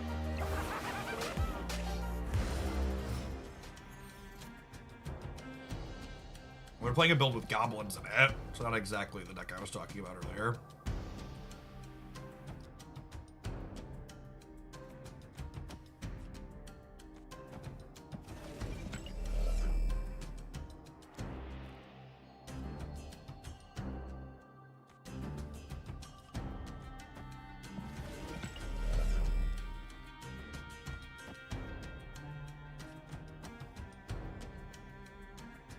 Wait a turn to do the hood, I think. Not let them know that I'm doing this. Oh, I guess there's benefit to us getting to do that sooner, though, or bounce that back to them sooner. All right, let's do this.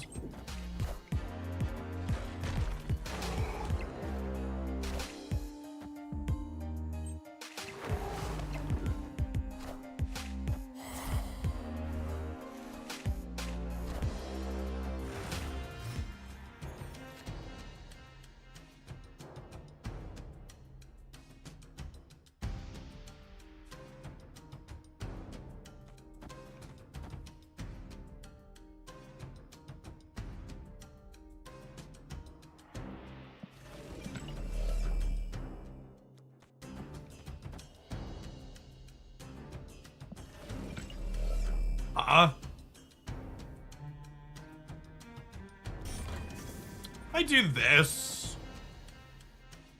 I think I like it. Then I have like this plus this, or this plus demon next turn.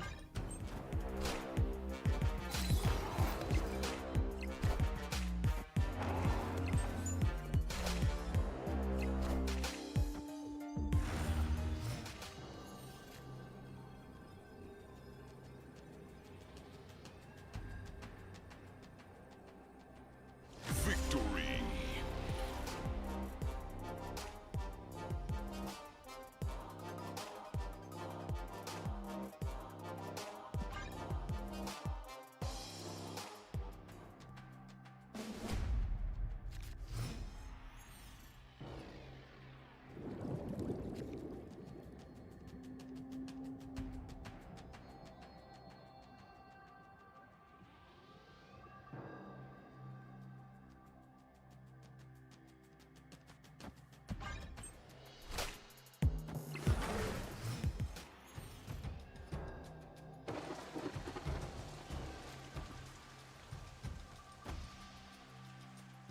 Snap.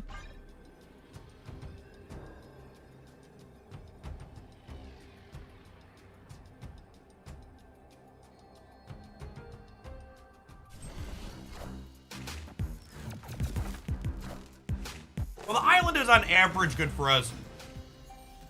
It is worth noting they are a Shadow King deck, so like, they're not just dead by any means.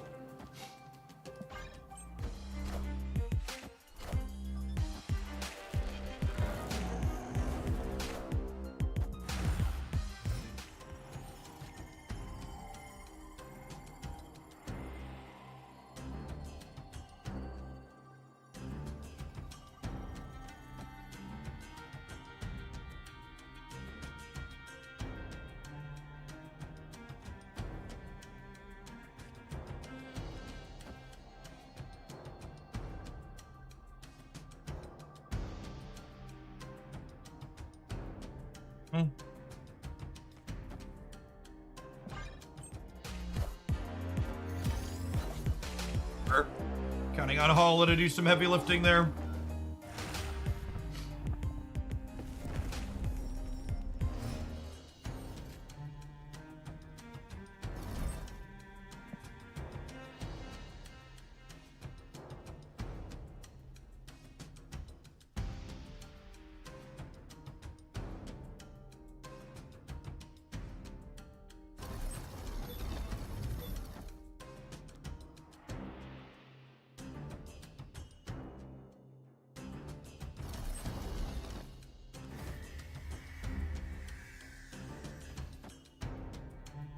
It's good. And then next turn I have 1, 2, 3 plus the beast.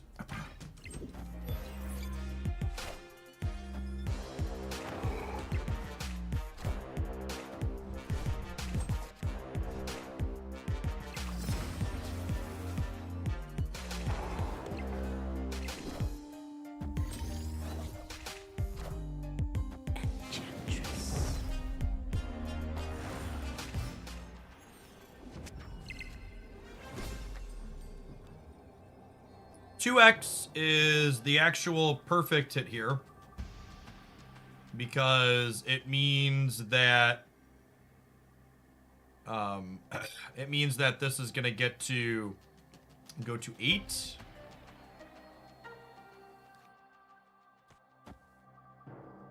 or more, depending. Probably not more. They could Carnage here and go to 8 here. So I think what I want to do is this. This will get me +4, +8 here in the middle. So I'm going to +12. I'm going to 30 here. Then kind of down by 1.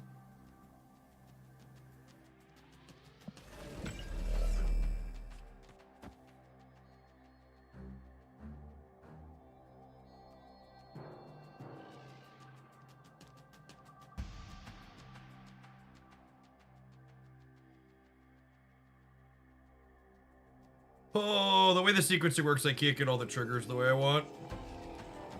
I think it's just this. And we stay. Just counting on me not being able to win the middle.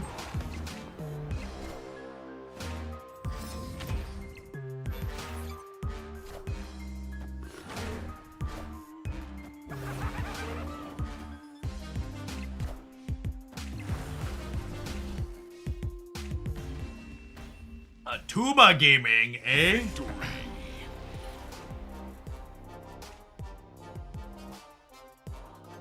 And again, I just wanted to cover 8 here in case they cartage the right, because they did Enchantress here, which feels like they potentially be setting up for cartage.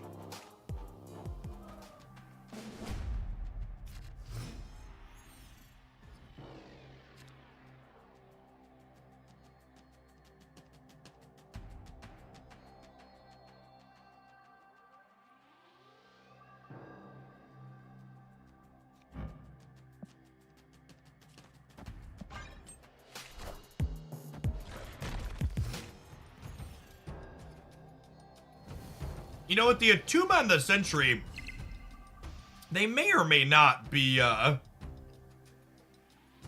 Typhoid Mary deck. I'm gonna play into Hotel because it makes my Hawk smaller.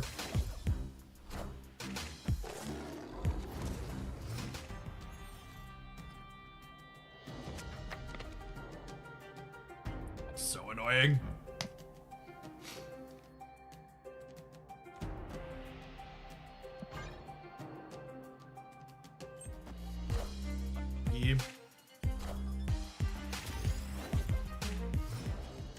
I guess my armor is beneficial to them.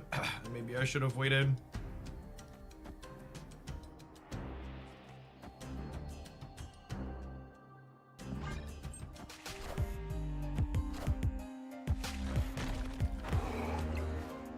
Open to draw. I was gonna say Falcon, but then I can't draw Darkhawk. Or I could do both.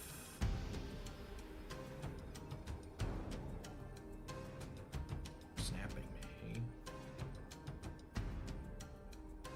I mean, I feel like I'm putting them all in. I just need to figure out how I'm sequencing. Because next turn I'm gonna get to go Forge, Demon, Darkhawk, right?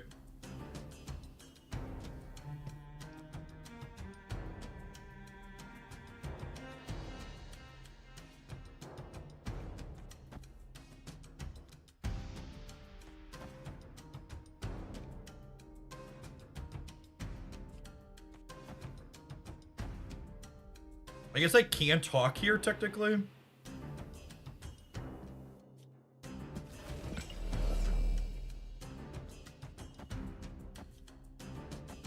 I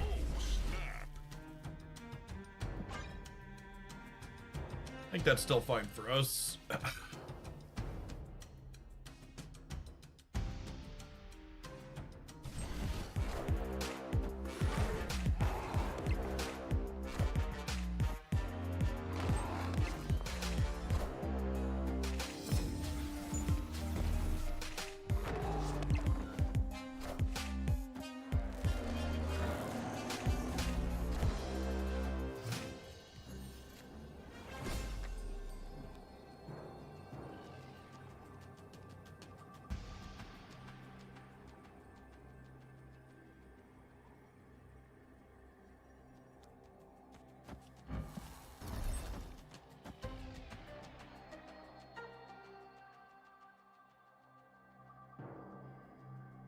Let's say they play 2 10s in the middle.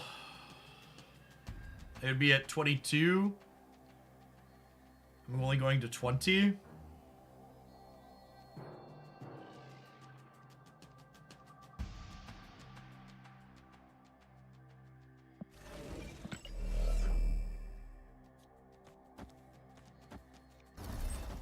This beats 2 10s in the middle, but loses to Shang-Chi.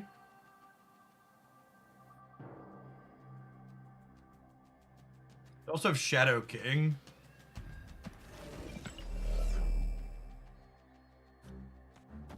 I choose to play around Shadow King, because that's the card we've seen.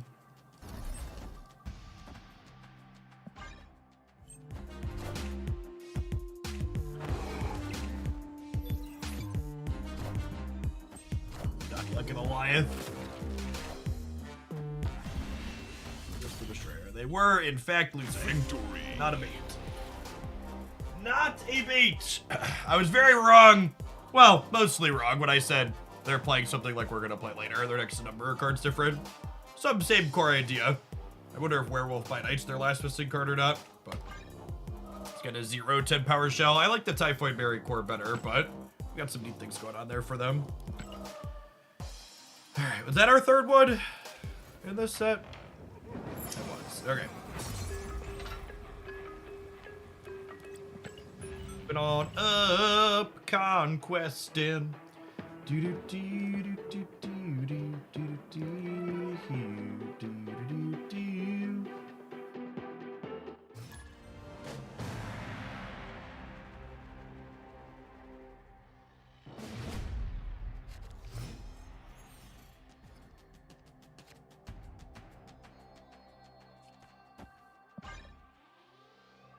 All 6, 9, 11, 12 power best.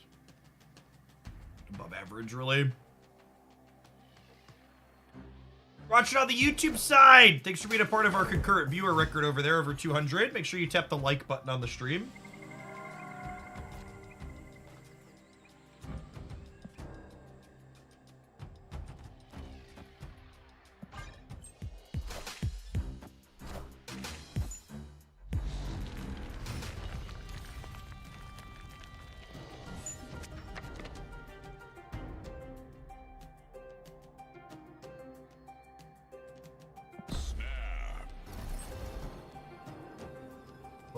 We snapped Subterranea into Darkhawk, copy Darkhawk, huh? I just didn't... Our hand wasn't... I don't like snapping these draws that don't have disruption early. You'll notice a lot of the hands that I snap on turn 1 are like Korgs and Widows constantly. But that hand just had like only okay numbers. It wasn't until the locations broke well for us that it was worth a snap, I think. Quite, we're a little bit too far ahead, unfortunately.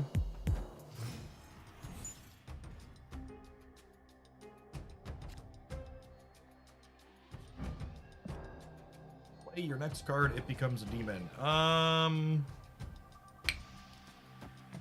just doing this. Psylocke Gaming. Mr. Negative, maybe?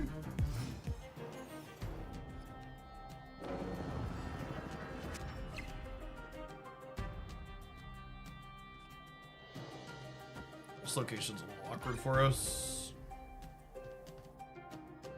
This wolf a bit more restricted.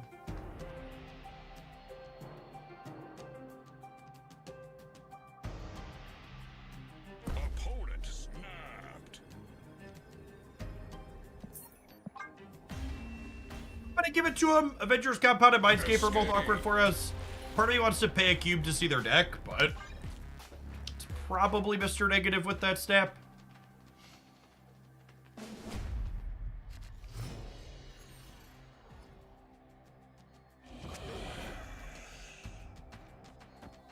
Oh, snap.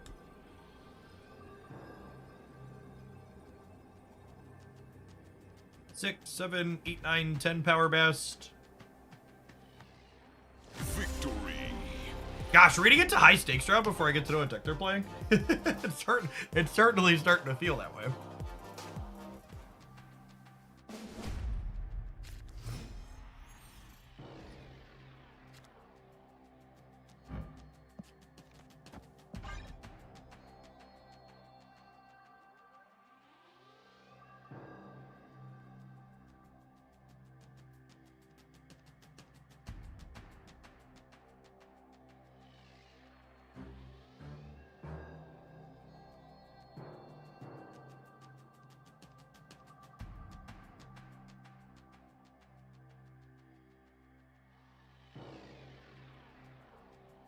No.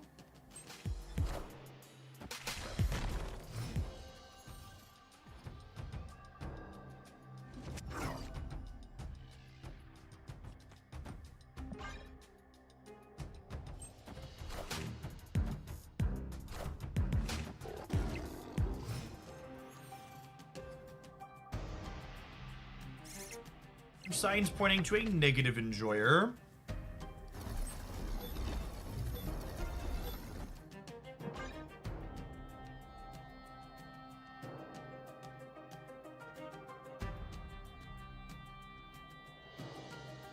they snap at this point, I'm staying in, I think, because we have the Falcon to sweep the ones back with the wolf pup. Beast would be an ideal draw next turn. Let us get these for 0 and then Falcon them the following turn.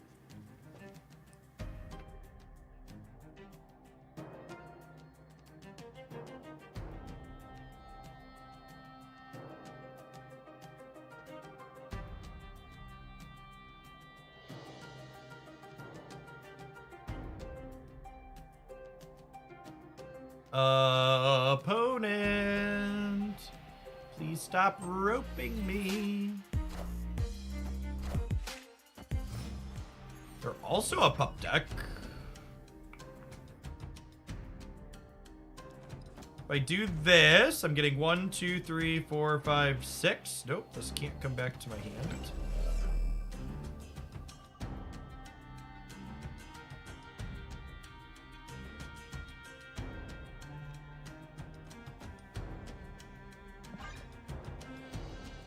Talk the middle.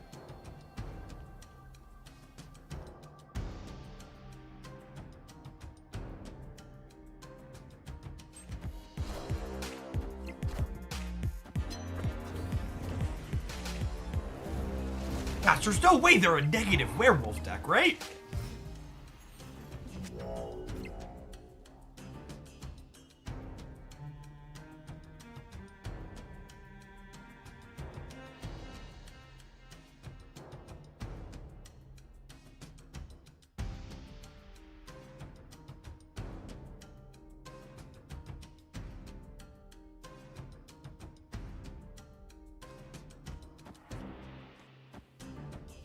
I want to leave rug pulling Limbo on the table.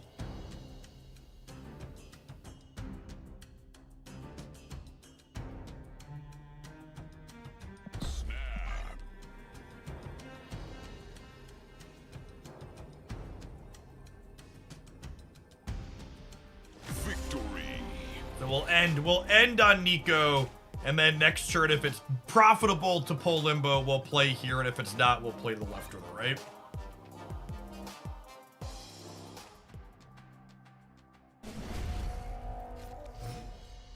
Yeah, I said earlier, are we going to make it to high stakes rounds without me knowing what they're playing? And it looks like yes is the answer. Oh, snap. That being said, let's, they are also snapping Shuri Slipe. Yeah, I mean, I'm in for all of it. Let's go. For a penny in for a pound.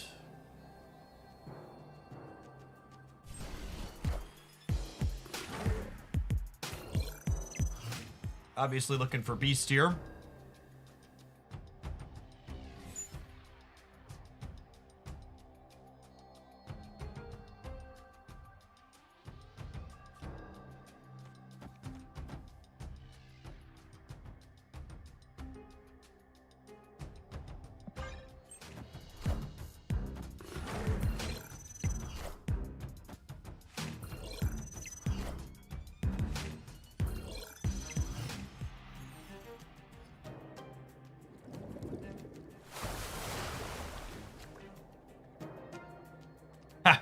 That's kind of awkward for both of us.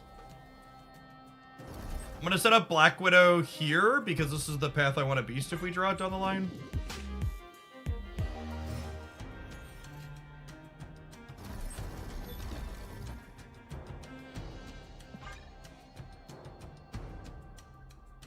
Yep. So I'm just going to hopefully learn a valuable lesson this game about snapping the... Oh, I needed to Falcon. I needed to Falcon this turn, not Hawk. Don't have time to Beast now, right? Rip. It's on me. We got a little ahead of ourselves. That's fine. We're still in a very good spot. They might magic us, actually.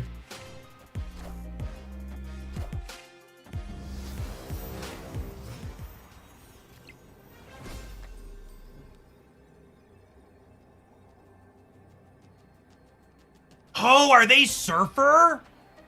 They must be Surfer, right? That's what they're doing with the wolf. They're negative Surfer. I was like racking my brain trying to think, where does werewolf make sense inside of negative? The Wong means they're surfer.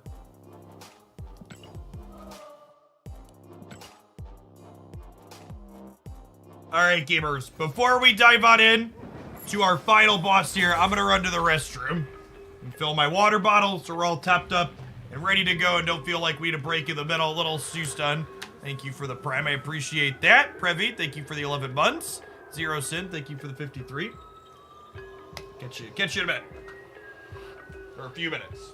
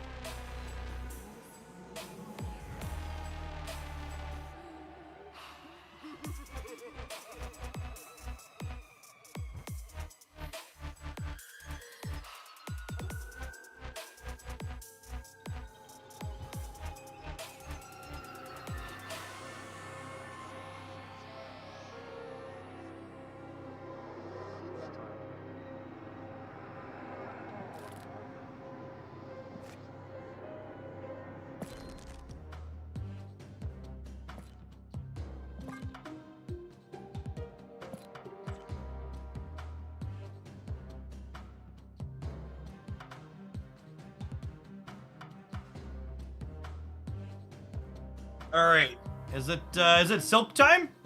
It's Silk or Kitty, I think.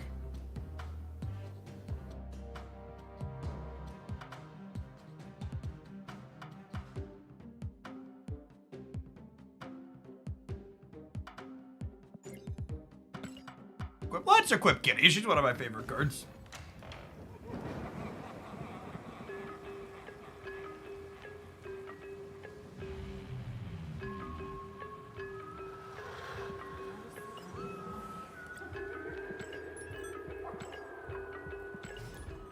If we hit this one, we're fortunate enough to try for another. Silk will be the next one. Next Infinite Conquest, regardless of this result, is going to be.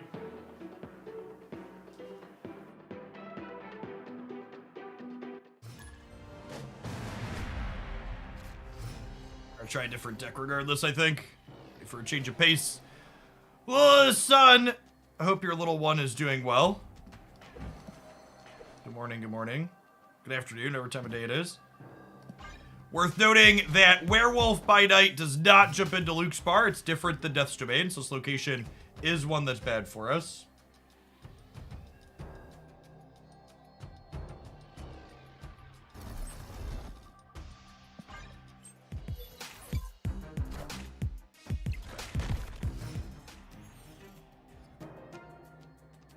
I was just about to say I'm looking to draw another 1-drop here. Because what the 1-drop lets us do It's Hood. I think with Hood, I'm gonna go Werewolf here into Hood Beast here next turn. That was a late snap. Face the might of Asgard. Mjolnir.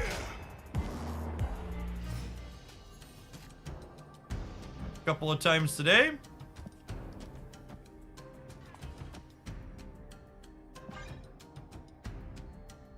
Keeps my hand nice and full. Keeps my hand nice and full, which actually helps us get into Luke's bar, which is great.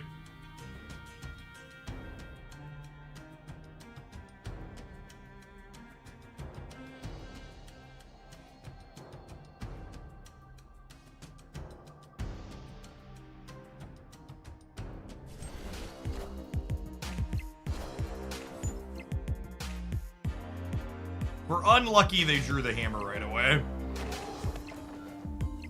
Friendly neighborhood Spider-Man here.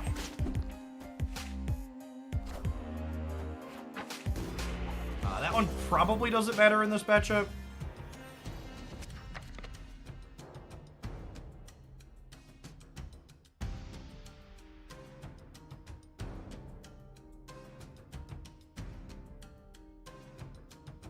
Huh.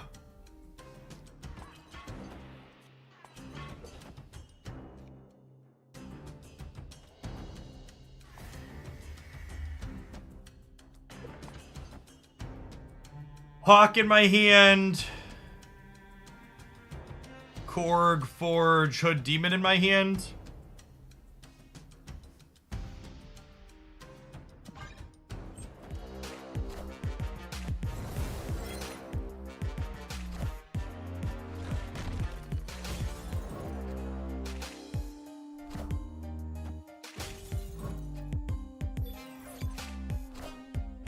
Oh, giving the +2 to Nico is a little less than ideal, because they're probably a Killmonger deck if they're on Surfer.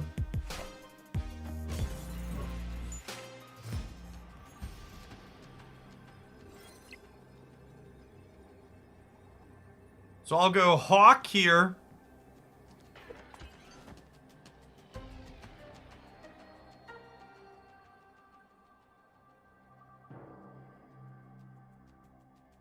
Then I guess I'm just kind of ping-ponging the wolf back and forth, huh?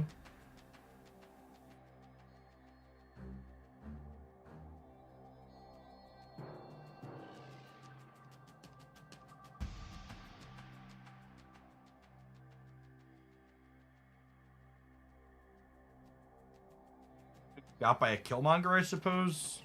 Oh, they have priority. That's good for us, actually.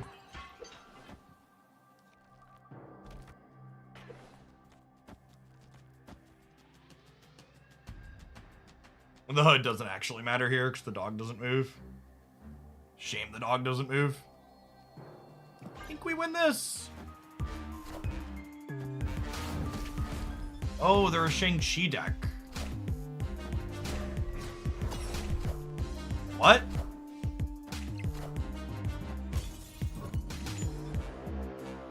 We win, right?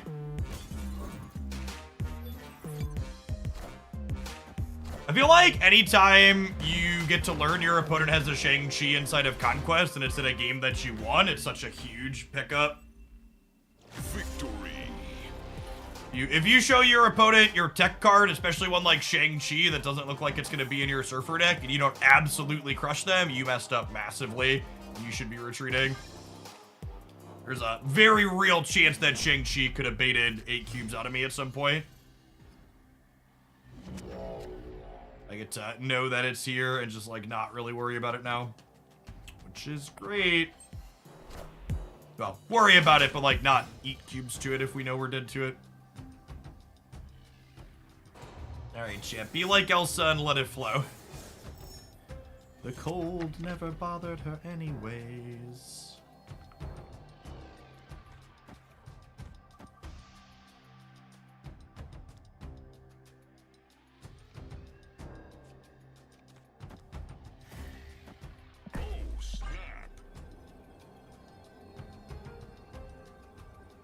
Snap on. Copy my Black Widow here.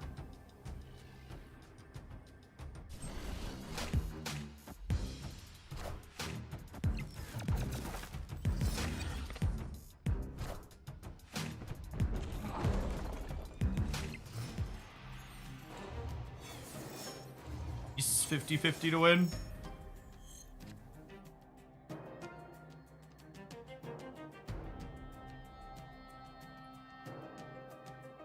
Let's go Korg into Forge into Falcon, and then I burn the Ant Maze, and I'm guaranteed to not have to worry about the Superflow.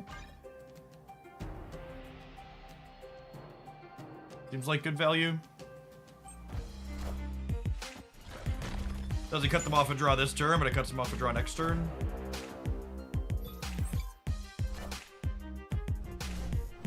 So their bite is on the right. What are they playing in the center?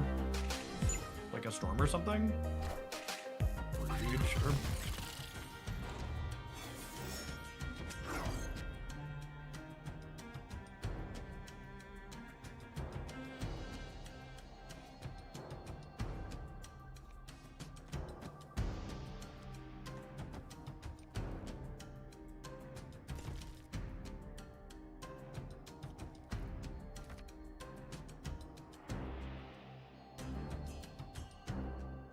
It's just this.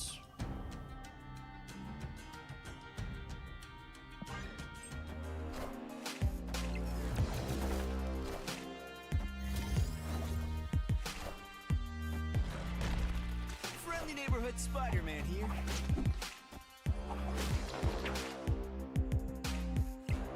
Okay.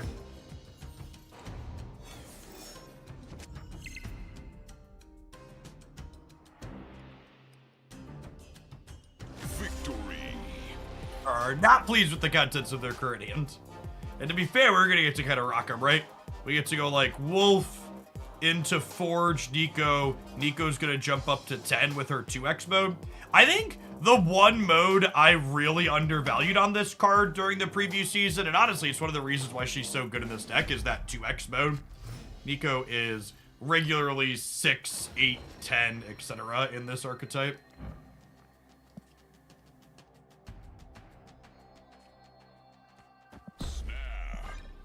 We're gonna snap on Nico by Hood here for sure. We're also 10 to 4, so the bigger your lead, the lower your threshold is for how strong your hand needs to be to snap, in my opinion.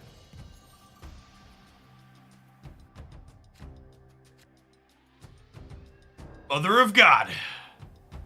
All right, it's actually a scotch awkward because I can't wolf right away because of the Nico, but you know, that's fine. It'll be okay. We'll survive somehow.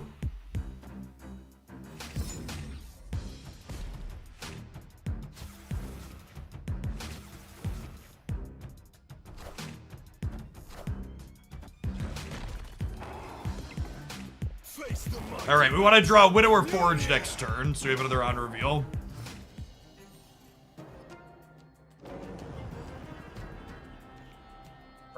Sedge.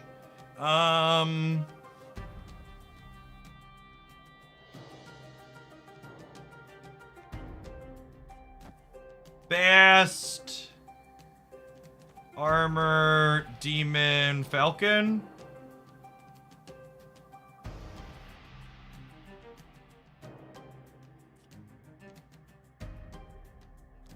Yeah.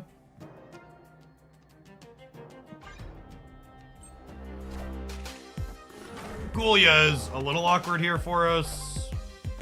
They can't play there, but we'll make do.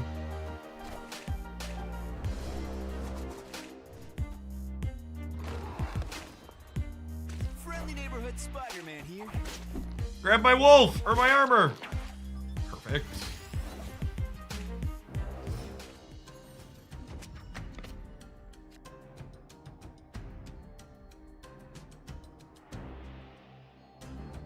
God, my brain is just... Okay, so we go...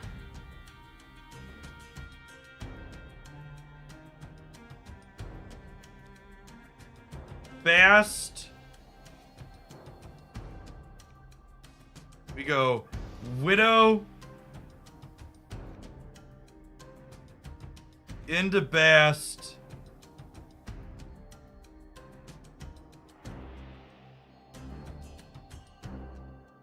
Into Korg. into Nico, into Beast. And then that takes the werewolf off the board, so he's not Shang-Chi-able for a little bit. Gives me another Beast as well.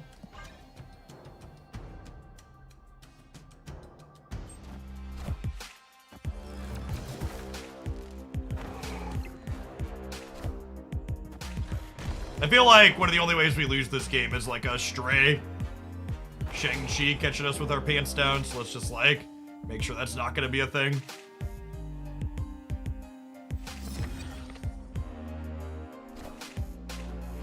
Got me. Actually perfect. Thanks, Jug.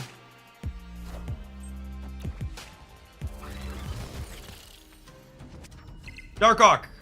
Forge. Forge into the 2x mode on Nico.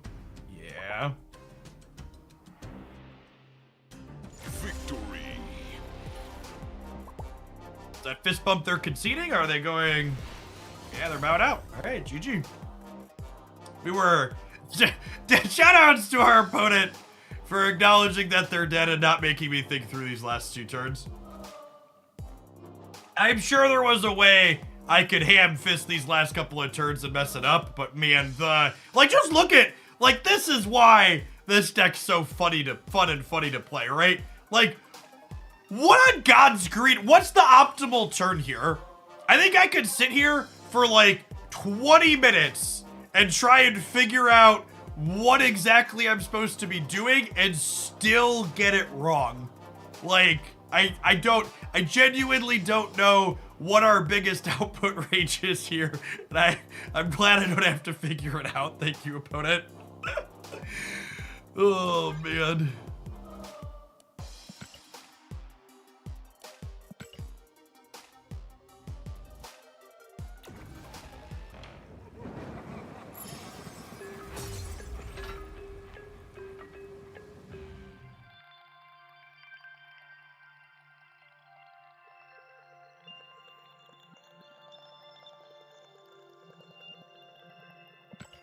All right, let's do some twittering real quick. We'll tweet and we'll twit all over the place.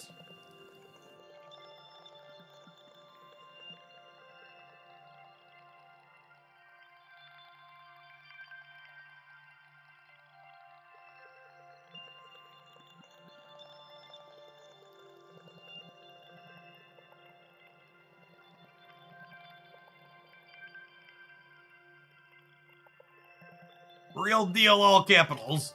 Moving on to playing something else in my next run, though, because my brain is turning to mush, trying to think through the lines. You on stream today with Bounce today, making it 20-0 this season in Infinite Conquest with the deck. It's the real deal. Moving on to playing something else in my next run, though, because my brain is turning to mush, trying to think through the lines. Yep. Ulixi, thank you for the 2 months. I appreciate you re-upping. Kaiwi, thank you for the quarter of a year. Mad Typing, thank you for half a year. Ty Aquarius, thank you for the 12 months. Might have hit that one already.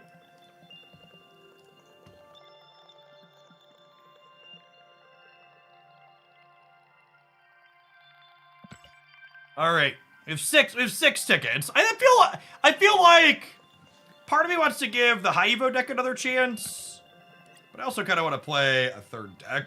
Maybe we'll play something else, and then we'll come back to the high Evo deck.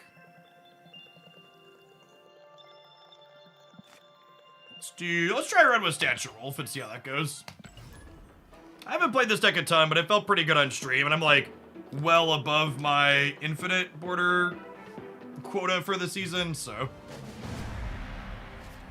if we spew with our last 6 tickets, we spew. This deck's got Killmonger, Shang-Chi, and Enchantress in it, so it can't be too terrible.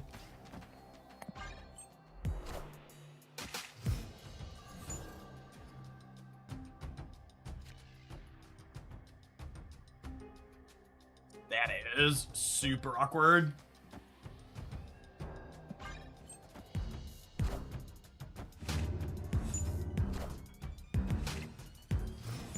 Fear discard gamer.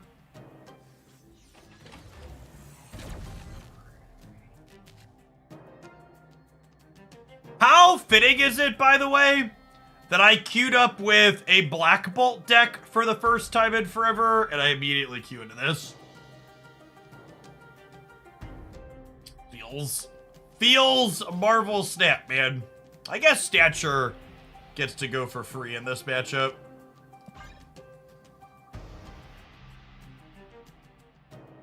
Maybe this Shang-Chi means they'll eat shit. We'll see. Dracula. Dracula is quite good against what we're doing. Honestly, part of me just wants to take a mulligan on the matchup / infinite ticket. Well, this deck having a polarized matchup into discard probably means it's just not a reasonable thing to be playing.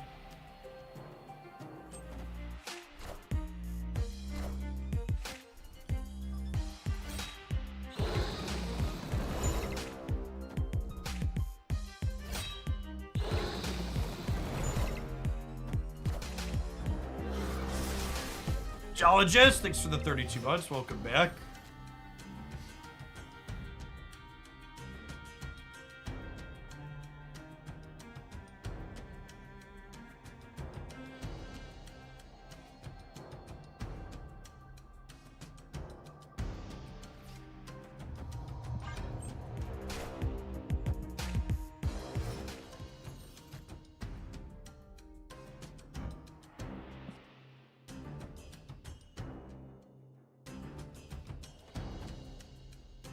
I mean, this is it, right? They either Modok here or they don't.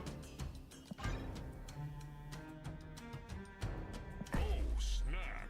Snap them before they do.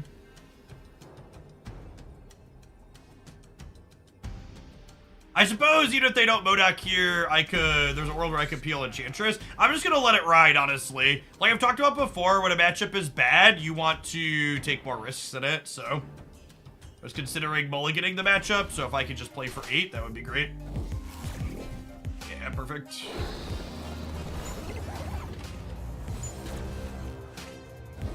And then their hand is literally all swarms then, right?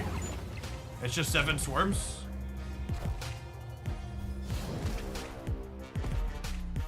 Four score and 7 swarms ago.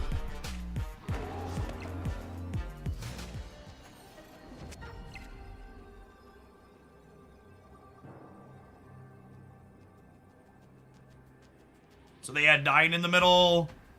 I had 13. We call it a day. No, I should add 12 so I can put this here and force these right?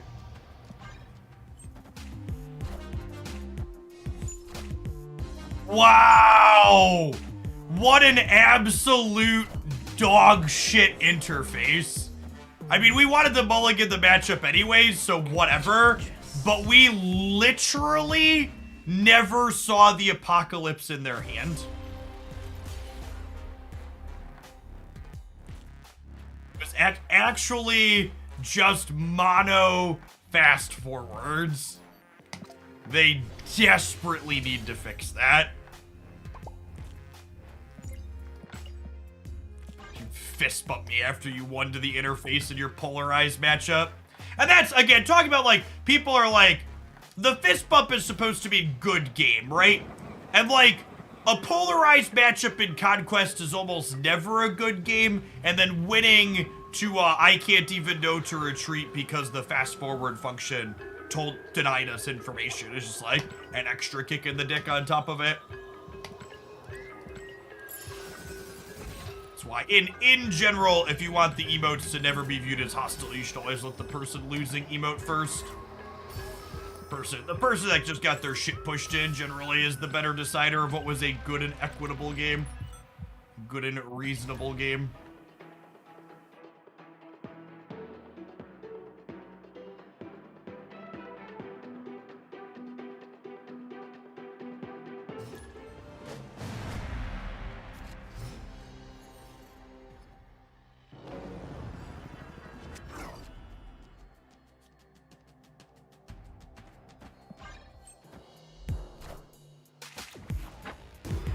Poor puppy! He got porked.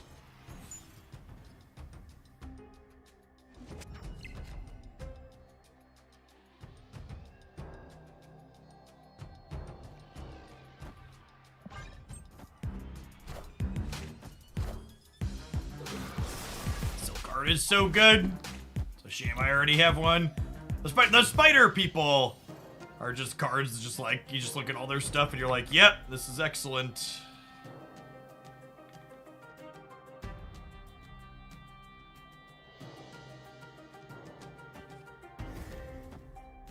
Means I can't Killmonger. I probably don't need to Killmonger on this matchup though, right?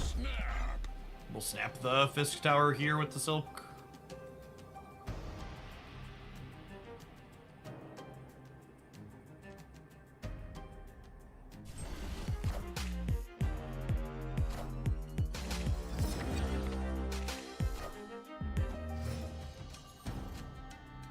Oh, they're like a dedicated move gamer.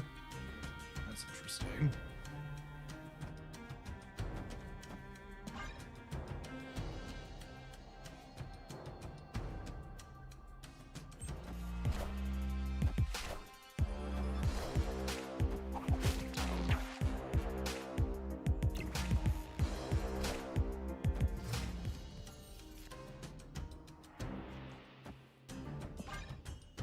In the middle, get a little bit extra information here. Love all their red borders.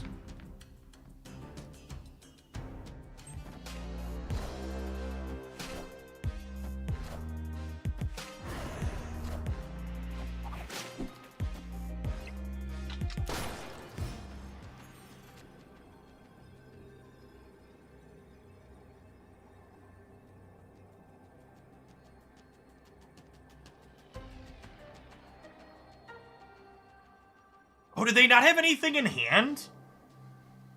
I was like, why is my stature? They didn't have any cards in their hand. Interesting. They can't get out of here, right? This is just game winning? Yeah, I think I moved Black Ball, play Mirage here. We like expect time delve.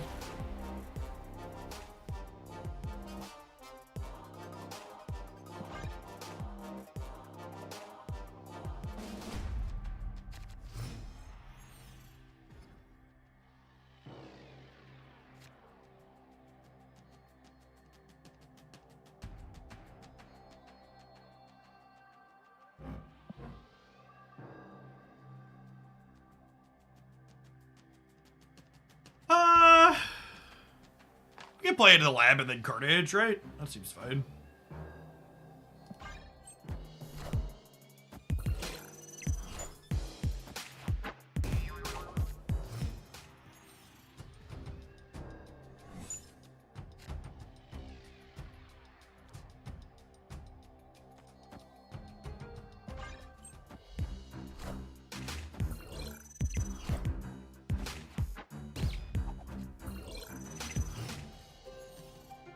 My Twitter here before I get distracted and rage by people posting silly things in my mentions.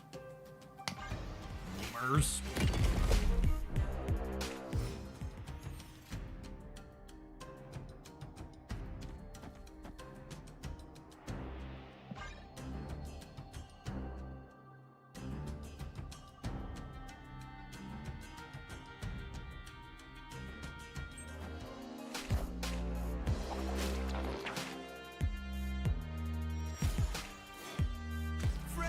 Spider-Man here.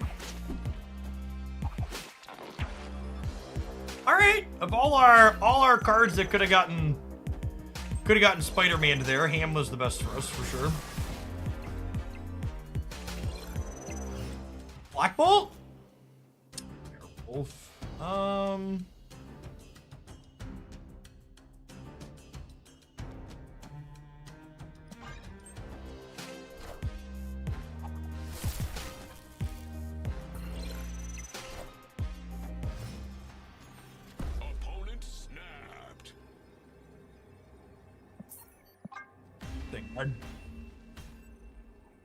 Escaped.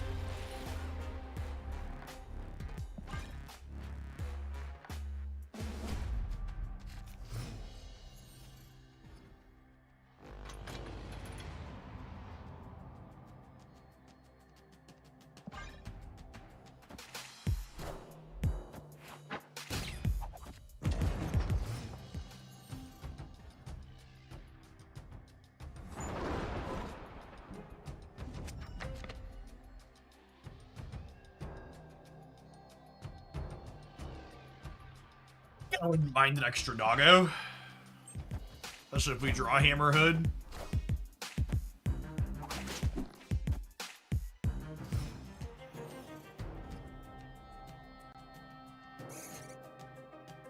Well, now I most certainly would not like an extra doggo. Or would I? Let's try Killmonger, huh?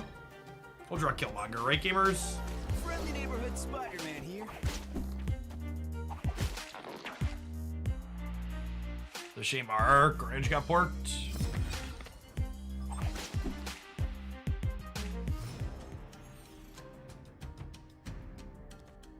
We'll go Wolf into Ham. Then we can Black Bolt, and we'll see what we're doing from there.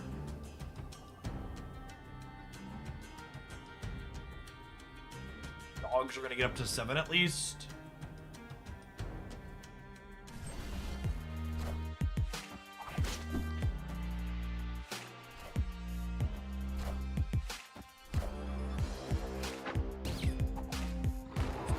Probably not going to be very useful to them. Ghost Spider also makes our Black Bolt a little bit mid. Because it means that he's going to discard something that's useless. But I need to make my stature cheaper, so it's still a play. Oh, we tagged a Vibranium. That's good for us.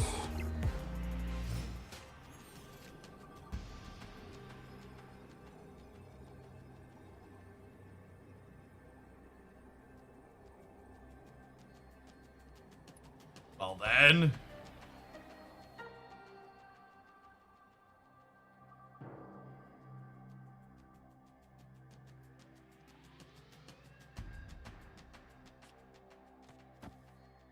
This puts the dogs into the middle.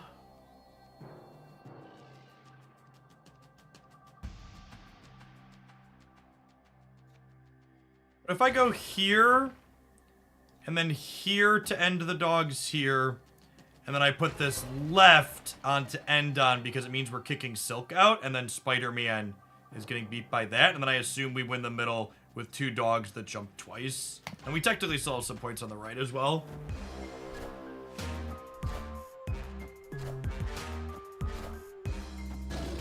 This kills everything, and then the dogs and the Silk go. Killmonger was definitely the droid we were looking for here. And then we win the center with these.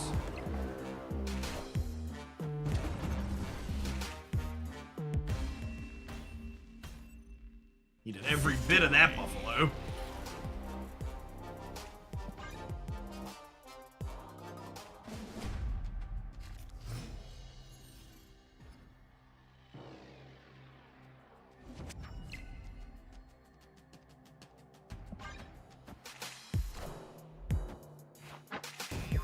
Nico. Or should I say pork Nico?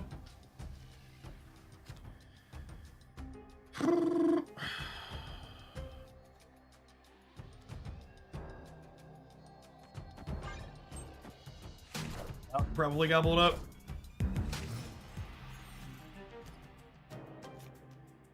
Not anymore.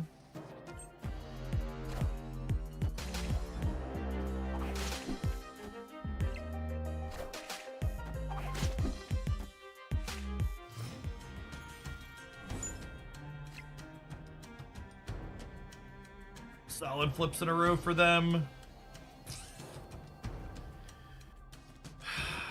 I think I'm just tempo enchantress saying, as much as that sucks to say.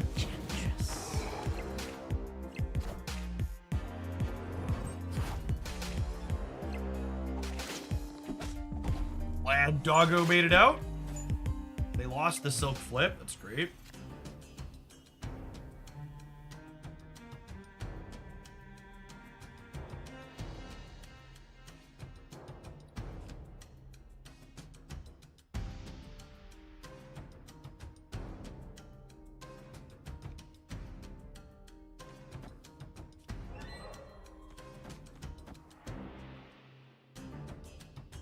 This would get me 2 demons, so I need an honor reveal to move the dog next turn, though. But if I go here, and then here, and then here, This gets me 2 demons, 2 sentinels. Which leaves me the flexibility to move the dog. Actually, if I'm gonna punt the middle anyways, why don't I do this here so that way my ham isn't, I don't mind jumping it into the Craven. Yeah, I like this. Friendly neighborhood Spider-Man here. That's like not amazing for us, but it's fine.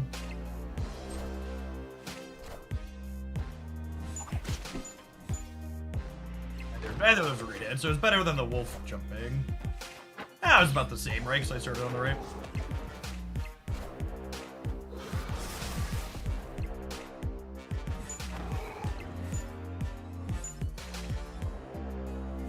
Oh, I forgot my pig was coming back too.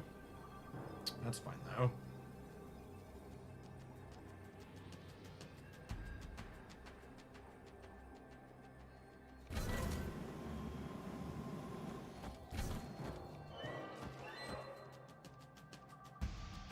Here to here.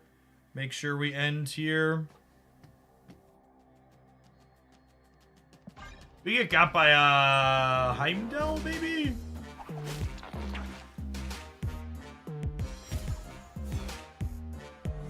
Tech card?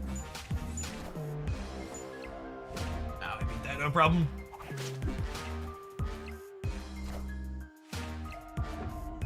Up to the left. Up to the right. Demons. Demons.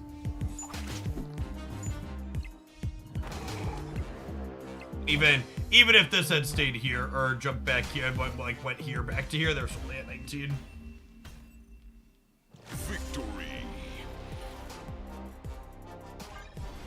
And the games are way longer with a deck like this than compared to Bounce, because Bounce is just so clear when I have a strong hand that you snap easier. I guess if you boomer stamp people with tech cards, it's probably farms to some degree.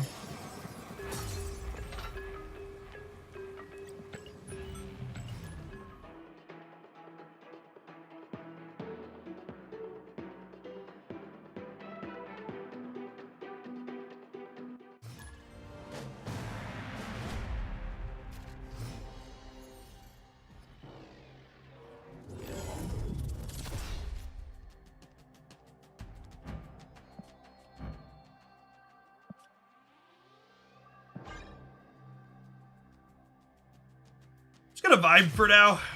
There's value in saving the ham till after we werewolf, and waiting to ham also means you're more likely to hit more valuable cards in their hand. It also means if I hit like the demon mode or the draw mode on this, it's more likely to work for us. Shadow King and Killmonger are both very solid cards for us. And the Destroy matchup. Go ahead and pork them this turn, I think.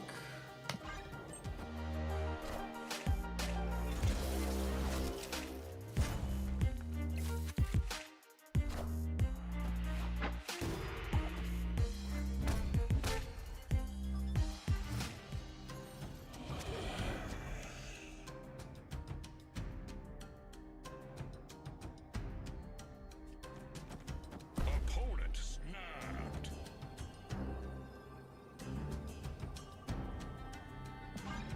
I'm staying because of my tech cards.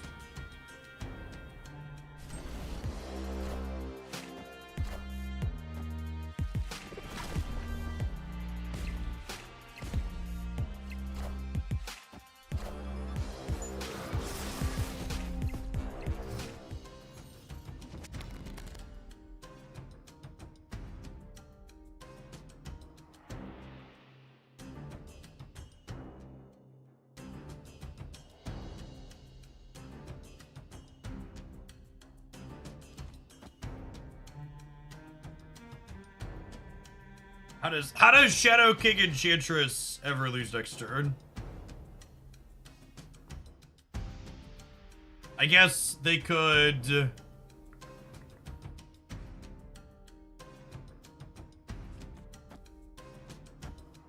I guess they could have a death. Do I just do this then? and draw a bunch towards my Shang-Chi.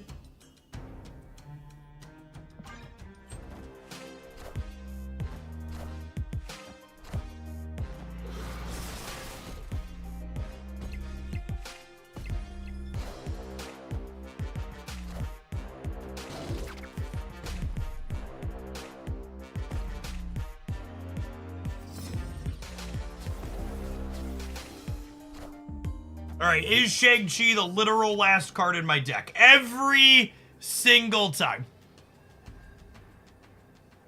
Every single time without fail. Literal last card.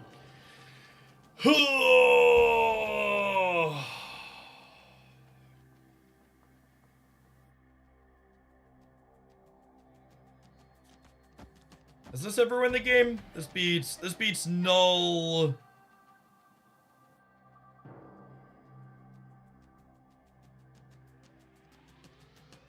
This just loses if they spread out, right? There's no way they don't play for the Nexus, though, right? I get got by Death. Death is... I'm at 11, only at 14. Death Venom beats us.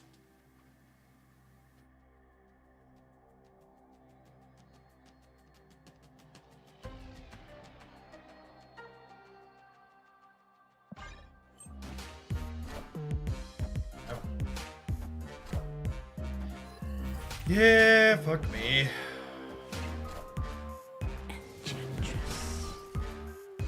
That much. It's a bad stay. I think with our tech cards, we're favored in this matchup, and like I've talked about before, the stronger a matchup is in your favor, the fewer risks you're supposed to take. They're just beating anything that wasn't death there, which is sad.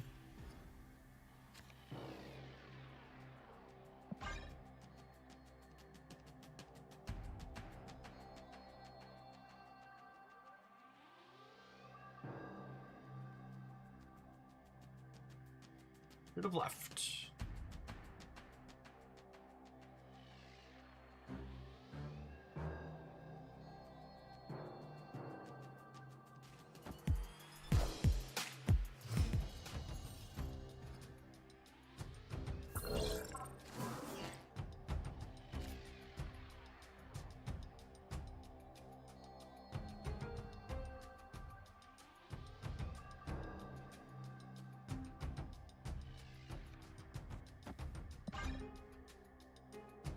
Oh, you know, I'm probably supposed to vibe on this, actually, to try and get their death later.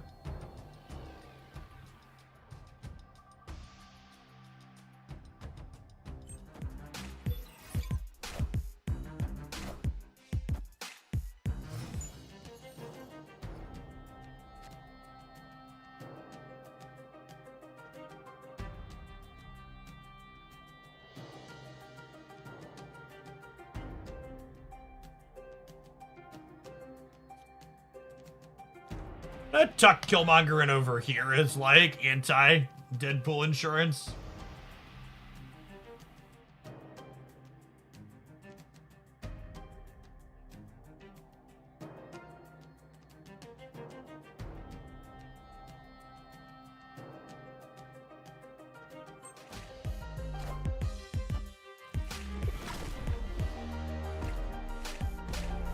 Enough said, Bob.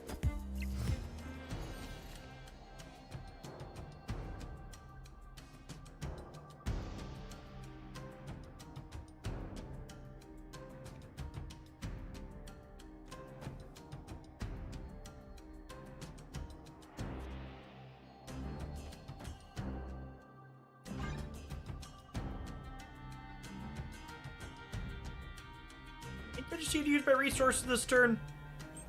This is probably, regardless of the result, this is probably gonna be the last set I play with this deck. It's feeling very clunky. We'll play some of the Zero Mary build. We played this for like a couple hours the other day. I wanted to give it a try here, but definitely not feeling it.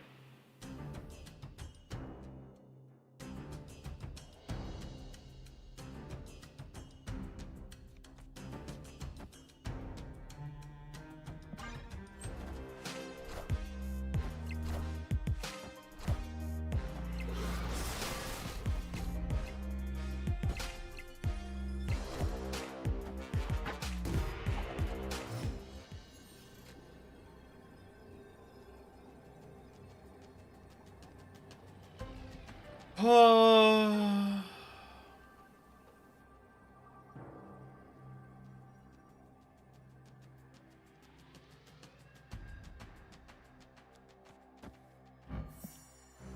Feels like we're dead again. So we'll leave for one. I'll try and wait to make a move and we get a 4 cuber out of the next one.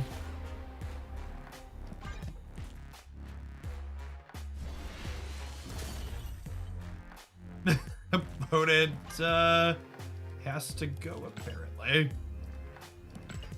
Alright, well, it feels good to get let out of a matchup that, or get let out of a match that I didn't feel like playing anyways. Alright, let's check the shop that rolled over. Is there finally a Typhoid Berry variant in here for me? There is not. I never realized how many mediocre ultimate variants there were until I was waiting for the Mary variant to come back around.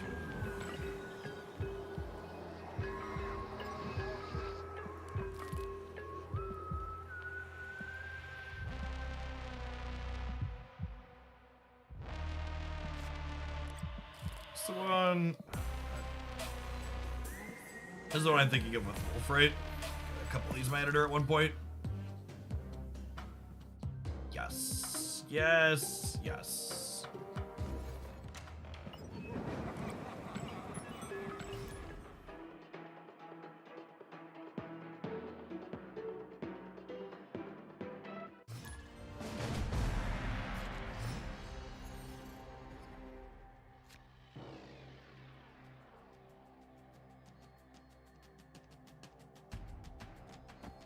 And I can draw Carnage or Viper here.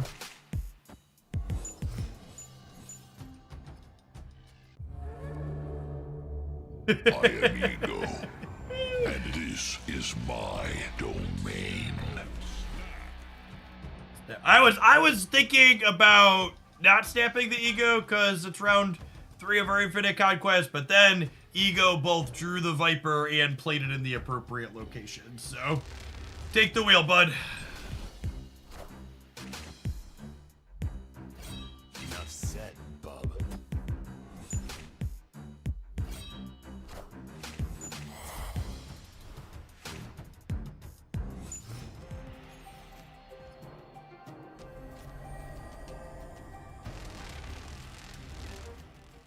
Oh, poor Lukey boy.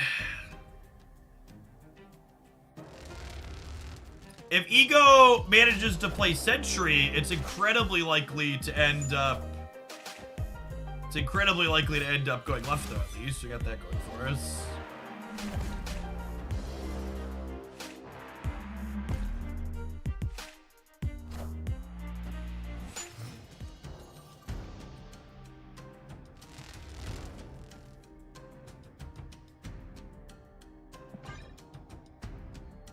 See, we see their Ego to play their Apocalypse, right, shit.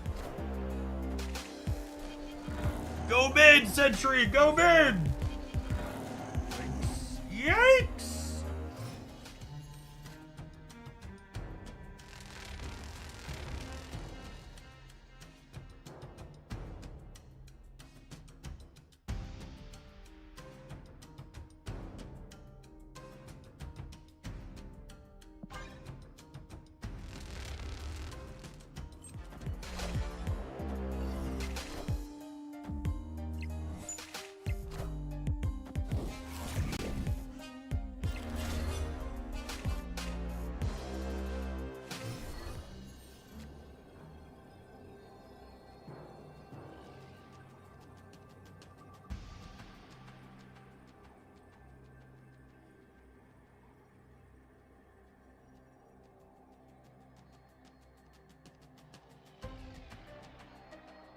Man.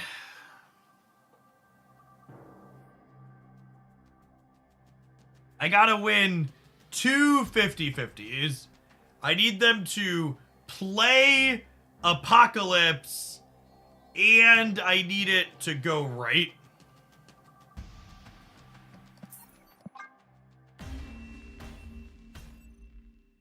Escaped.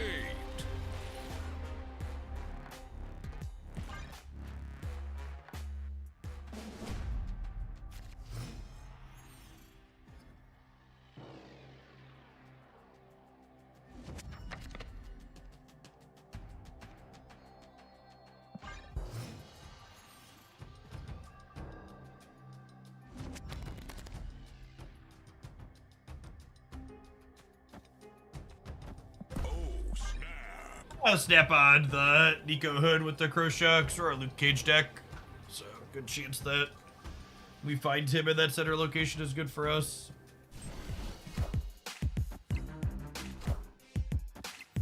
So, Tochi, thank you for the entire year. Welcome back.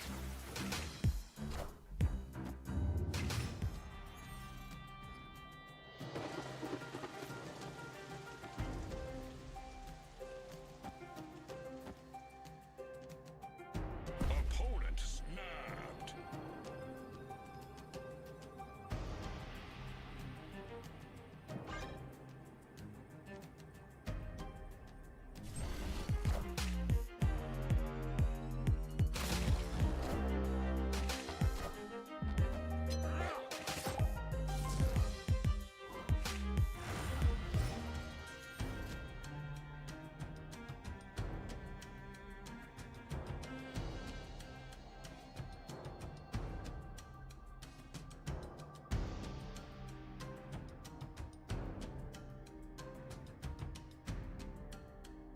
So they're snapping because they have Dakin in the Murray Isle who gets bigger.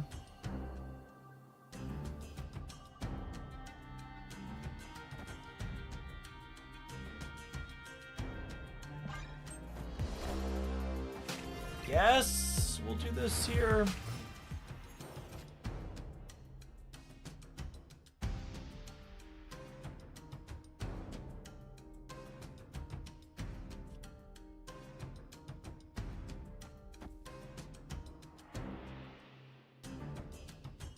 I'm gonna Shadow King, because if I spike Luke Cage, that's good for me. If they Modok left this turn,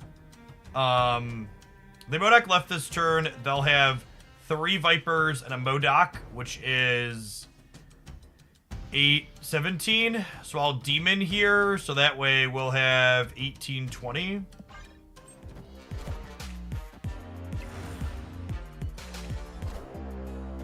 Oh, I forgot.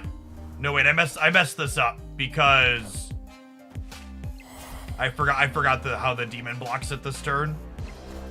Yikes, it's a pretty big mistake. All right, I need to draw Luke Cage now to make up for this.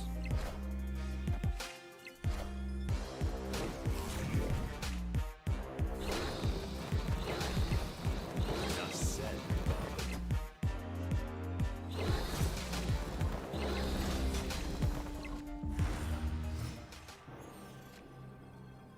God, can the one fucking tech card I need to draw stop being the literal last card in our deck for even a minute?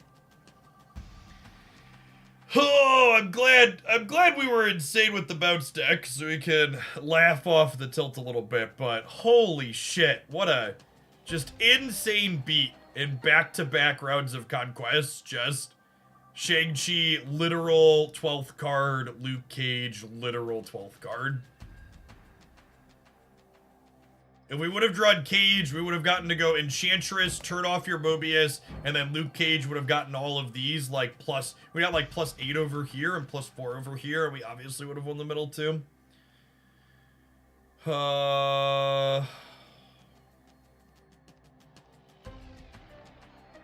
Yeah, I mean, we can't win, but I'm not playing 2 to 10. I don't care enough.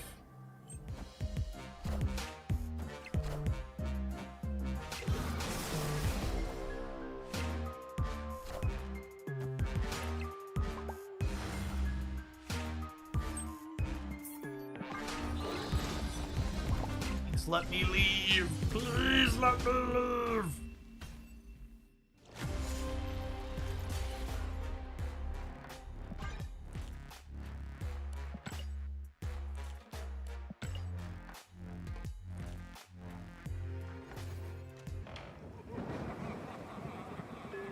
Alright, gamers, about that time. We're going to start a fresh run from the start with the Mary deck. We're going to take an ad break before we do that. Thanks for hanging out. Don't go anywhere.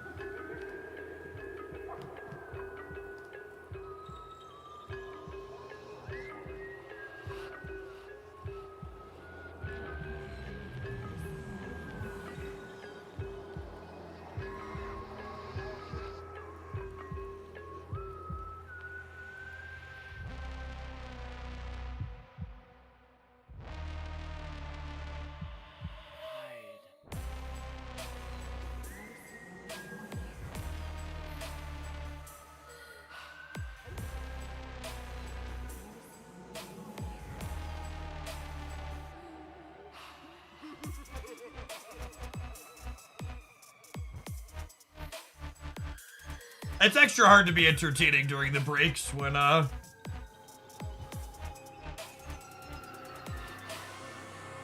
there's no chat to talk to, gamers. It's actually just like 2 minutes of silence.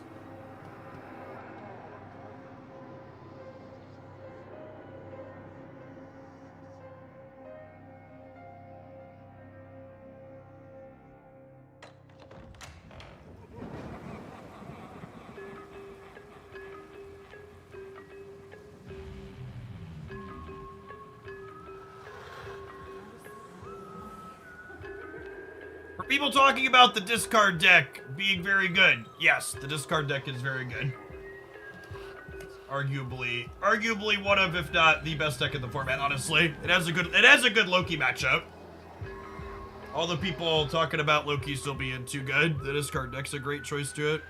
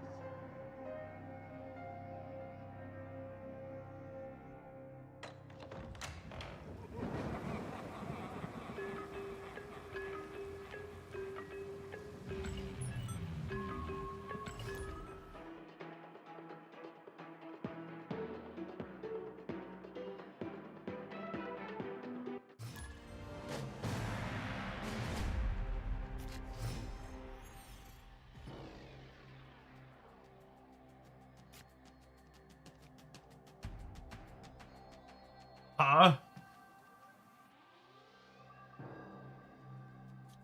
Waiting to clear sentries with Viper is just it's a long time. A lot of things can go wrong between now and then, so I think I'm just gonna go ahead and Viper the hood across with a Viper is good, says local man playing into bar with no name.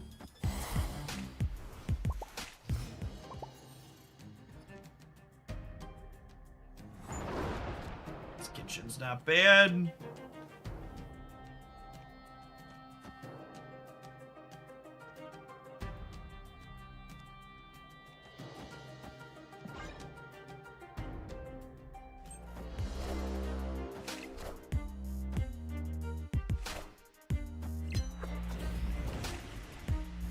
Probably Mr. Negative.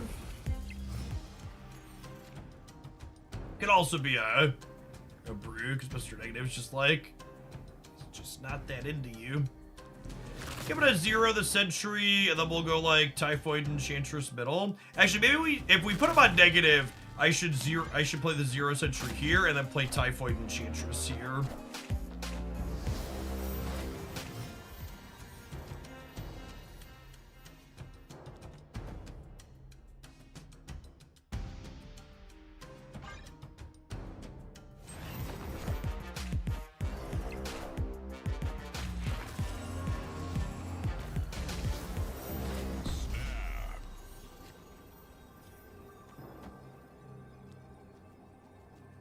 The Typhoid Berry kind of gives away the snap, but obviously this is the last chance to snap. Hey, why else would we be playing Typhoid Berry into Onslaught Citadel? Oh, because I have my favorite Marvel snap Pokemon, Enchantress, I choose you! Kroll Mass, thanks for the half a year. Kryzoa, thank you for the half a year as well. Urkadar, thank you for the 6 years, appreciate the 72 months.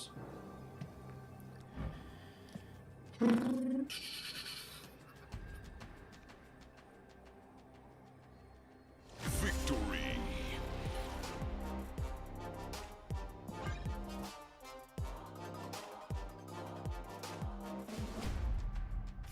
Go, Colin. Thank you for the 5 months. Opponent snapped. They're snapping me. My hand's only okay. I'm gonna leave. Not Enchantress, I don't think I stay into their like potential turn 3 negative.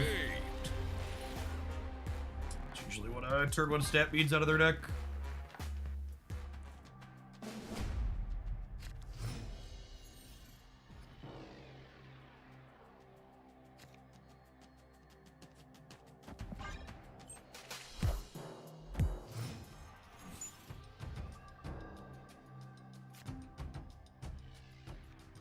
Snap.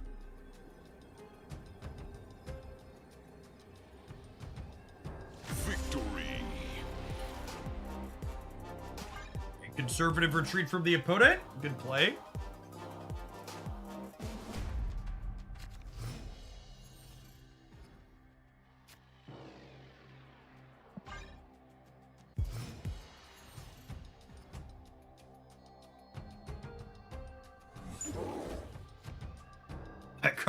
Carnage and Viper looking less appealing on this Innister London.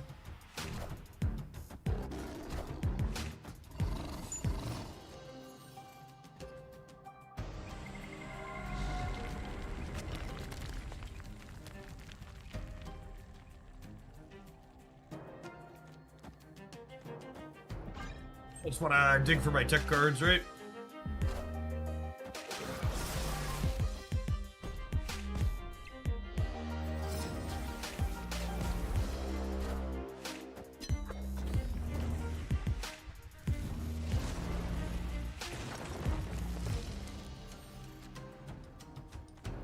Oh, snap. Oh, you know what? I'm probably supposed to Sentry middle, so that way I'm likely to have priority going into turn 5. Well, they could be a Shang deck. Any deck could be a Shang deck. 6 energy this turn.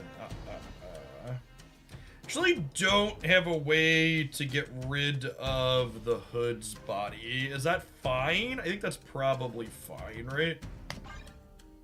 Just play him down over here.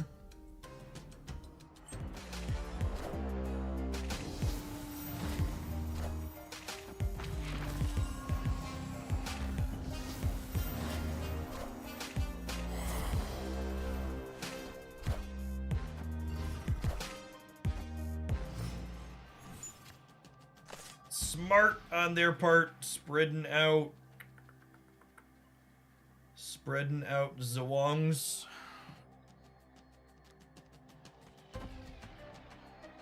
Enchantress, this one, so they have 1 spot to leverage, and then we'll have Shadow King Typhobarian Demon on the last turn. Hey, Cortez, thanks for the 5 months, appreciate it. Wakanda forever. Wakanda forever.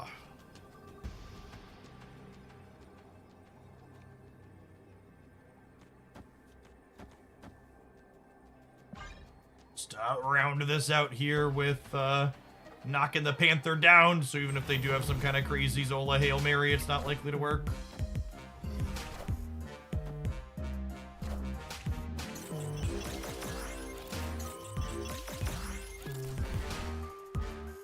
Negate Mr. Negative combo here for the opponent. Victory.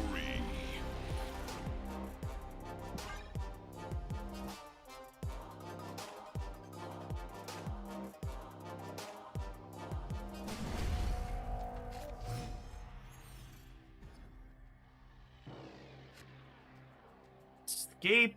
They have magic. They're a combo deck, so I assume they'll prioritize getting rid of Mindscape. You have Nico as a pseudo answer to it. I mean, it's just 1 more cube, right? I think if we were playing, if this was a game where I was not in for 2 and they weren't at 3, I'd probably leave here because my hand isn't particularly strong, but...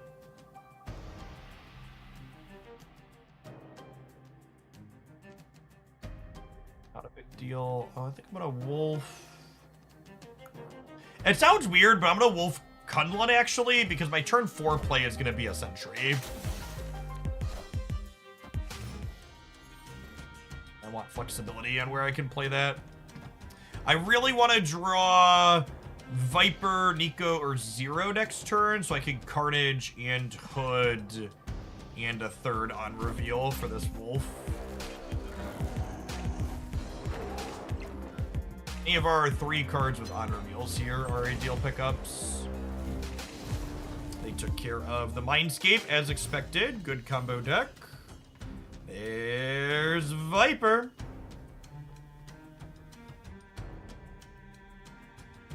Let's go Hood, Viper, Carnage. Real clean. Real clean. Werewolf has such fun and satisfying play patterns. It's easily the most interesting stat stick in Marvel Snap, where you're just like, really have to think through every last little bit that you might be doing.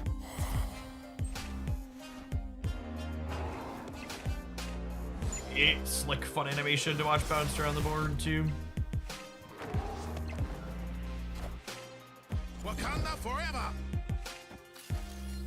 Oh! Wakanda forever. Unlucky. Unlucky. Copy spell? Rats.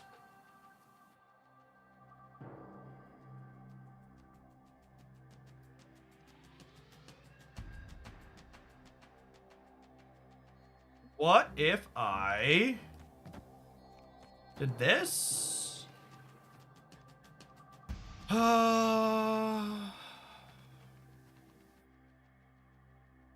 Kinda like it. I kinda like it.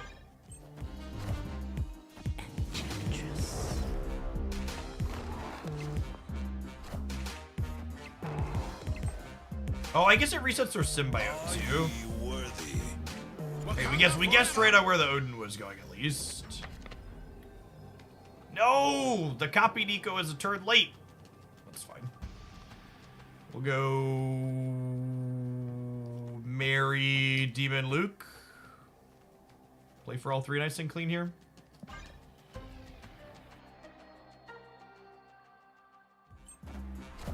They did Mr. Negative this game, so like there's a real chance they just like put us in the dumpster here.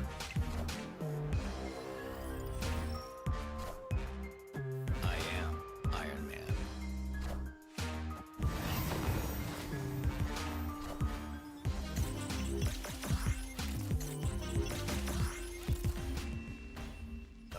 Pretty good draw.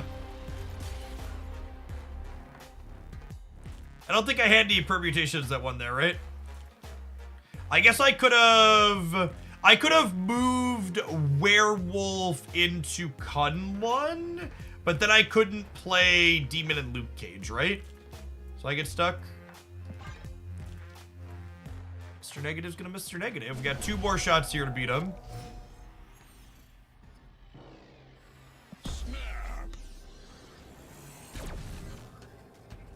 This is a hand that they like, or if we're going next. 6 to 3. Yep.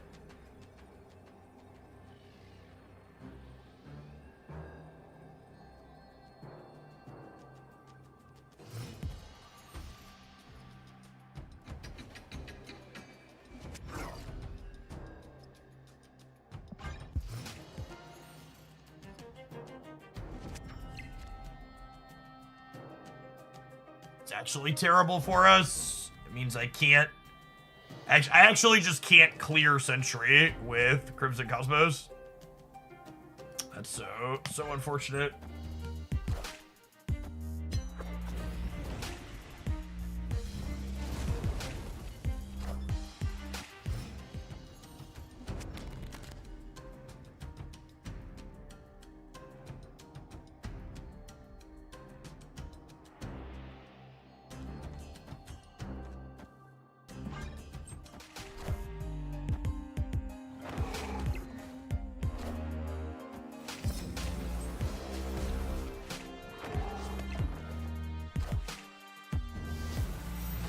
Oh, Wongers.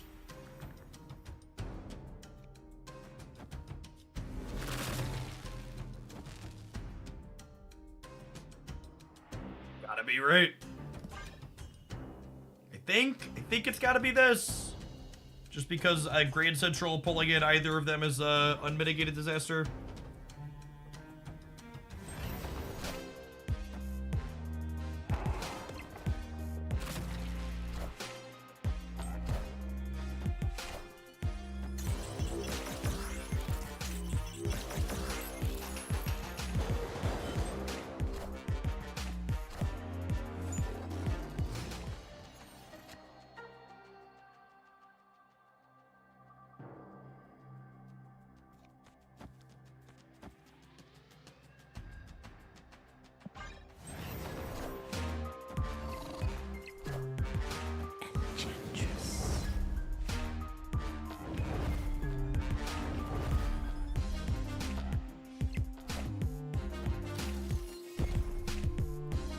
Okay, so they blew that apart, but it's still low stats.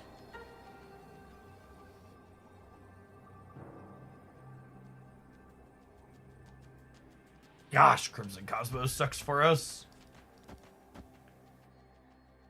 I guess this is the play, but doesn't feel good.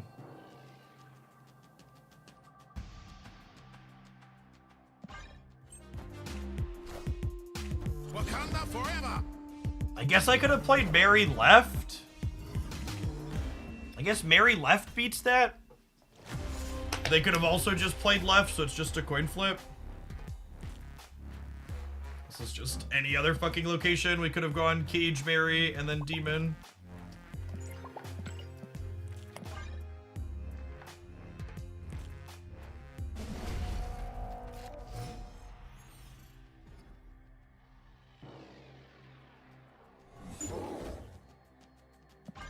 Opponent snapped. Yeah, sure.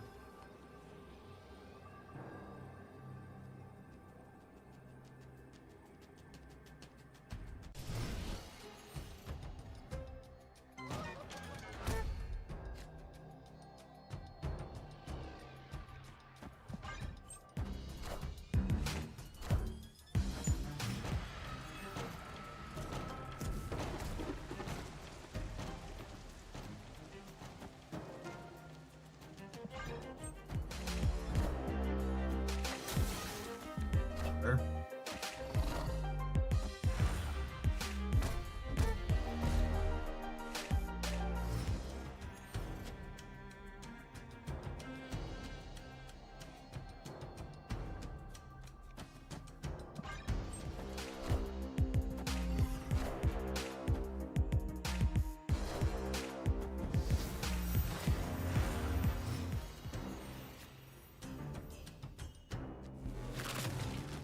This here, and that tees us up Enchantress plus Shadow King here next turn. But no, hold priority.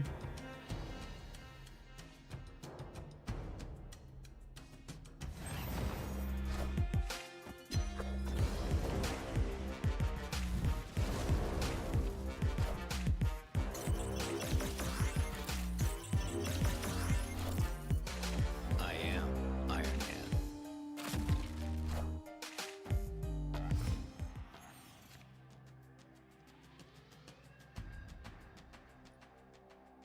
Okay, so obviously we're losing here. So I have to try and win these two. Wakanda forever!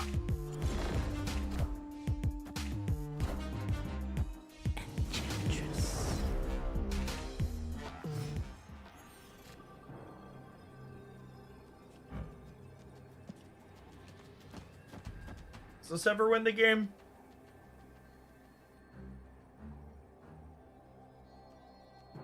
It's Odin middle. They have a full Mr. Negative draw though.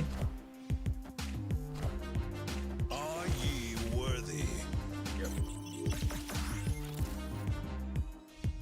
Wakanda forever! Ugh, this game mode is so exhausting. Oh, it actually doesn't beat Odin middle, right? I miscounted? That's fine. Alright, I'm gonna close out a couple of runs with with the She-Hulk deck, but you got 2 more tickets to burn. That shouldn't take us too long, hopefully. 3 more tickets to burn. Ugh, it's so many tickets.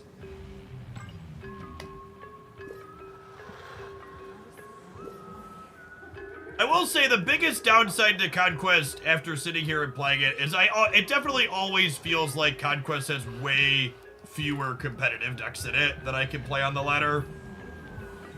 I really hope they re-examine what people or how Conquest is structured a little bit. I don't know that I want to play. I don't know that I want to play Bounce anymore, but it feels like anything I'm not doing like that or Loki, it's probably a spew.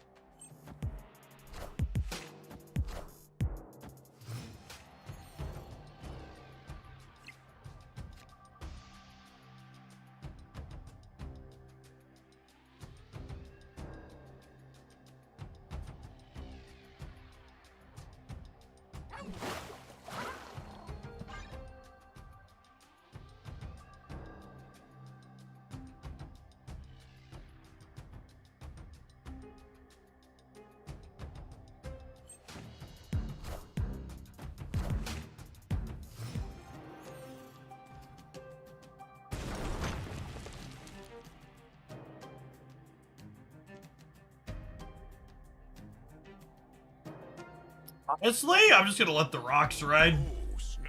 And I'm gonna snap up our hands real good here.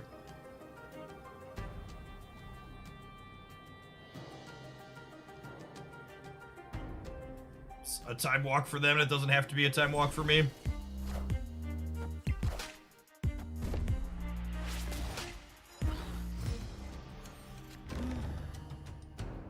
Oh! I haven't played with Jean since she got an animation. That's great.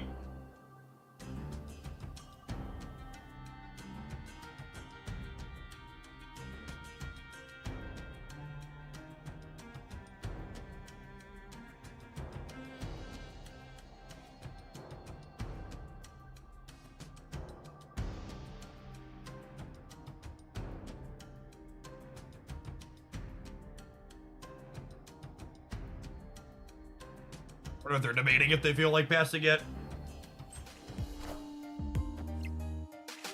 Spee, huh?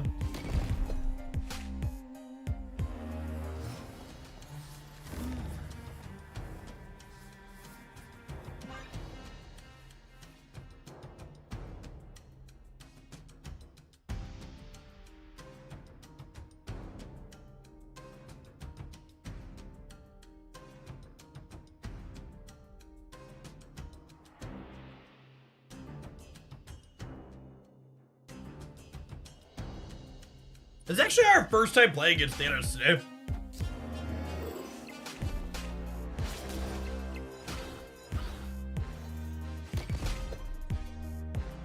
I think it's worth not playing the Quinjet to...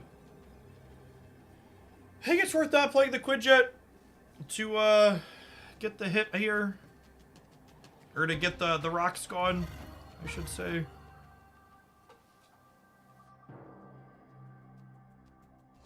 They seem pretty good.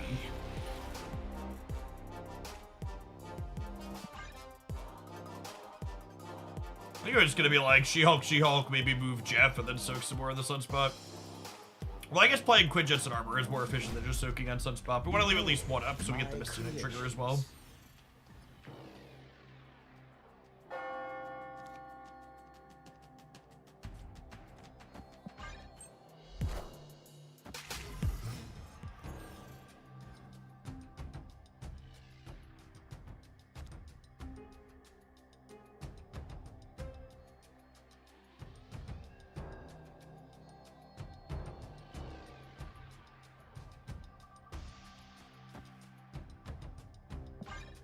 Not quite in a snapping position yet.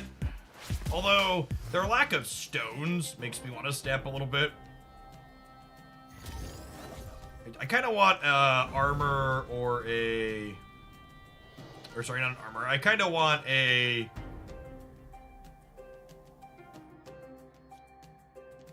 copy of one of my Hulks.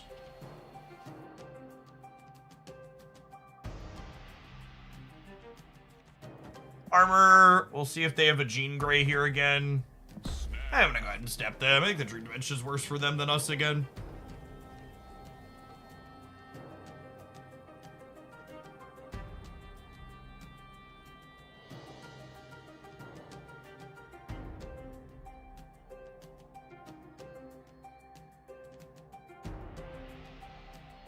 Victory.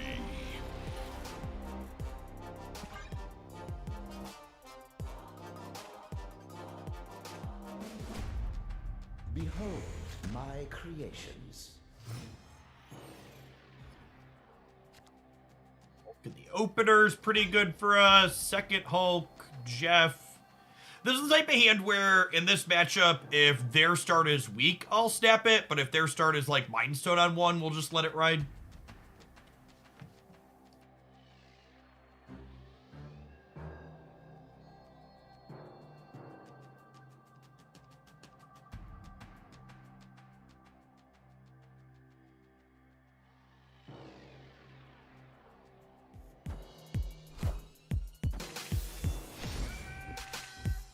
Oh, rude.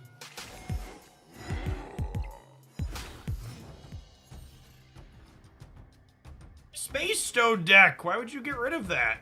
What a monster.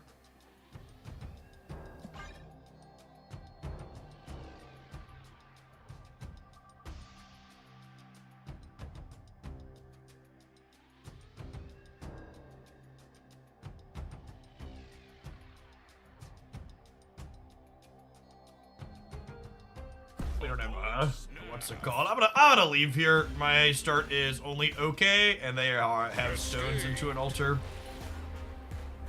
I think we will just give them a cube in peace here. Behold my creations. Behold my creations. Any one drop. Any one drop. Can I get a one drop? Nope. Nope.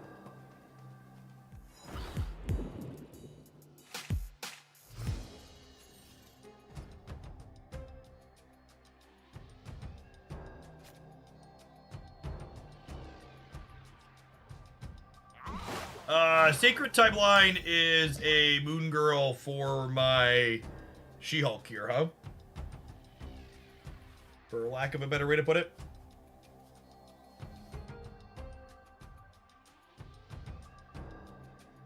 Wanna spike Sunspot next turn, so we can go Misty, Sunspot, Soak, and then fill the center so we get another She-Hulk.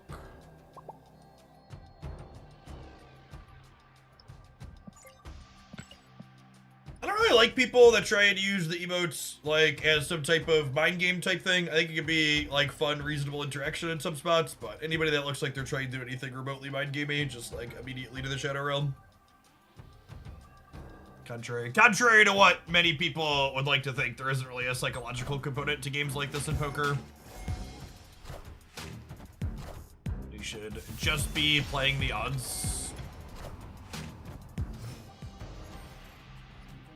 Purely a statistics game in these spots.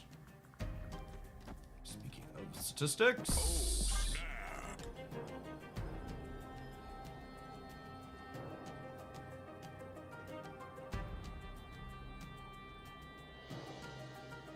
There's a world where they fill the Sacred Timeline and then I don't get another She-Hulk, but I think that's fine for us. They also like hyper burn through my deck on the Hotel Inferno with their Mind Stone stones, but my hand is, well, set in my hand, so I think we're pretty okay with that regardless as well.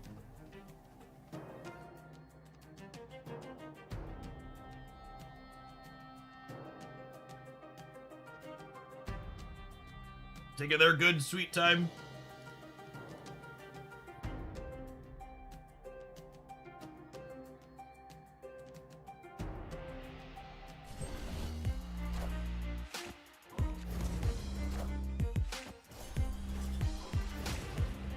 Hulk and my magic. That's fine. Without the Hulk, I don't want the magic anyways. Easy, easy peasy, gamer.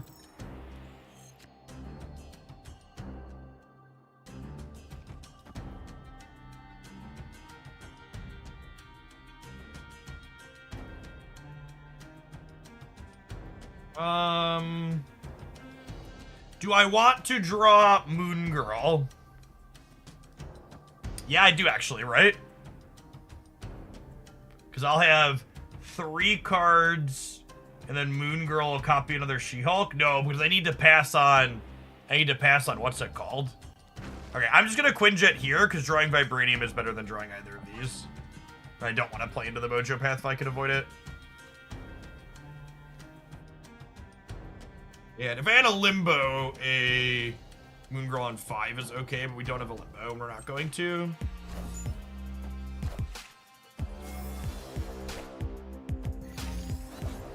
And with Jeff here, even if they slide Mojo middle, we can manipulate that to our favor.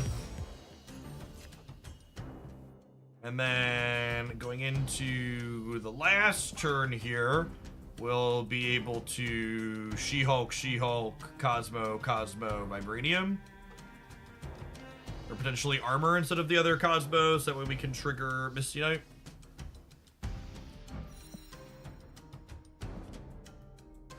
And the Sunspot.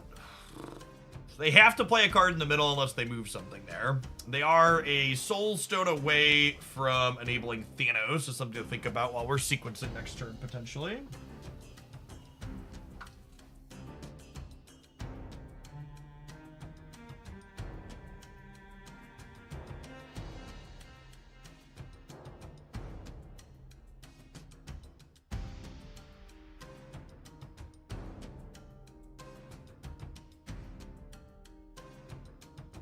Opponent snapped. I'm saying, I feel like we're in a good spot, says Local Man about to be Mobiused.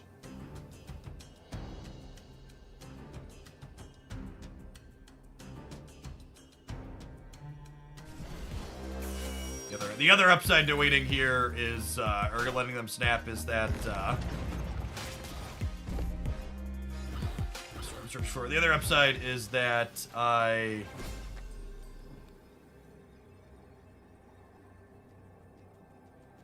you know what? Are we getting Goliath? They have priority.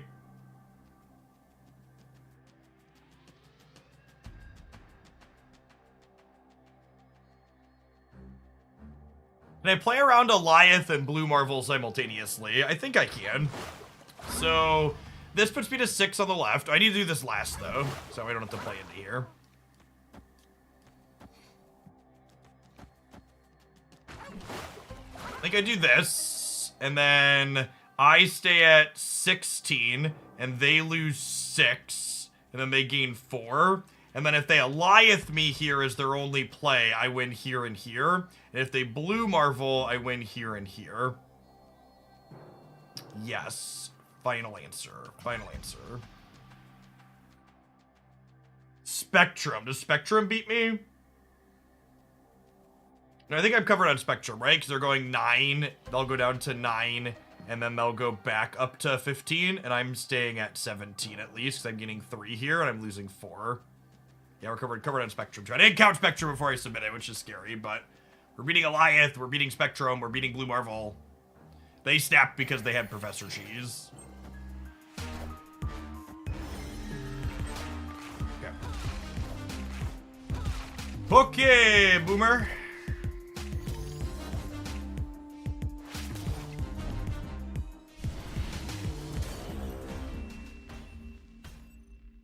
I wanna soak up the sun. Gonna tell everyone it's an 11 power 1 drop. Do do do do do do.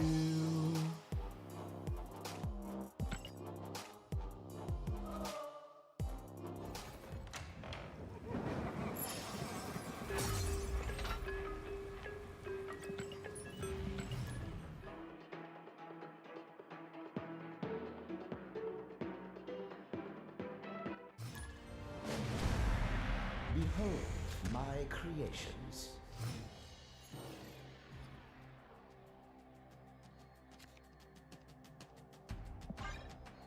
If the first location didn't suck for us, I'd be inclined to snap on one with this hand. But first location is bad. If the second location's bad, we gotta go.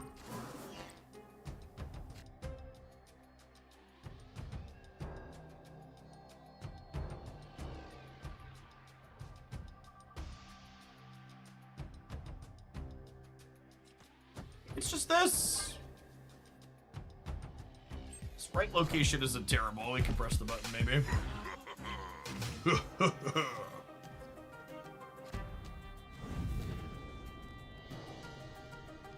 I drew a copy of Magic. Lovely. I'm really sad I didn't play Sunspot to the right now.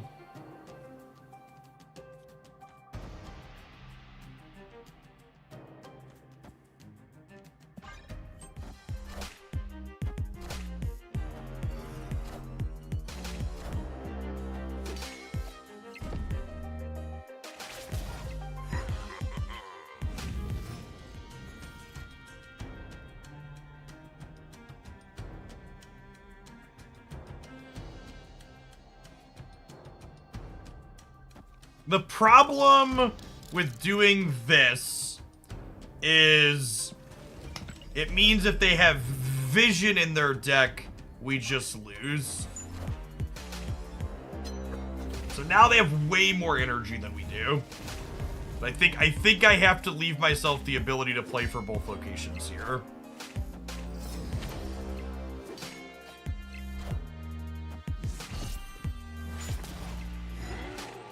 Ah, shoot.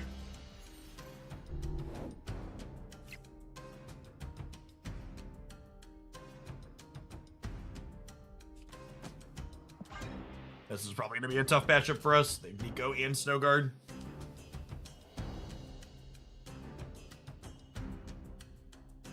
I have to play She-Hulk out this turn because of the threat of the Hawk next turn. Oh, I guess I could have passed and then... No, because then I can't play both Hulks next turn, right?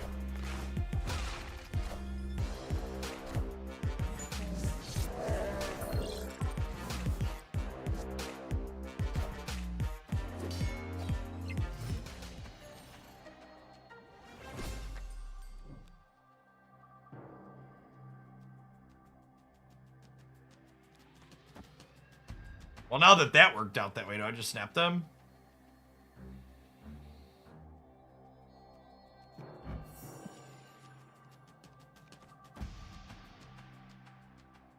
Oh, snap.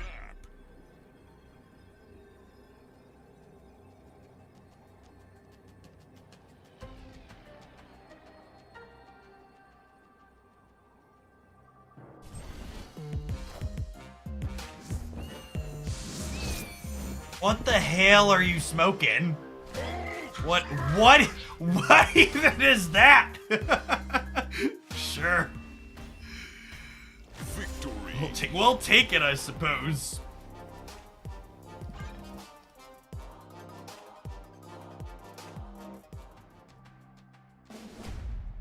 Behold my creations.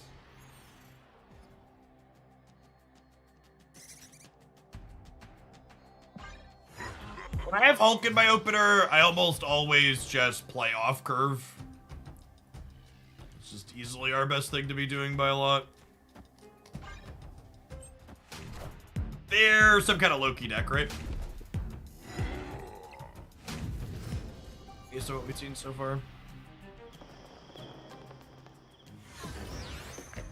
Whoa! I didn't realize the Abby triggers proactively like that. That's so good for them. Wow. Counts cards that are already there.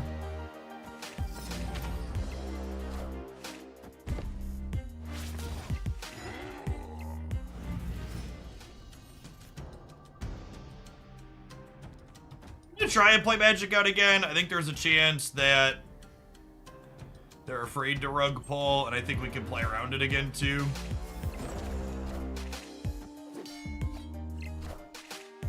we do get a little bit of a heads up, right? Like they have to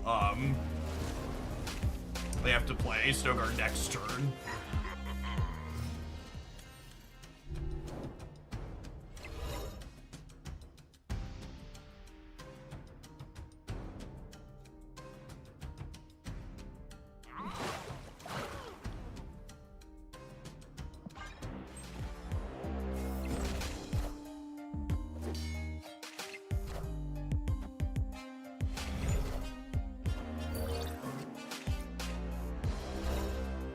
No rug to pull. I repeat, there is no rug to pull.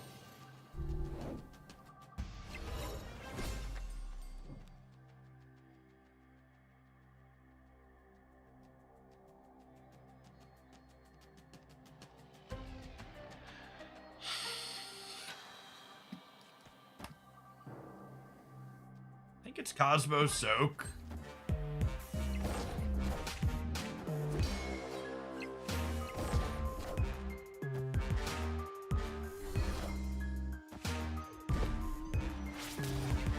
I mean, I'm just supposed to full soak to play to the She-Hulk draw.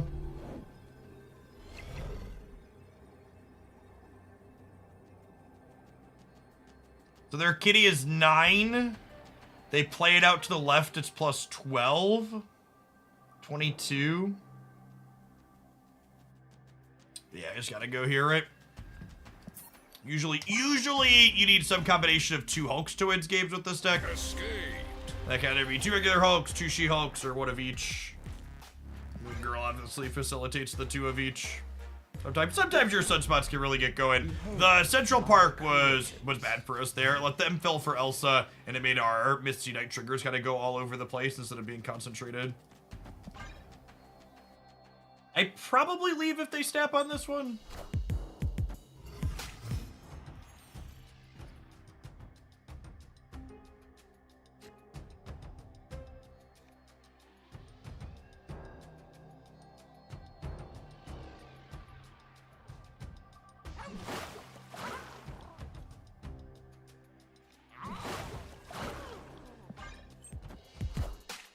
I don't want to play off tempo for the Hulk, but I also want to play for the White Hot Room.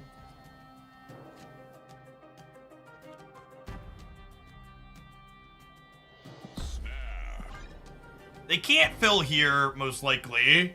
Narrator. They could, in fact, play 3 1-drops. And then I get to go high Evo, trigger the White Hot Room, and to soak a ton of energy on the next turn.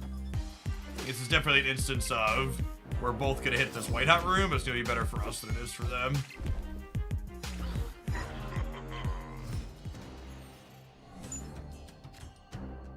Misty Knight was actually one of the best draws in my deck there. They drew Kitty Pride, it's a good draw for them.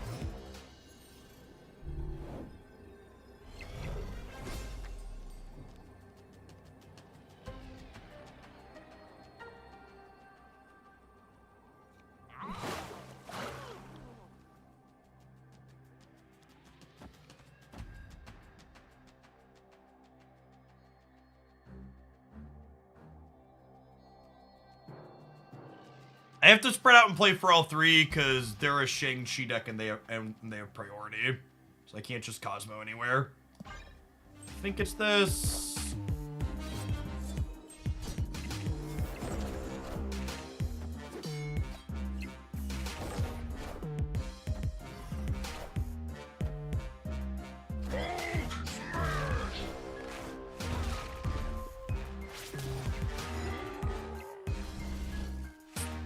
Tiebreak win.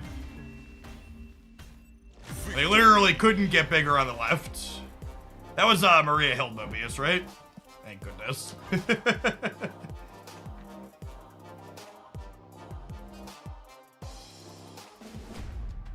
Behold my creations.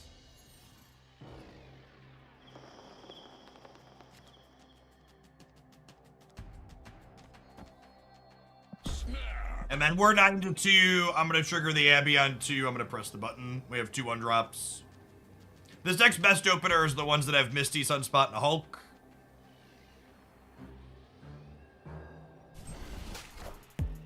So they're also gonna trigger it on 2, I would assume here, but Wolf get a guard. Lovely.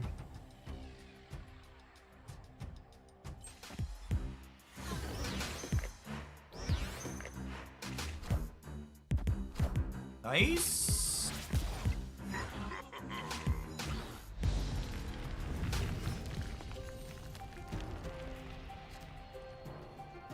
So I can't really count on magic working for us, so I think I might pass into She-Hulk, into something else in Hulk on 5.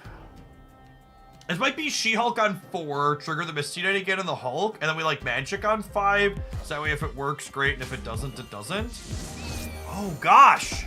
Well, they burned the Snowhawk already. Well, that's great for us. Okay, well that should be their only way to interface with this then, right?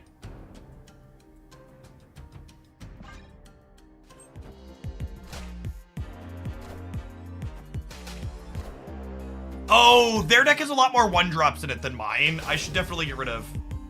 I should definitely have gotten rid of, like, Halesir. Certainly a mistake on my part.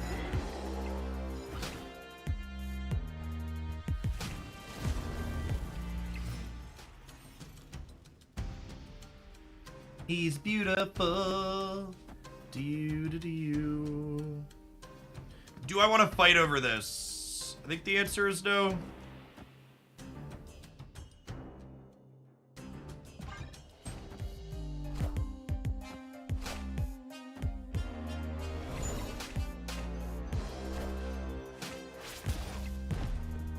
Oh, you know, I'm probably supposed to play the Sunspot here, so I go Sunspot She-Hulk here, and then just play the Fatty Hulk in the middle.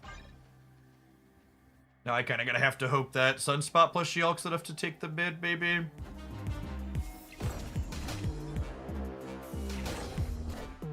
Oh my god, my heart skipped a beat for a second there. I was like, oh shit, they just rug pulled us. And I was like, who's a good boy? Yes, you are. Yes, you are.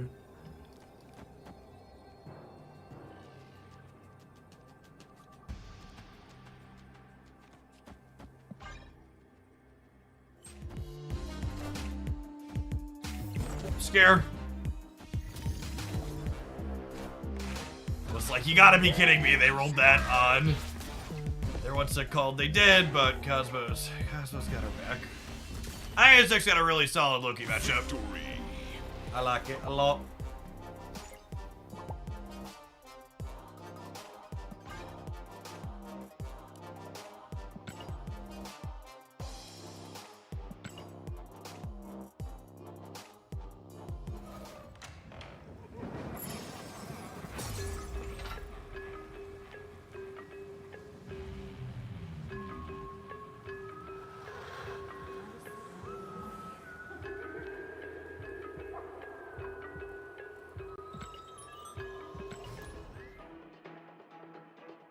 For some more flubs with this deck from this morning. I won an Infinity Conquest with this one off stream over the weekend. Behold my creations. It's sub mediocre ones to start at the very beginning of the day though.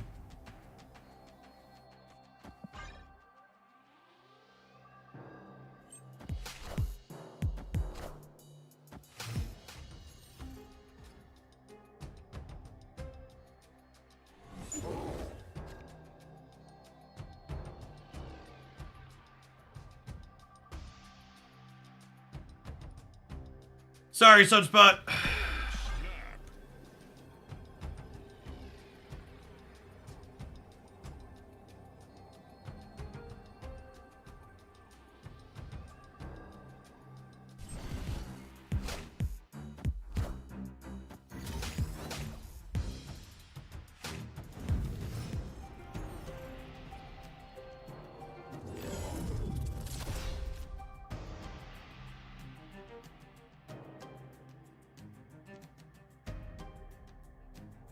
I think I just want to turn off any chance of variance from this, and I think with their Deadpool shut down, we're probably good into here. I guess they could, like, Venom the monster and then, like, get a null going. It could be right to pull the Nexus. That's fine. We knew that was a likely possibility, so we were just never using the Sunspot. And now I can just play the Quinjet wherever.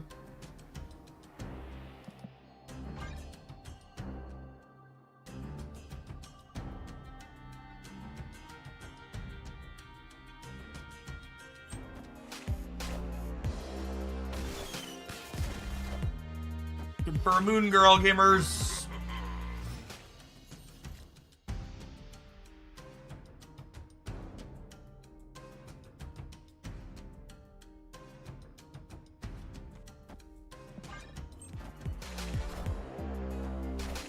Oh, you're a day late. You're a day late, Cosmo. Enough said, bub.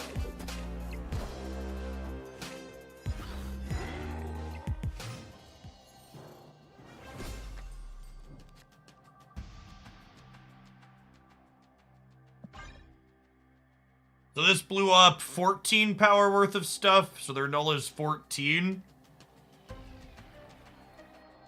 They've destroyed Killmonger, Monster, Sunspot. So 1, 2, 3, 4. Death is 5. No, Death is 4. Death is 4. Null is 14.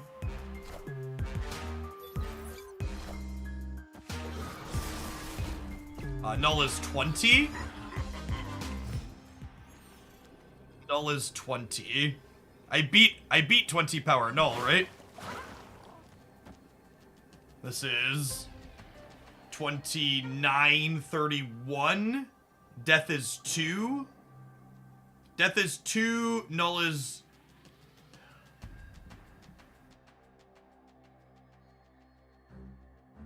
I think this wins. I believe null is 20 and death is 2. These are the types of things the interface should 100% have visible for me to see. Like, just, I should not have to sit here and guess and mentally keep track of where their cards are at.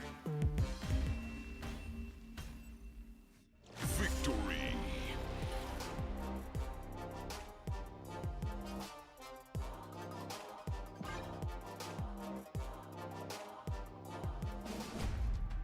Behold my creations.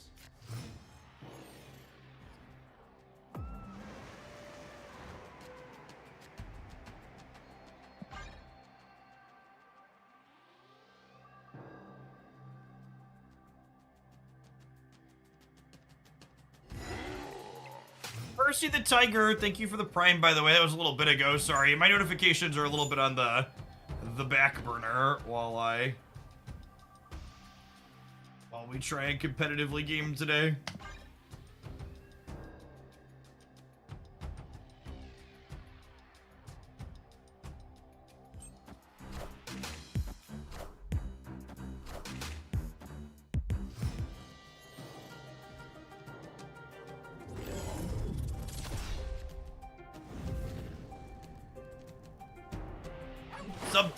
Something, batching, something.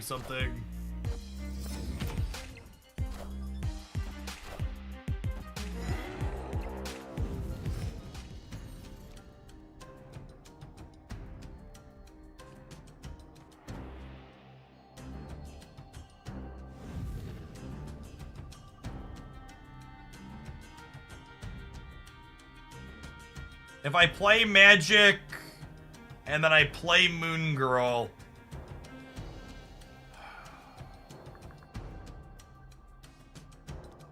part of me wants to just do this and stop them from Deadpooling this turn. They could also just be Killmongering, though.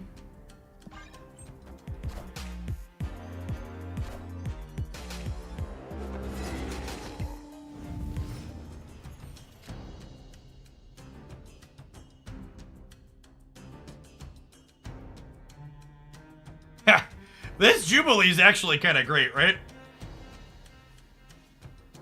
Oh, I guess she's from the top of your deck, so there's a good chance she's...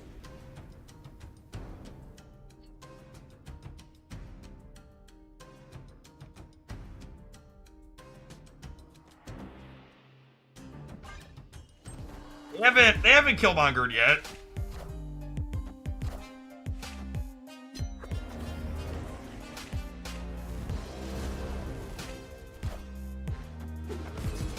Boy, there's an armor on top of my deck.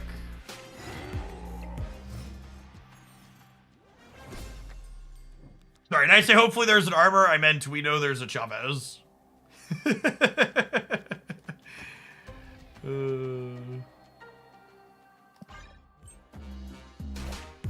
Oh, I should have played Jane Foster.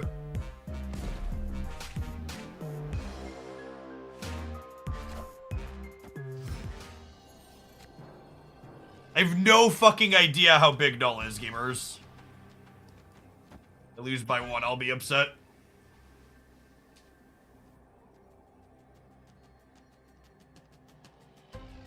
Oh, my body's ready to be boomer snapped and die to a Shang-Chi or something stupid.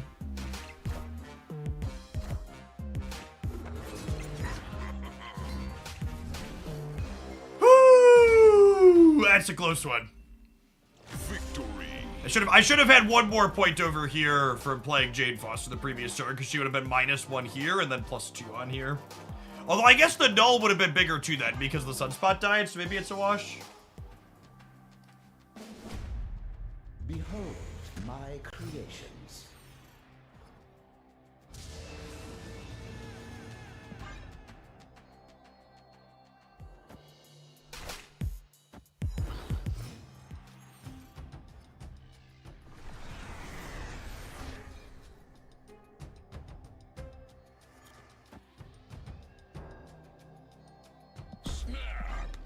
I mean, even if they read this snap and Carnage on 2, I get to Cosmo the right on 3, right? And they're still just like up a creek without a paddle.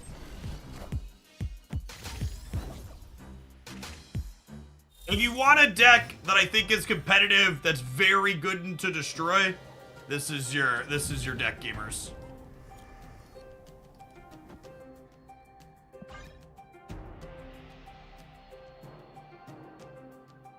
Victory.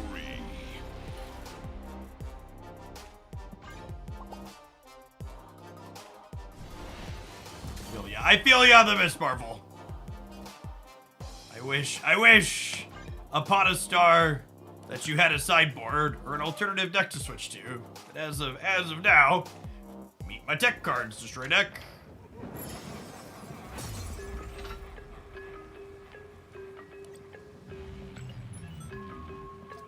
You know what? It's about that time, gamers. Thanks everybody for hanging out. We're gonna go ahead and take an ad break so they don't happen auto-magically. As always, if you want to dodge ads, you can subscribe to the channel either for free with Prime Gaming if you have Amazon Prime, or your own couple of $1 dues. Otherwise, we'll see you in a couple of minutes. Thanks for hanging out. We're gonna finish up this run and maybe some more when we get back. Don't go anywhere.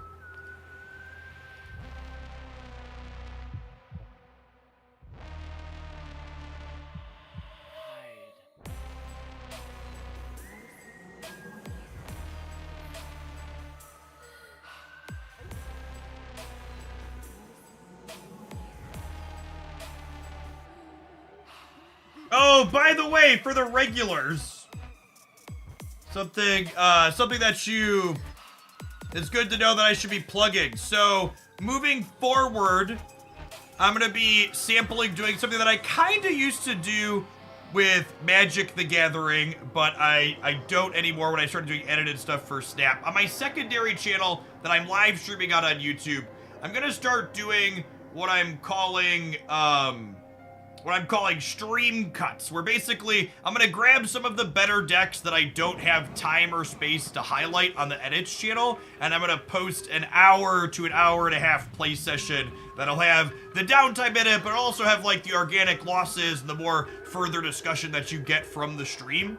So if you want kind of I missed the stream or I didn't catch all of it, I want to know kind of the better things Jeff has played on stream that don't necessarily make the deck highlights, the youtube.com Jeff Hoagland will have that moving forward.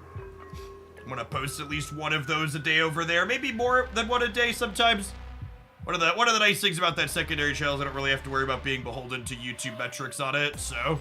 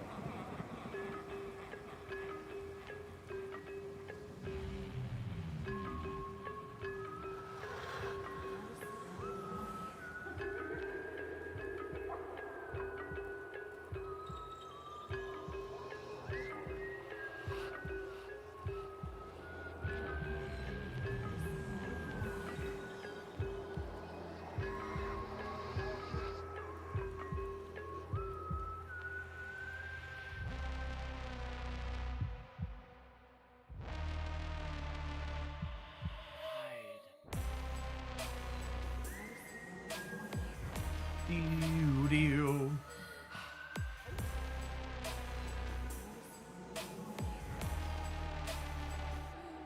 You're watching on the YouTube side. Don't forget to tap the like button. I appreciate everybody over there.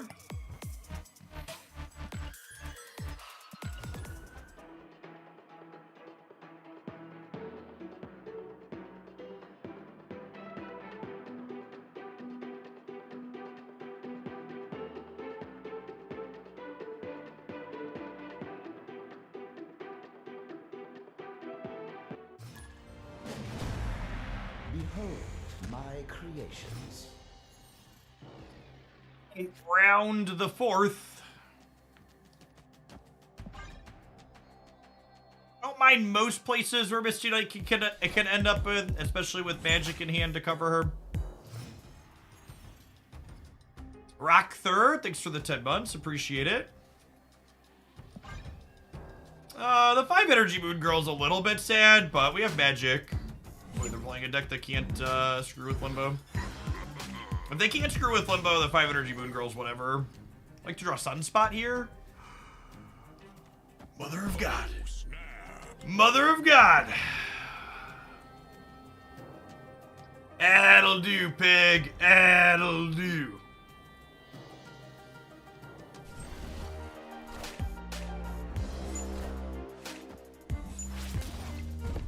You know, the question is, are they like a Sarah Elsa deck that's gonna interact with me?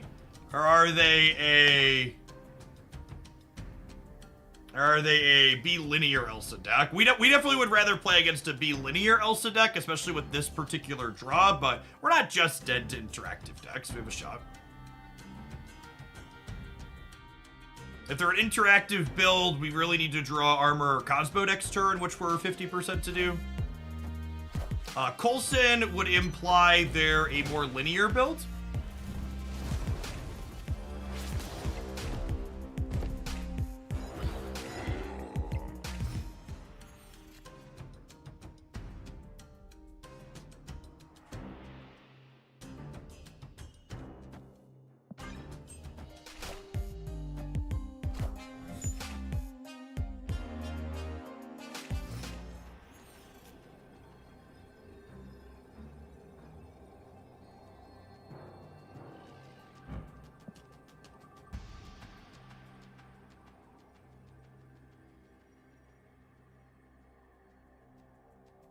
It's a Legion in there. It's gonna be a hard game.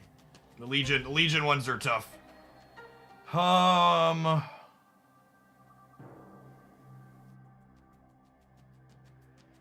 Gosh, part of me just wants to end the turn.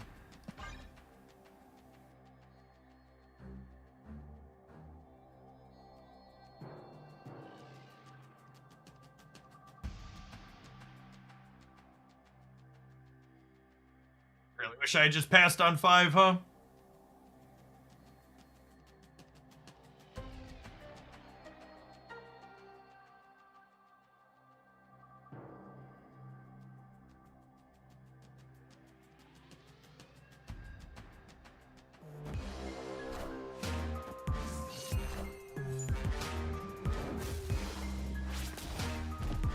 Imagine losing the game to someone taking no game actions, gamers. And I was like, I often feel like this can't, like, whenever I'm taking this line, even with 2 sunspots, I'm always like, this can't possibly be right? This is on the board, there's no way they lose to it. And then it just wins so frequently. Like, it feels way more often than it should. It's just like, yep. Alright, we are gonna have a super low priority on playing Magic out against a Legion deck. Essentially, anytime we could do anything other than play Magic, we will. I think nowhere is good for me, and I have a Hulk and a Quinjet. I'm gonna stay here.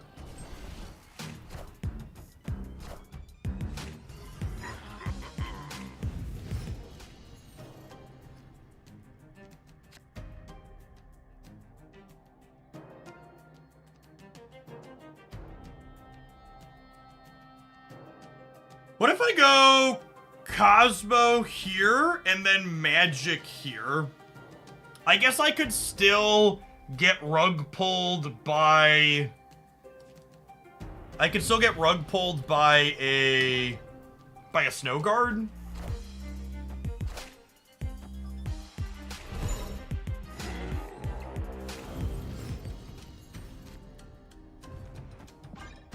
I think I'm gonna Magic just for the sake of turning off Asgard.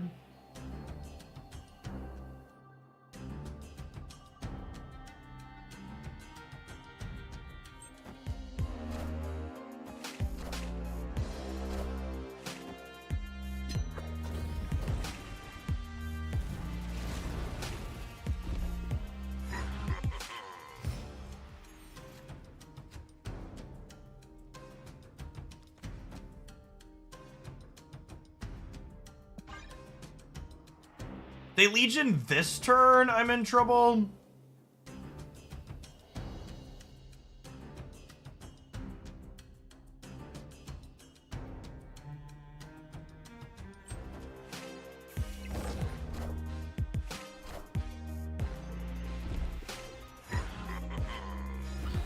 Okay, and now I step them, right?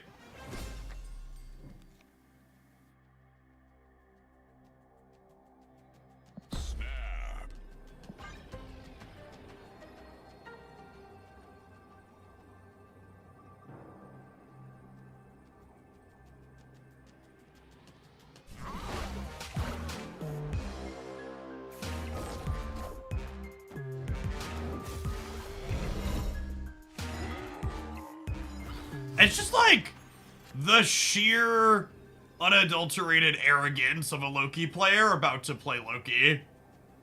It's honestly very character fitting. That just like this is what happens. They're just like so full of themselves they can't possibly think they should leave the game when they're in an awful position. Watch them, like, crush me in some way I'm not thinking of here, but I don't know how they beat 26 on the left. Their Hulk's a little tiny baby Hulk. We're going to 27 left, and we're going to 23 on the right.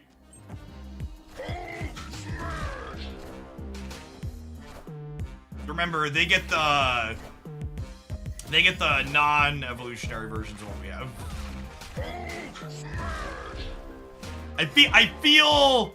I feel like we stole it here.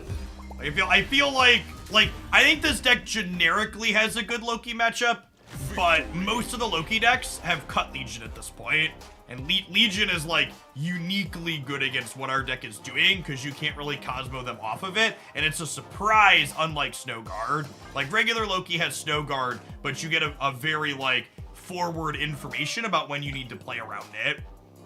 And you don't get that, which is why Nowhere was so good here, right? Like, the way we engineered the Limbo, it meant that they couldn't rug pull us with Legion.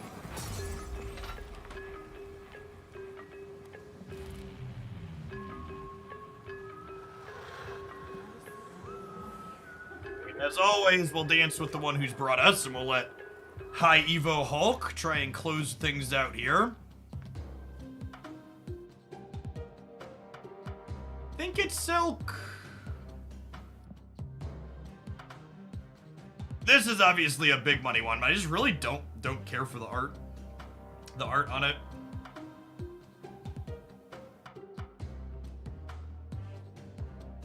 This magic is a quality piece of art, but it was a $2 one. I think I want to get my whale ones up before we go down to pleb ones like that. So let's try for Ninja Silka.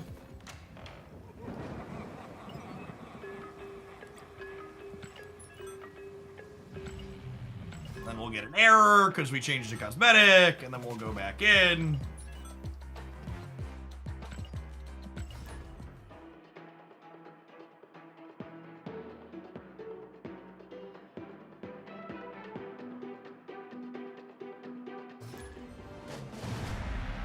Behold my creations.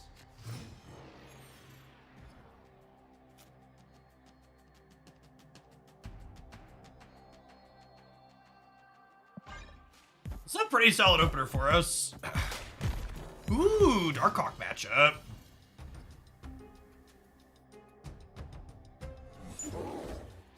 Monster Island's actually very good for the opponent, most likely, because the average Darkhawk deck is a Shang-Chi deck. Medusa Gaming. Probably a Wolf variation, if I had to guess.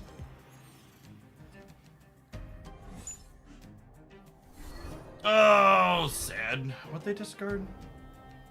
Ironheart? Oh, it was their... No, wait. That was in their deck, right? I'm not going crazy? I mean, I might be, but that was in their deck. We haven't had any random generation here?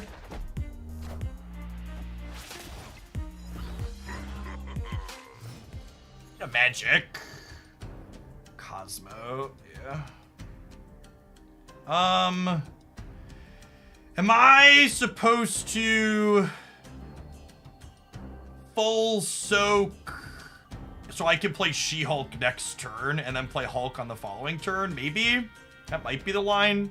Because I'm only 1 in 4 to draw magic.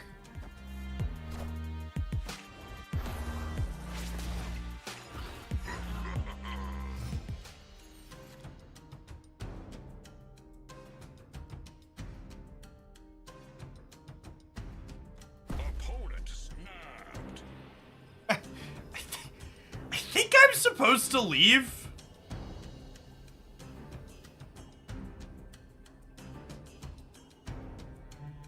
I'm supposed to leave.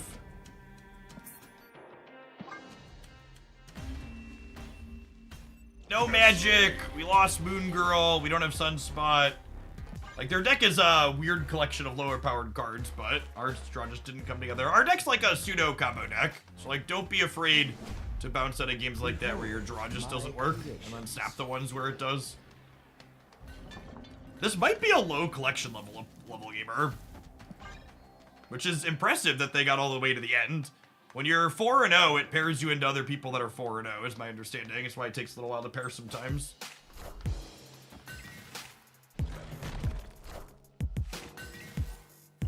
Their Korg is genuinely good against us because of the nature that I just mentioned, being a combo deck.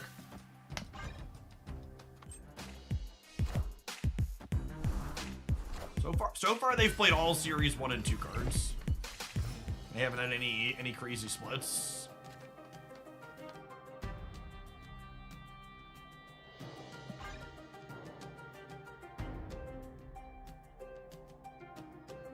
Notable that the Hulk does work in deep space.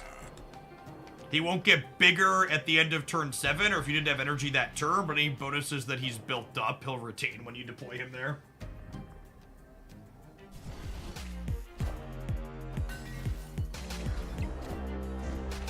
Well, I wonder if they're a Squirrel Girl deck.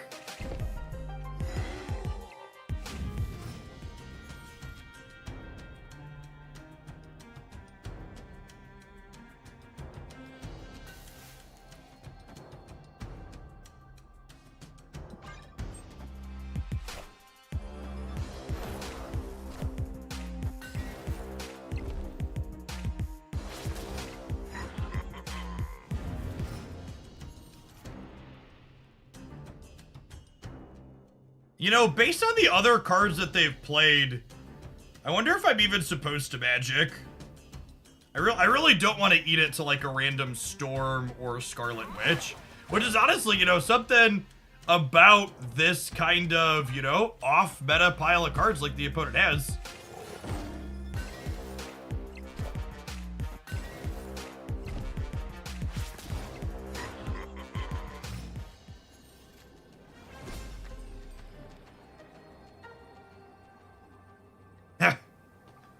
Shit.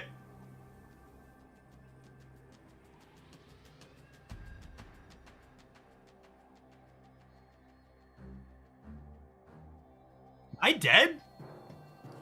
I lose to Odin, right?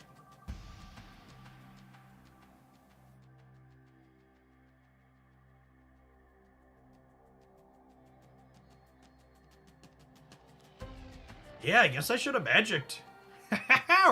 We're actually just getting our stuff pushed in by this pile of series 1 and 2 cards. Escaped.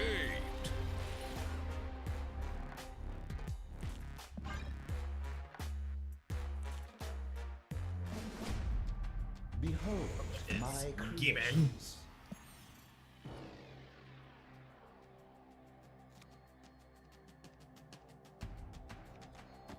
So normally I prioritize the Hulk at all costs, but when I have Misty Sunspot Hulk, I'll play Sunspot on 1, Misty on 2.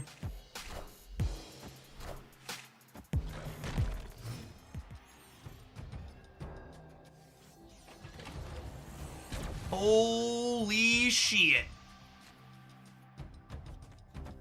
Snap. That is significantly better for us than it is for them.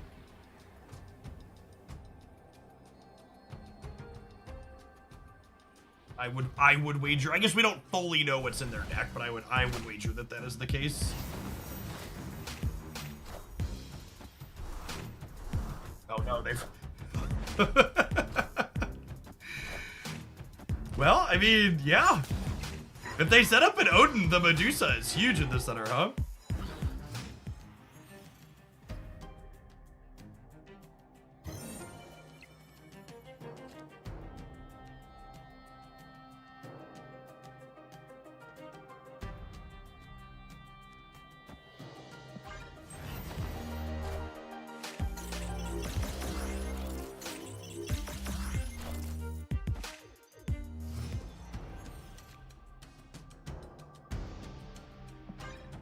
Okay, so a full soak here puts the She-Hulks to 2, and it puts the regular Hulk to 16. And I get +5 in the middle up to 12.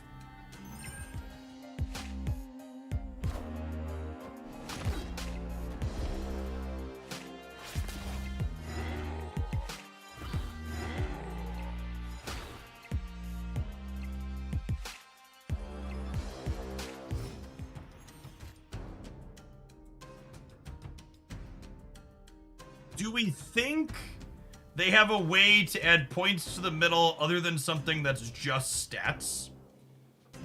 This puts us to 22 in the middle, which ties an Odin at the absolute worst. Alternatively, if we think they can't get bigger in the middle, or we think they can get bigger in the middle, I could put 20 over here and then play a Hulk mid on the last turn. Is 20 enough to cover the right? Probably. You could also lose like a stray Shang-Chi though.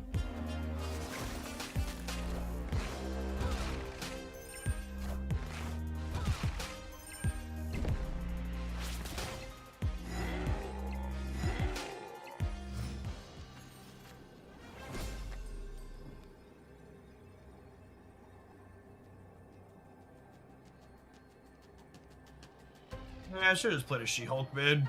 Just assumed they didn't have anything that made big numbers. Dino a Shang-Chi.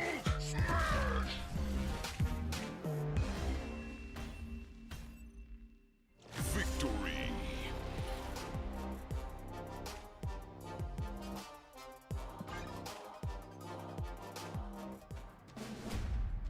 Behold my my creations.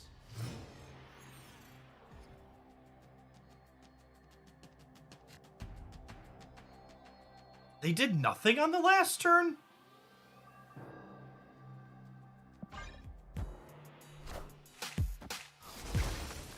How?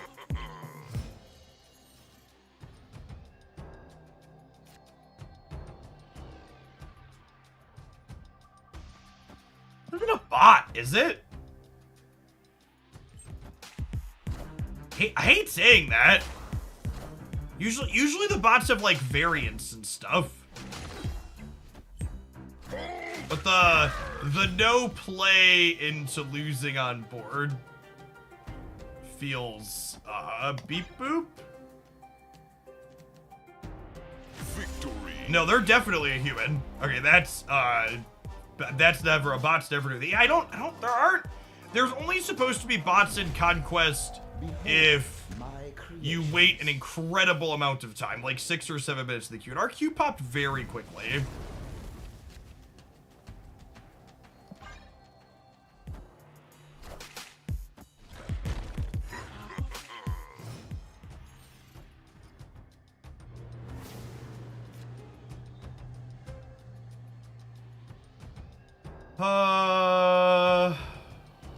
So I'm definitely magicking on 3. The question is, do I want to soak or do I want to play Jeff? I think I want to soak. With the Moon Girl draw, I think I'm snapping them.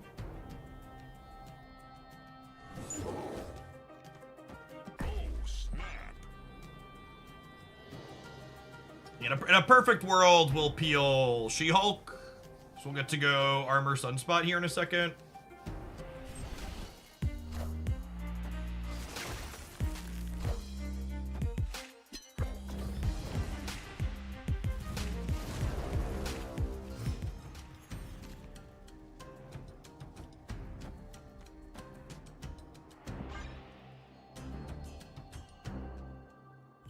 Yeah, I just posted Cosmo middle proactively.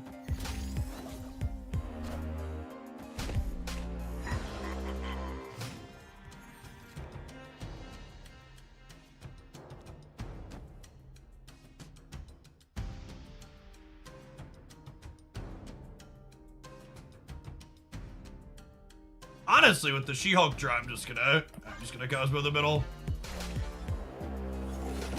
Let's just keep Odin stuff off the table.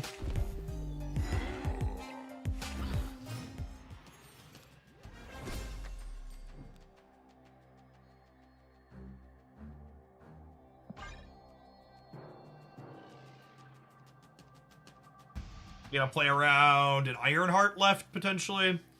But it's probably just She-Hulk mid, Hulk left.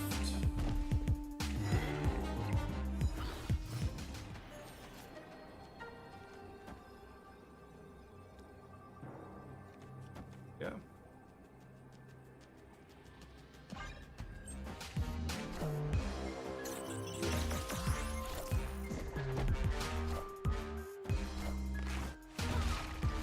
Definitely feel a little bit like a bully ending an early players run. I wonder if they just like misclicked on the game where they passed on the last turn.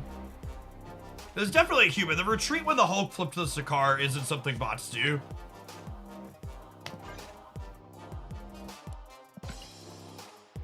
I'm the bad man.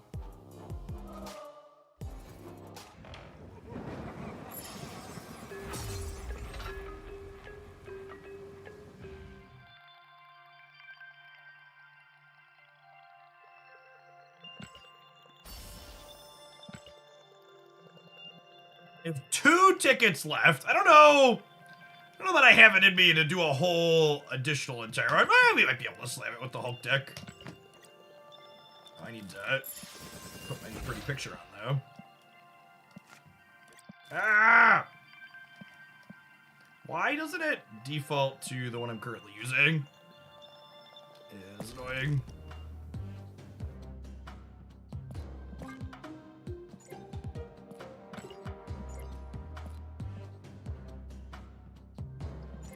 Should set all of these as favorites. these before the favorites were a thing. Are there shiny ones missing his favorite?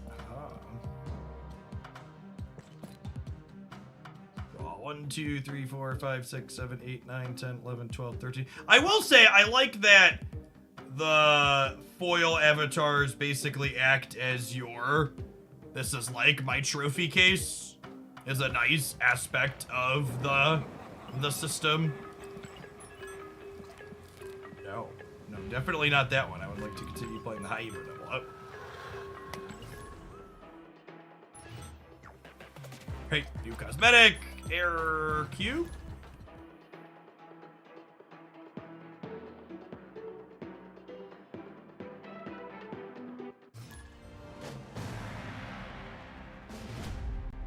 Behold my creations. Behold my creations.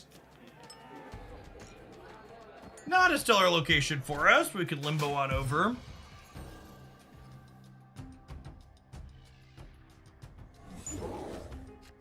I am decidedly not a Shang-Chi deck, so I'm just gonna proactively armor the Monster Island and cover Sunspot in the event that they're killmongering.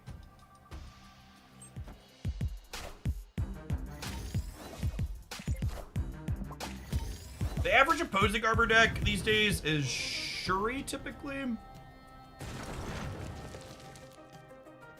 Snap. I will certainly snap having the Sunspot into the Collapse Mine.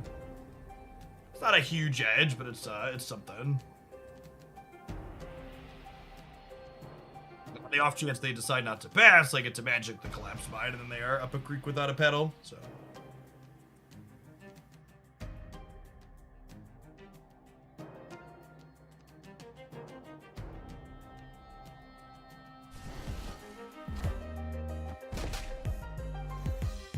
I think they just wanted to wait to pass, so now I get to do this. And the Collapse Mine is no longer here, so their rocks stay, because the Collapse Mine location is what triggers the rocks blowing up.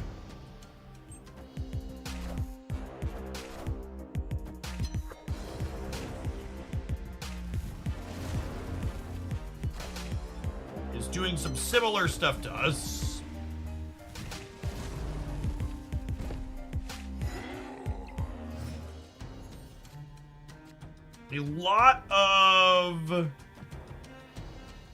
A lot of the other builds of this archetype are playing Leech, which I'm not a fan of, but it's a thing to be aware of when you're playing a mirror.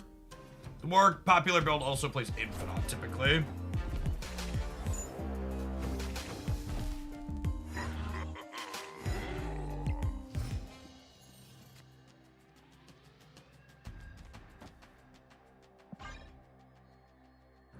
$36 power worth of Hulks.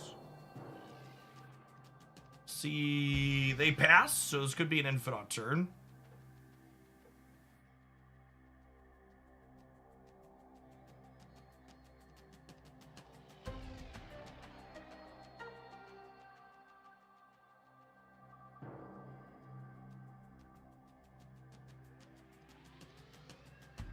$32 right now. But we'll play this Hulk out with an extra unspent energy next turn, and they'll both kick up to 18. So they passed again. So they could She-Hulk plus Infinite here, which would get them 29 to 42. So I'm kind of flipping a coin against their Infinite potentially, but I think they typically will want to play into the center. They're leaving. Okay. Victory.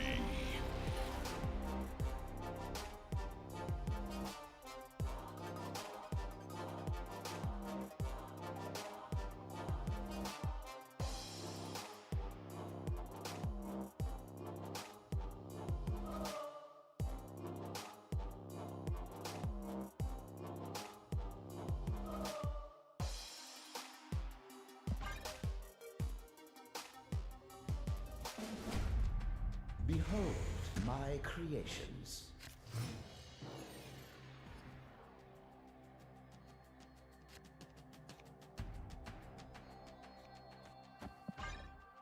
Lexi's not a terrible one to have on the opener. Looking for a Sunspot to go with her.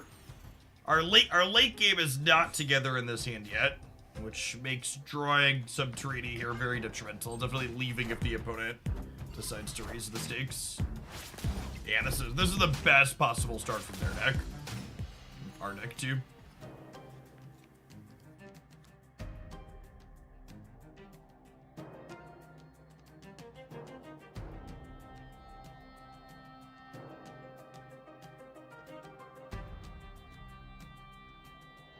Well, some of you are going to be talking about this in chat right away, but just so we're aware that I see it, we've heard a lot of feedback regarding the change we made to Mobius in the patch on 10-31.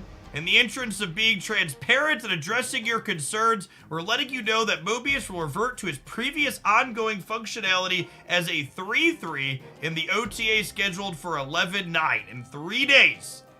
He's coming back, baby. He's coming back! Praise Glenn!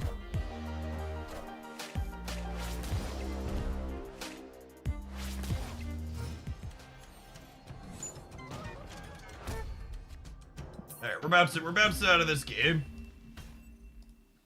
Escaped.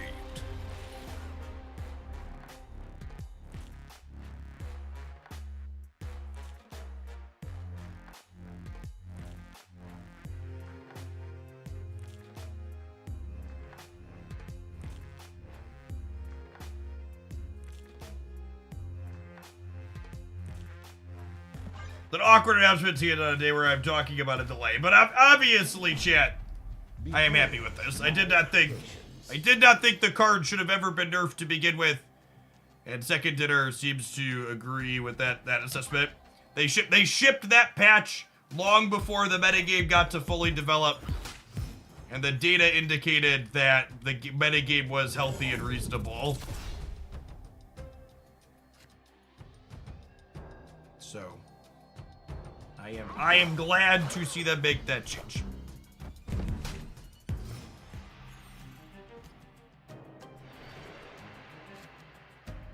To the person that said they liked Mobius being out of the meta, that's the thing. Like, this is the revisionist history you're remembering.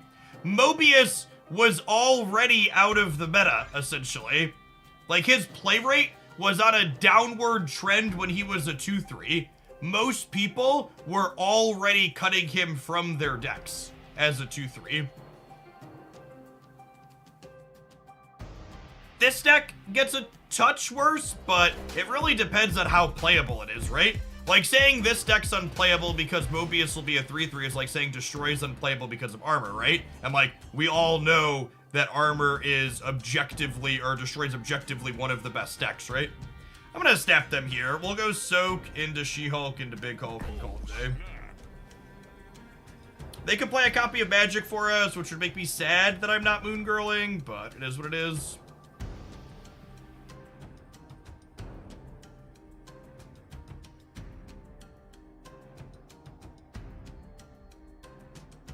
Oh yeah, that's actually the bigger thing in burying the lead a little bit. They're reverting Mobius to his original text via an OTA. So there are some interesting implications there about what it means for the future of over-the-air updates.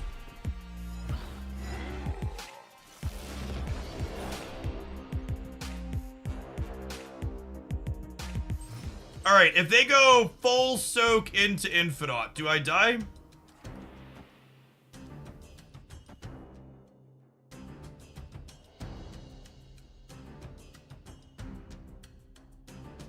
They go full Soak, they go to 14, they go to 34. I'm gaining 9, 10, 11, 12, up to 21. No, I'm beating full Soak into Infinite.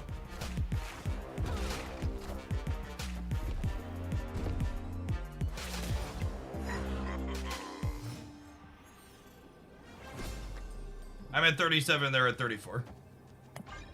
Your move, Yugi boy.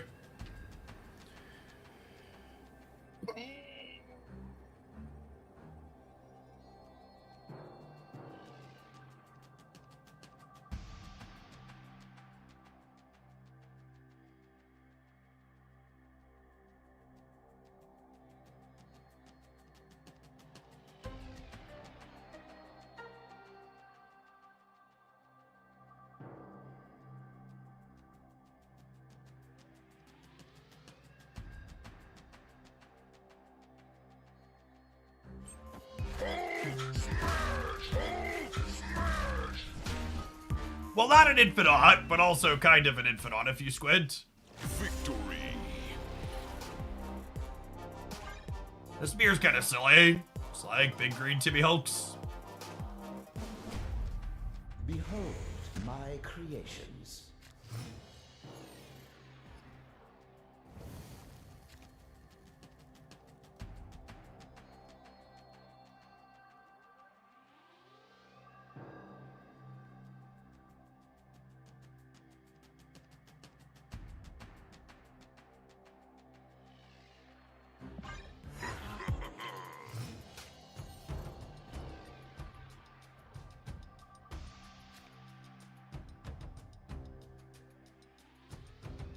Oh yeah, I know it's kind of cliche to say, oh, the card that was nerfed to a 3-drop is a good Surfer card now. But it's really kind of true in this case, right? Like, Surfer has a genuinely horrific Loki matchup. And Mobius being a 3-energy card they can play to make their Loki matchup better is a real thing.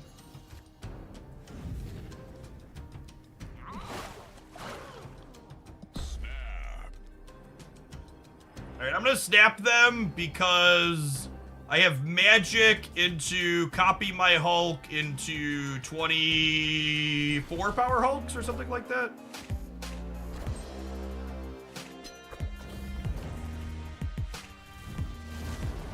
We're gonna make some big boys, to say the least. 22, they're gonna 24, right? Because they'll get bigger this turn. They won't get bigger when I play next turn. They will get bigger the turn after.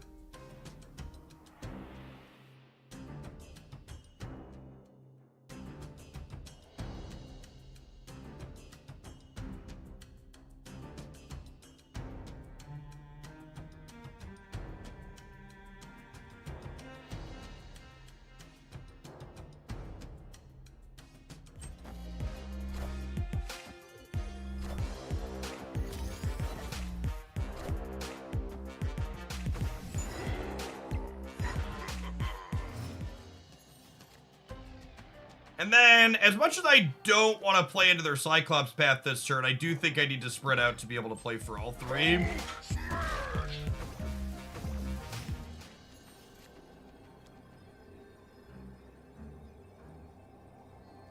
Problem here is I lose to Big Hulk plus She-Hulk out of them if they have both their cards, right?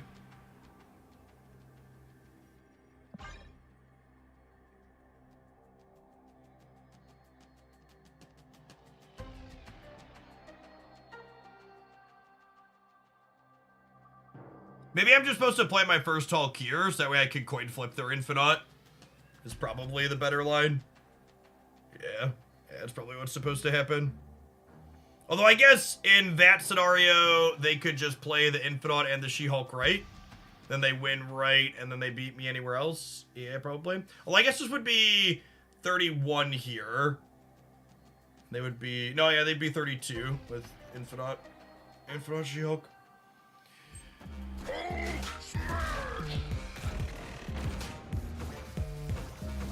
I mean, I would say that what is the stay, but like they were gonna be 2-9, so I think just like clenching your butt cheeks and hoping for the best, you're gonna be 2-9 is fine. Ain't nobody got time to claw their way all the way back up.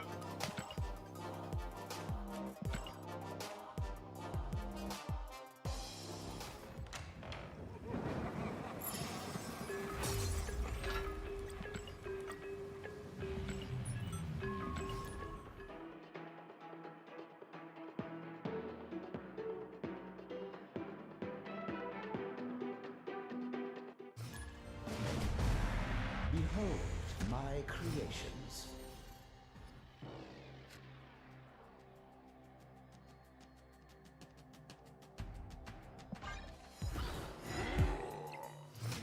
Some of our bottom end, this seems very promising to start here. Any of our 1-drops would be lovely.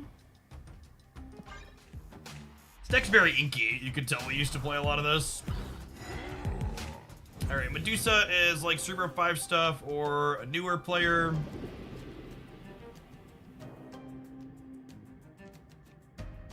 I think for the sake of getting my hand manageable size with Moon Girl, I'm gonna play Magic out this turn. And then we'll snap them and Cosmo the Limbo. Oh, snap. Just to be super covered there.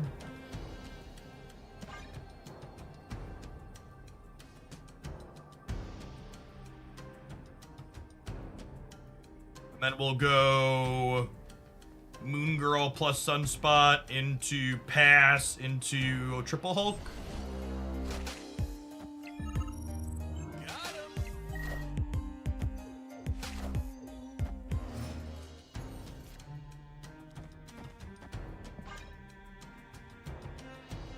We would have had Sunspot a little bit earlier. This is like our ideal do big numbers type thing.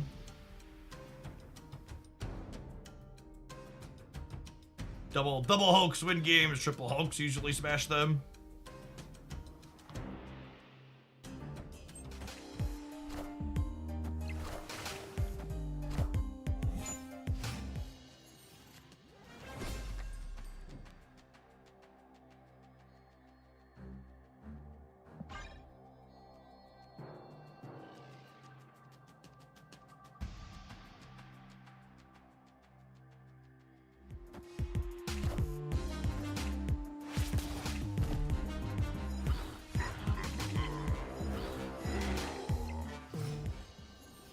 Sound effects. Such chunky lads. So we'll notably take the Monster Metropolis bonus away from Star-Lord here on the left. So they're gonna end up at 13 there, and we're gonna go to 18. And then we'll be plus 10 in the middle to 22. We'll be plus 25 on the right, and then Misty Knight will give us a random extra point somewhere.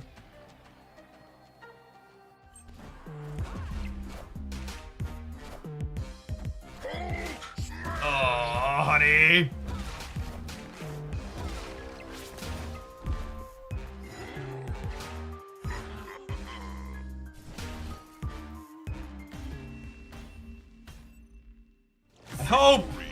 I hope these newer players that we're hitting in these Conquest runs are people who were fortunate with gold tickets and not people who spent 500 gold. Behold my creations. It would feel extra bad if we're taking gold $1 dues from people that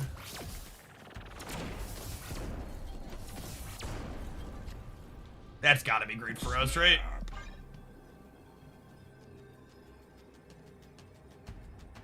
It's like armor into magic into play a big Hulk.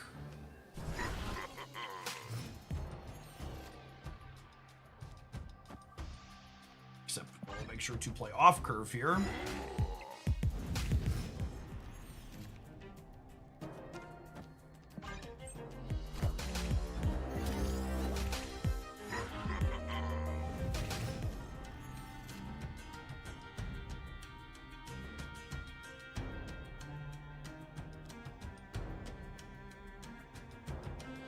Honestly, I just don't want to risk getting rug pulled by something silly. I'm just gonna play Misty Knight. Skip magicking.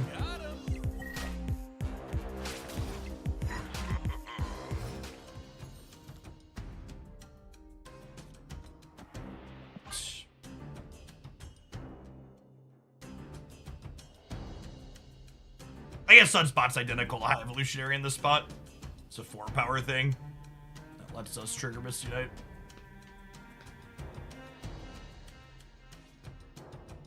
Random Hobgoblin would put us in a trash can. Otherwise, I believe Mr. Taco Hulk has our back. They're at a virtual 9. Gamora could give them 12.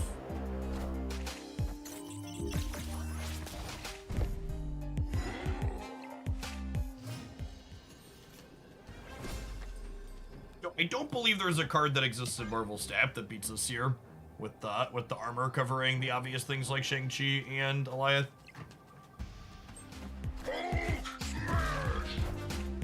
Are ye worthy? That actually comes kind of close.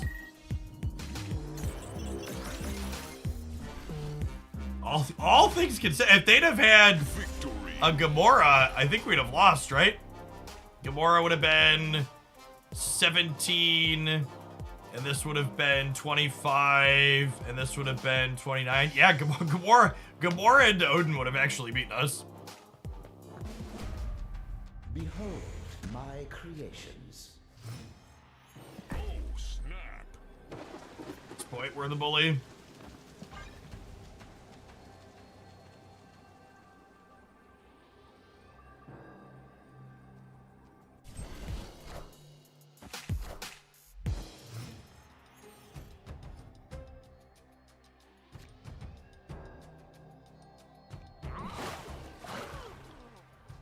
All cards must be played here. You're not my real dad, Pet Mansion. Jeff goes where he wants.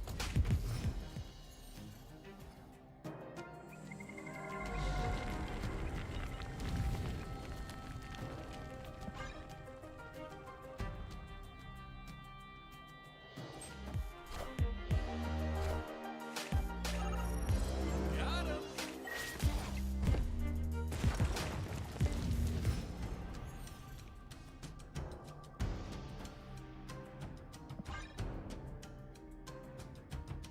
Alright, if our 6-drop doesn't suck, we get to copy it with Moon Girl. Well, we get to copy it with Moon Girl regardless. Hopefully it doesn't suck, so copying it is useful.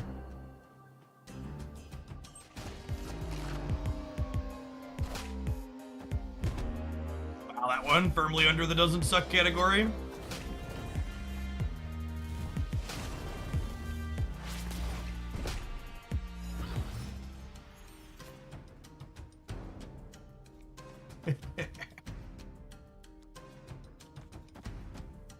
Yo, dog, I heard you like She-Hulks. So I got you She-Hulks with your She-Hulks. Speaking of She-Hulks, chat, Peach from Oko She-Hulk bundle tomorrow. You know we're gonna have to play some more of this then. But also Miss Marvel. Maybe we'll have to build a Miss Marvel She-Hulk deck so we can play Miss Marvel right away, but also use my bundle.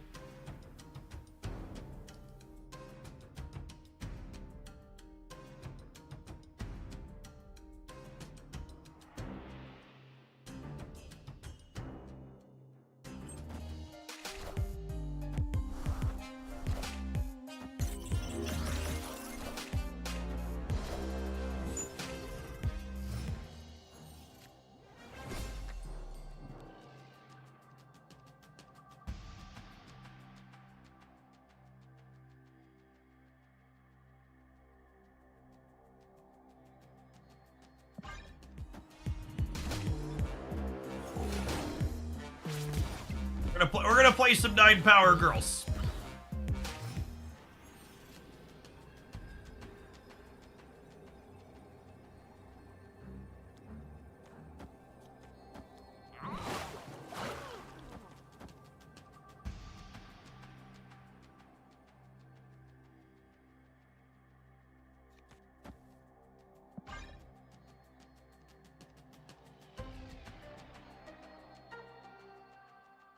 Confident this doesn't lose to Odin.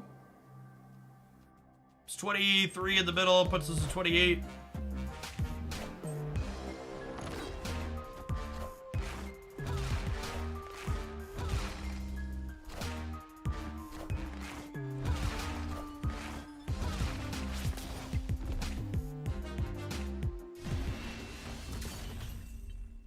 Victory.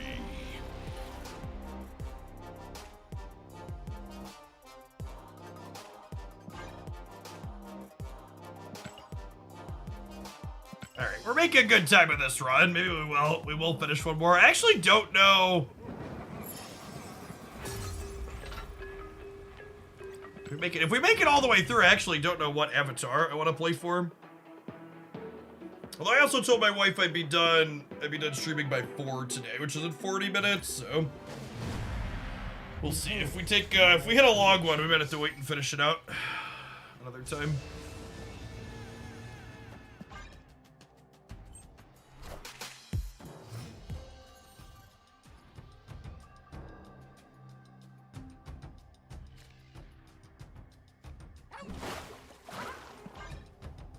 This is a decent target to be magicking. We don't benefit from it at all.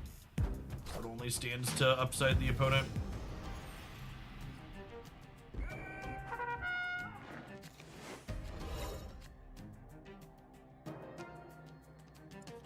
I take that back. I take that back!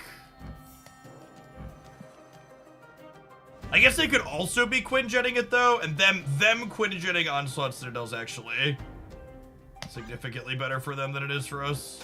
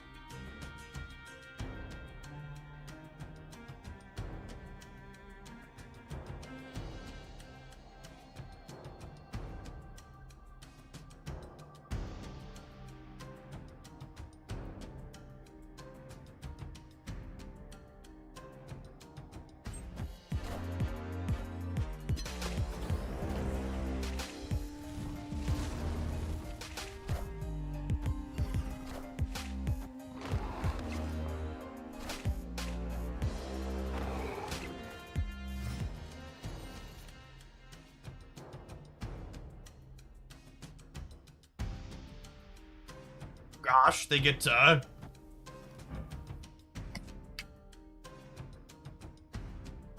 get to pull our rug on Limbo here, unfortunately. Well, not pull, they get to get rid of Limbo. It's not going to be a surprise if they do it.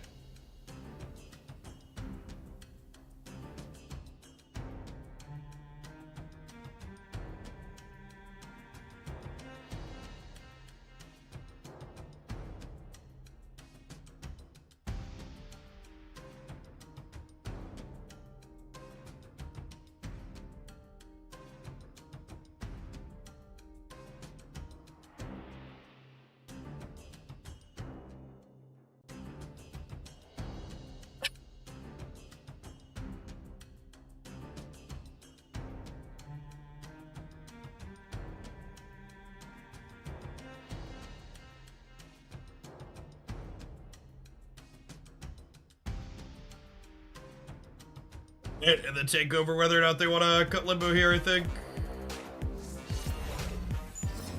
And they do.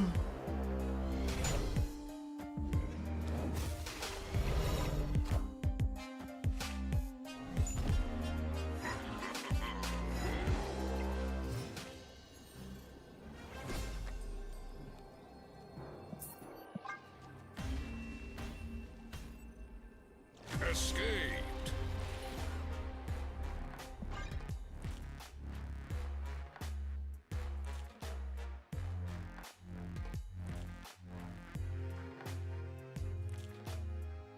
See, easy 1 cube duck here.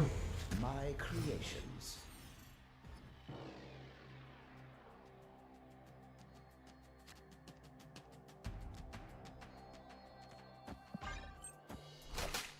Solid start for us.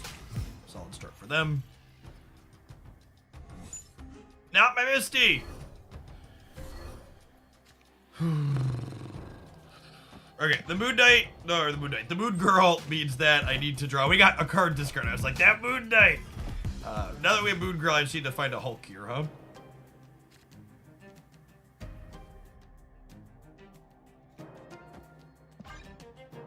A Cosmo for now. Ideally, I want to deploy Cosmo at a time where we can like try and catch something with it.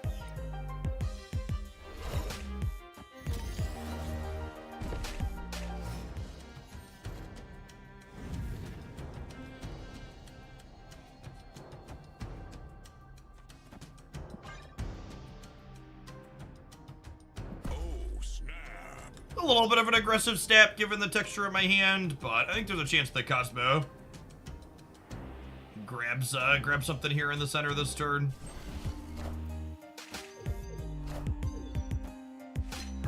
Surprised they played into New York.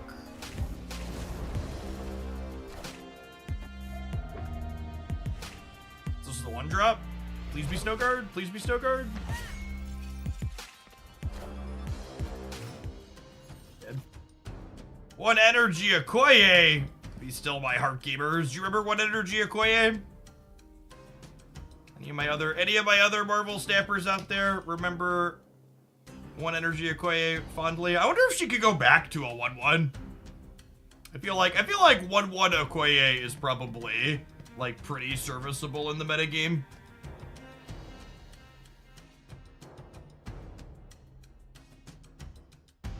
At JJ, thank you for the 17 months. Welcome back. Victory. Opponent left after the Cosmos, sure.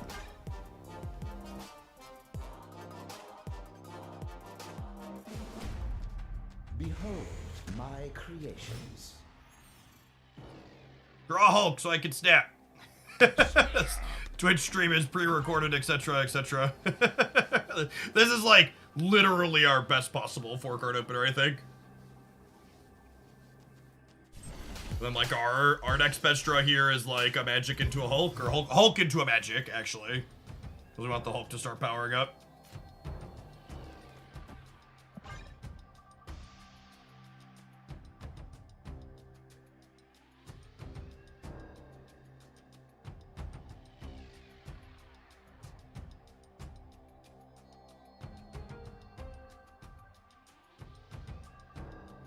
They probably contest Asgard better than we do, hoping to find a copy of Magic.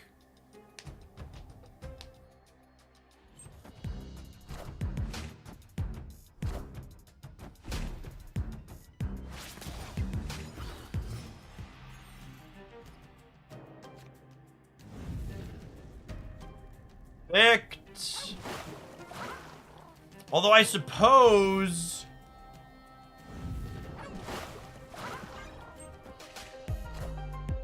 I guess they're going to, snapped, yeah. I guess this could be another copy of Asgard here, potentially.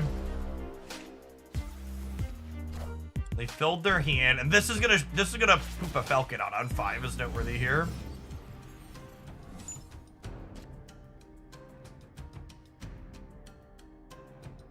What is that?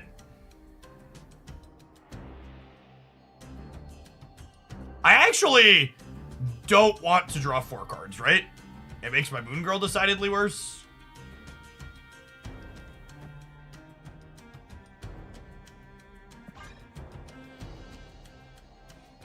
Loki, hoping they kind of take and win the Asgard to the left. We get rid of the center one.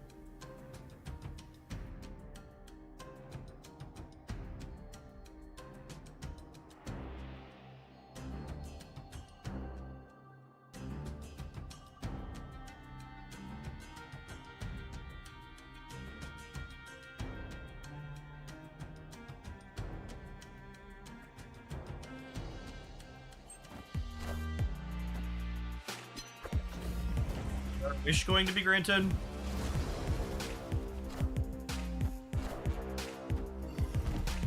It's not.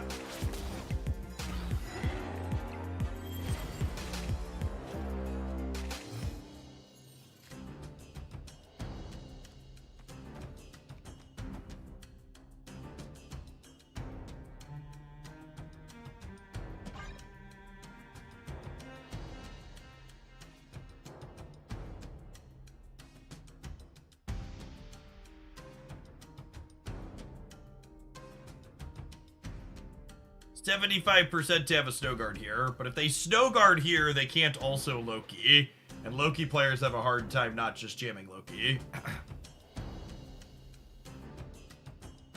I think unless your hand is absolutely abysmal, it's almost always wrong to Loki this deck that I'm playing. Which that's one of the harder parts of piloting this deck, is knowing when Loki is just supposed to be generating stats for Collector.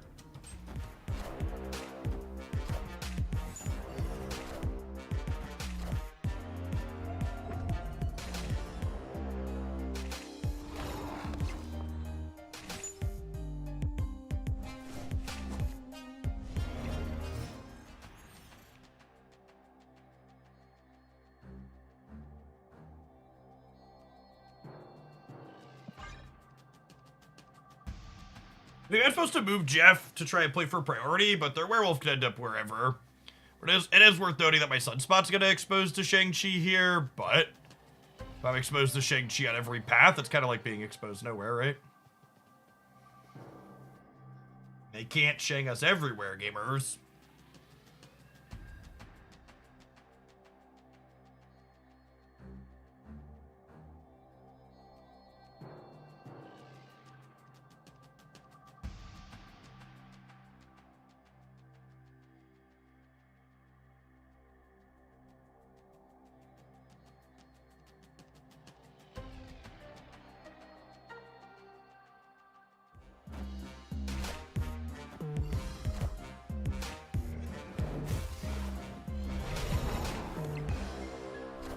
Okay, so now their odds of having Shang is incredibly low. And this icon is messed up, so their next card's gonna be a demon.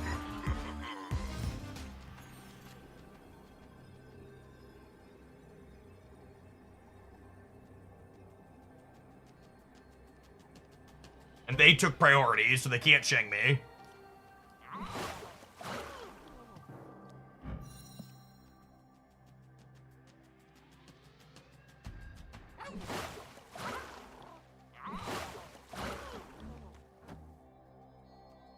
How does this ever lose the game? It ties the left. I guess they could draw a card that generates something. They could also have our Moon Girl. Okay, so if they stay here, I think the play is put Jeff right, She-Hulk, Hulk, She-Hulk to cover from Moon Girl. And then over here, we're at 6, 18 is 24, 33. Even with all of our cards being cheaper, the biggest thing they're getting out of our deck is a 12 power Hulk, and our Hulk is just bigger and greener and meaner and has more tacos. He's better in every way, gamers.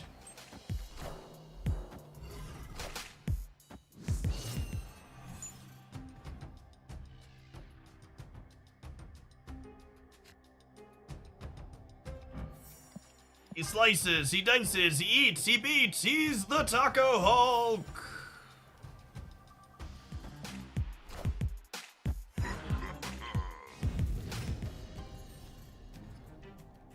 Opponent snapped.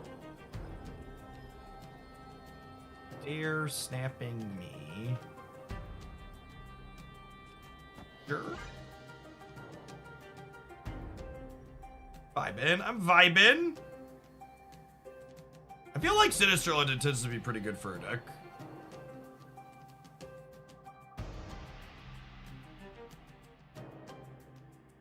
There's a world where it's like Sunspot into just soak a bunch and then win the game, right? Or like an Armor or a Cosmo, so I don't have to think about Shang-Chi.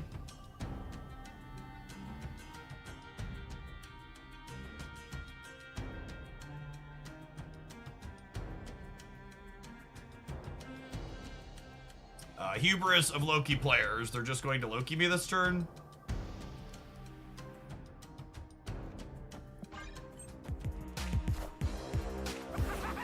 Whoa! Yeah, that's fair. That's fair. Ah! I could have played middle to play around that.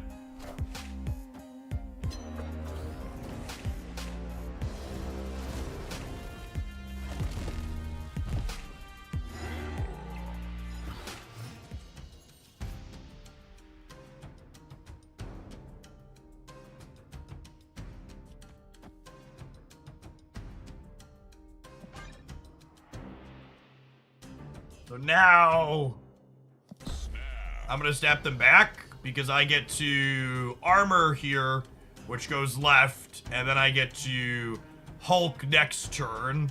I don't think they can beat armor plus 22 power Hulk over here. I guess maybe double Loki off of Sinister London into something crazy does it, but gosh, they'd be so far up a creek without a paddle if I had magic the middle. Wasn't thinking about Green Goblin. I forgot KM started playing Goblin in their deck. For what it's worth, I think it's very good. It's a way to enable your wolf, and it's good in the mirror, and it's randomly good in a lot of locations like Sinister London.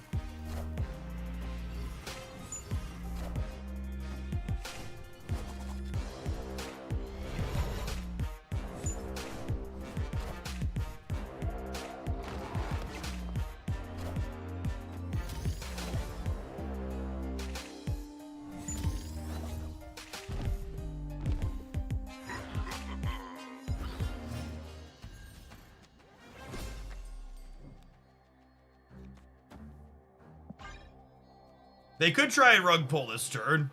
They still have the Snow Guard card.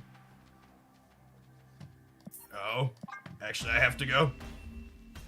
I forgot that the Snow Guard card rug pulling also turns off the London, huh? Yeah, okay. That's on me. Needed to play Magic in the middle. Behold my creations. Oh, snap.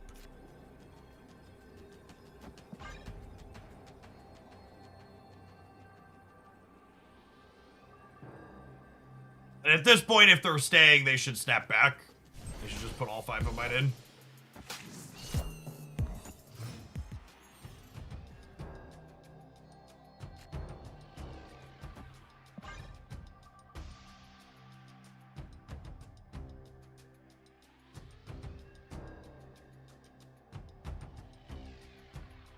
Cutlawn is good for their dog.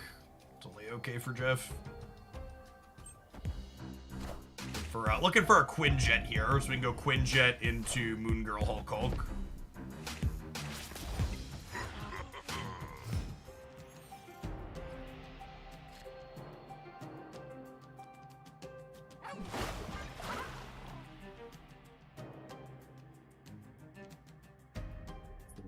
The game, as they say. We're gonna want to try and jockey for priority going into these turns, so that way we can try and get our Hulk down on the Sinister.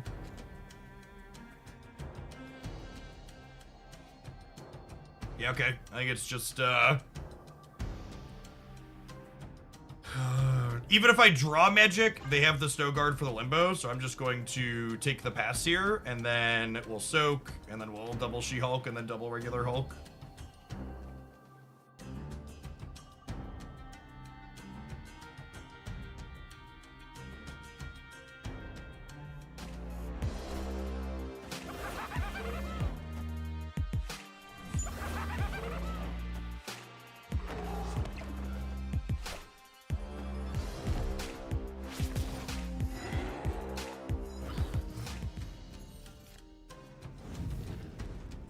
Spiked it. In any other matchup, or any other game where they didn't have the Snow Guard teed up, we'd have just played the Moon Girl last turn and then would have been super excited to draw the Magic, but I think because the Hawk is looming, we're doing this.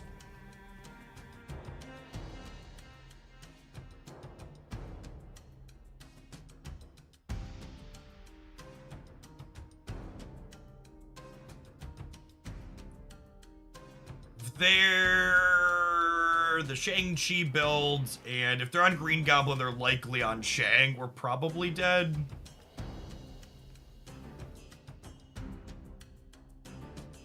Just because we can't play for all 3, because Shang's gonna get to go on Sinister London. Wish our opponent wasn't so glacial.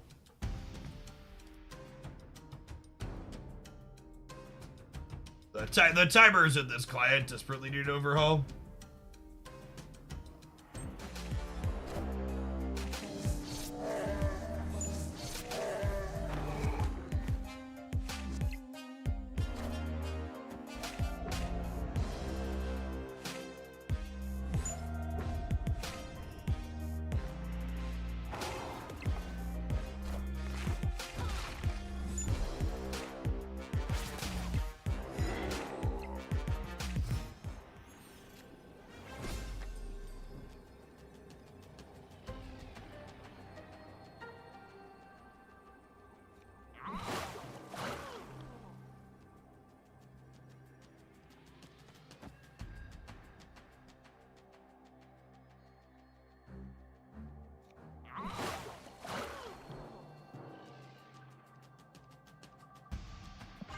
There's just no world where ever beat a Shang-Chi.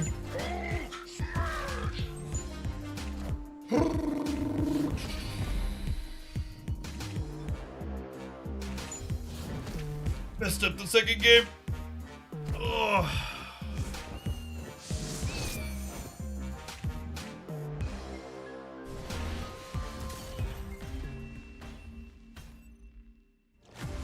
Alright, gamers, that's gonna be it for me for today. I'm kind of spent. Every time I spend the entire day playing Conquest, it feels, yeah, I don't know. We want some games today at least. This game mode is just, it's a competitive game mode, I suppose, but it's really kind of dry. One day a month where we really hammer at it is probably fine, but it really, at the end of playing a bunch of Conquest, the one thing that really gets hammered home in my mind is how much better the ladder is as an enjoyable format for me personally. The lack of multi-decks and the lack of sideboards just makes, yeah, it just makes it less interesting. It's less deep than other competitive games like Magic and Runeterra and others that I've enjoyed in the past. All right, I'll be back tomorrow. Tomorrow the season rolls over. We'll be playing with Miss Marvel at 2 o'clock Central, approximately 22 hours from now. We're gonna play some just regular Snap in the morning. We'll be live before that, as always. Hopefully we'll see somebody around then. Then enjoy the rest of your day. Peace, folks.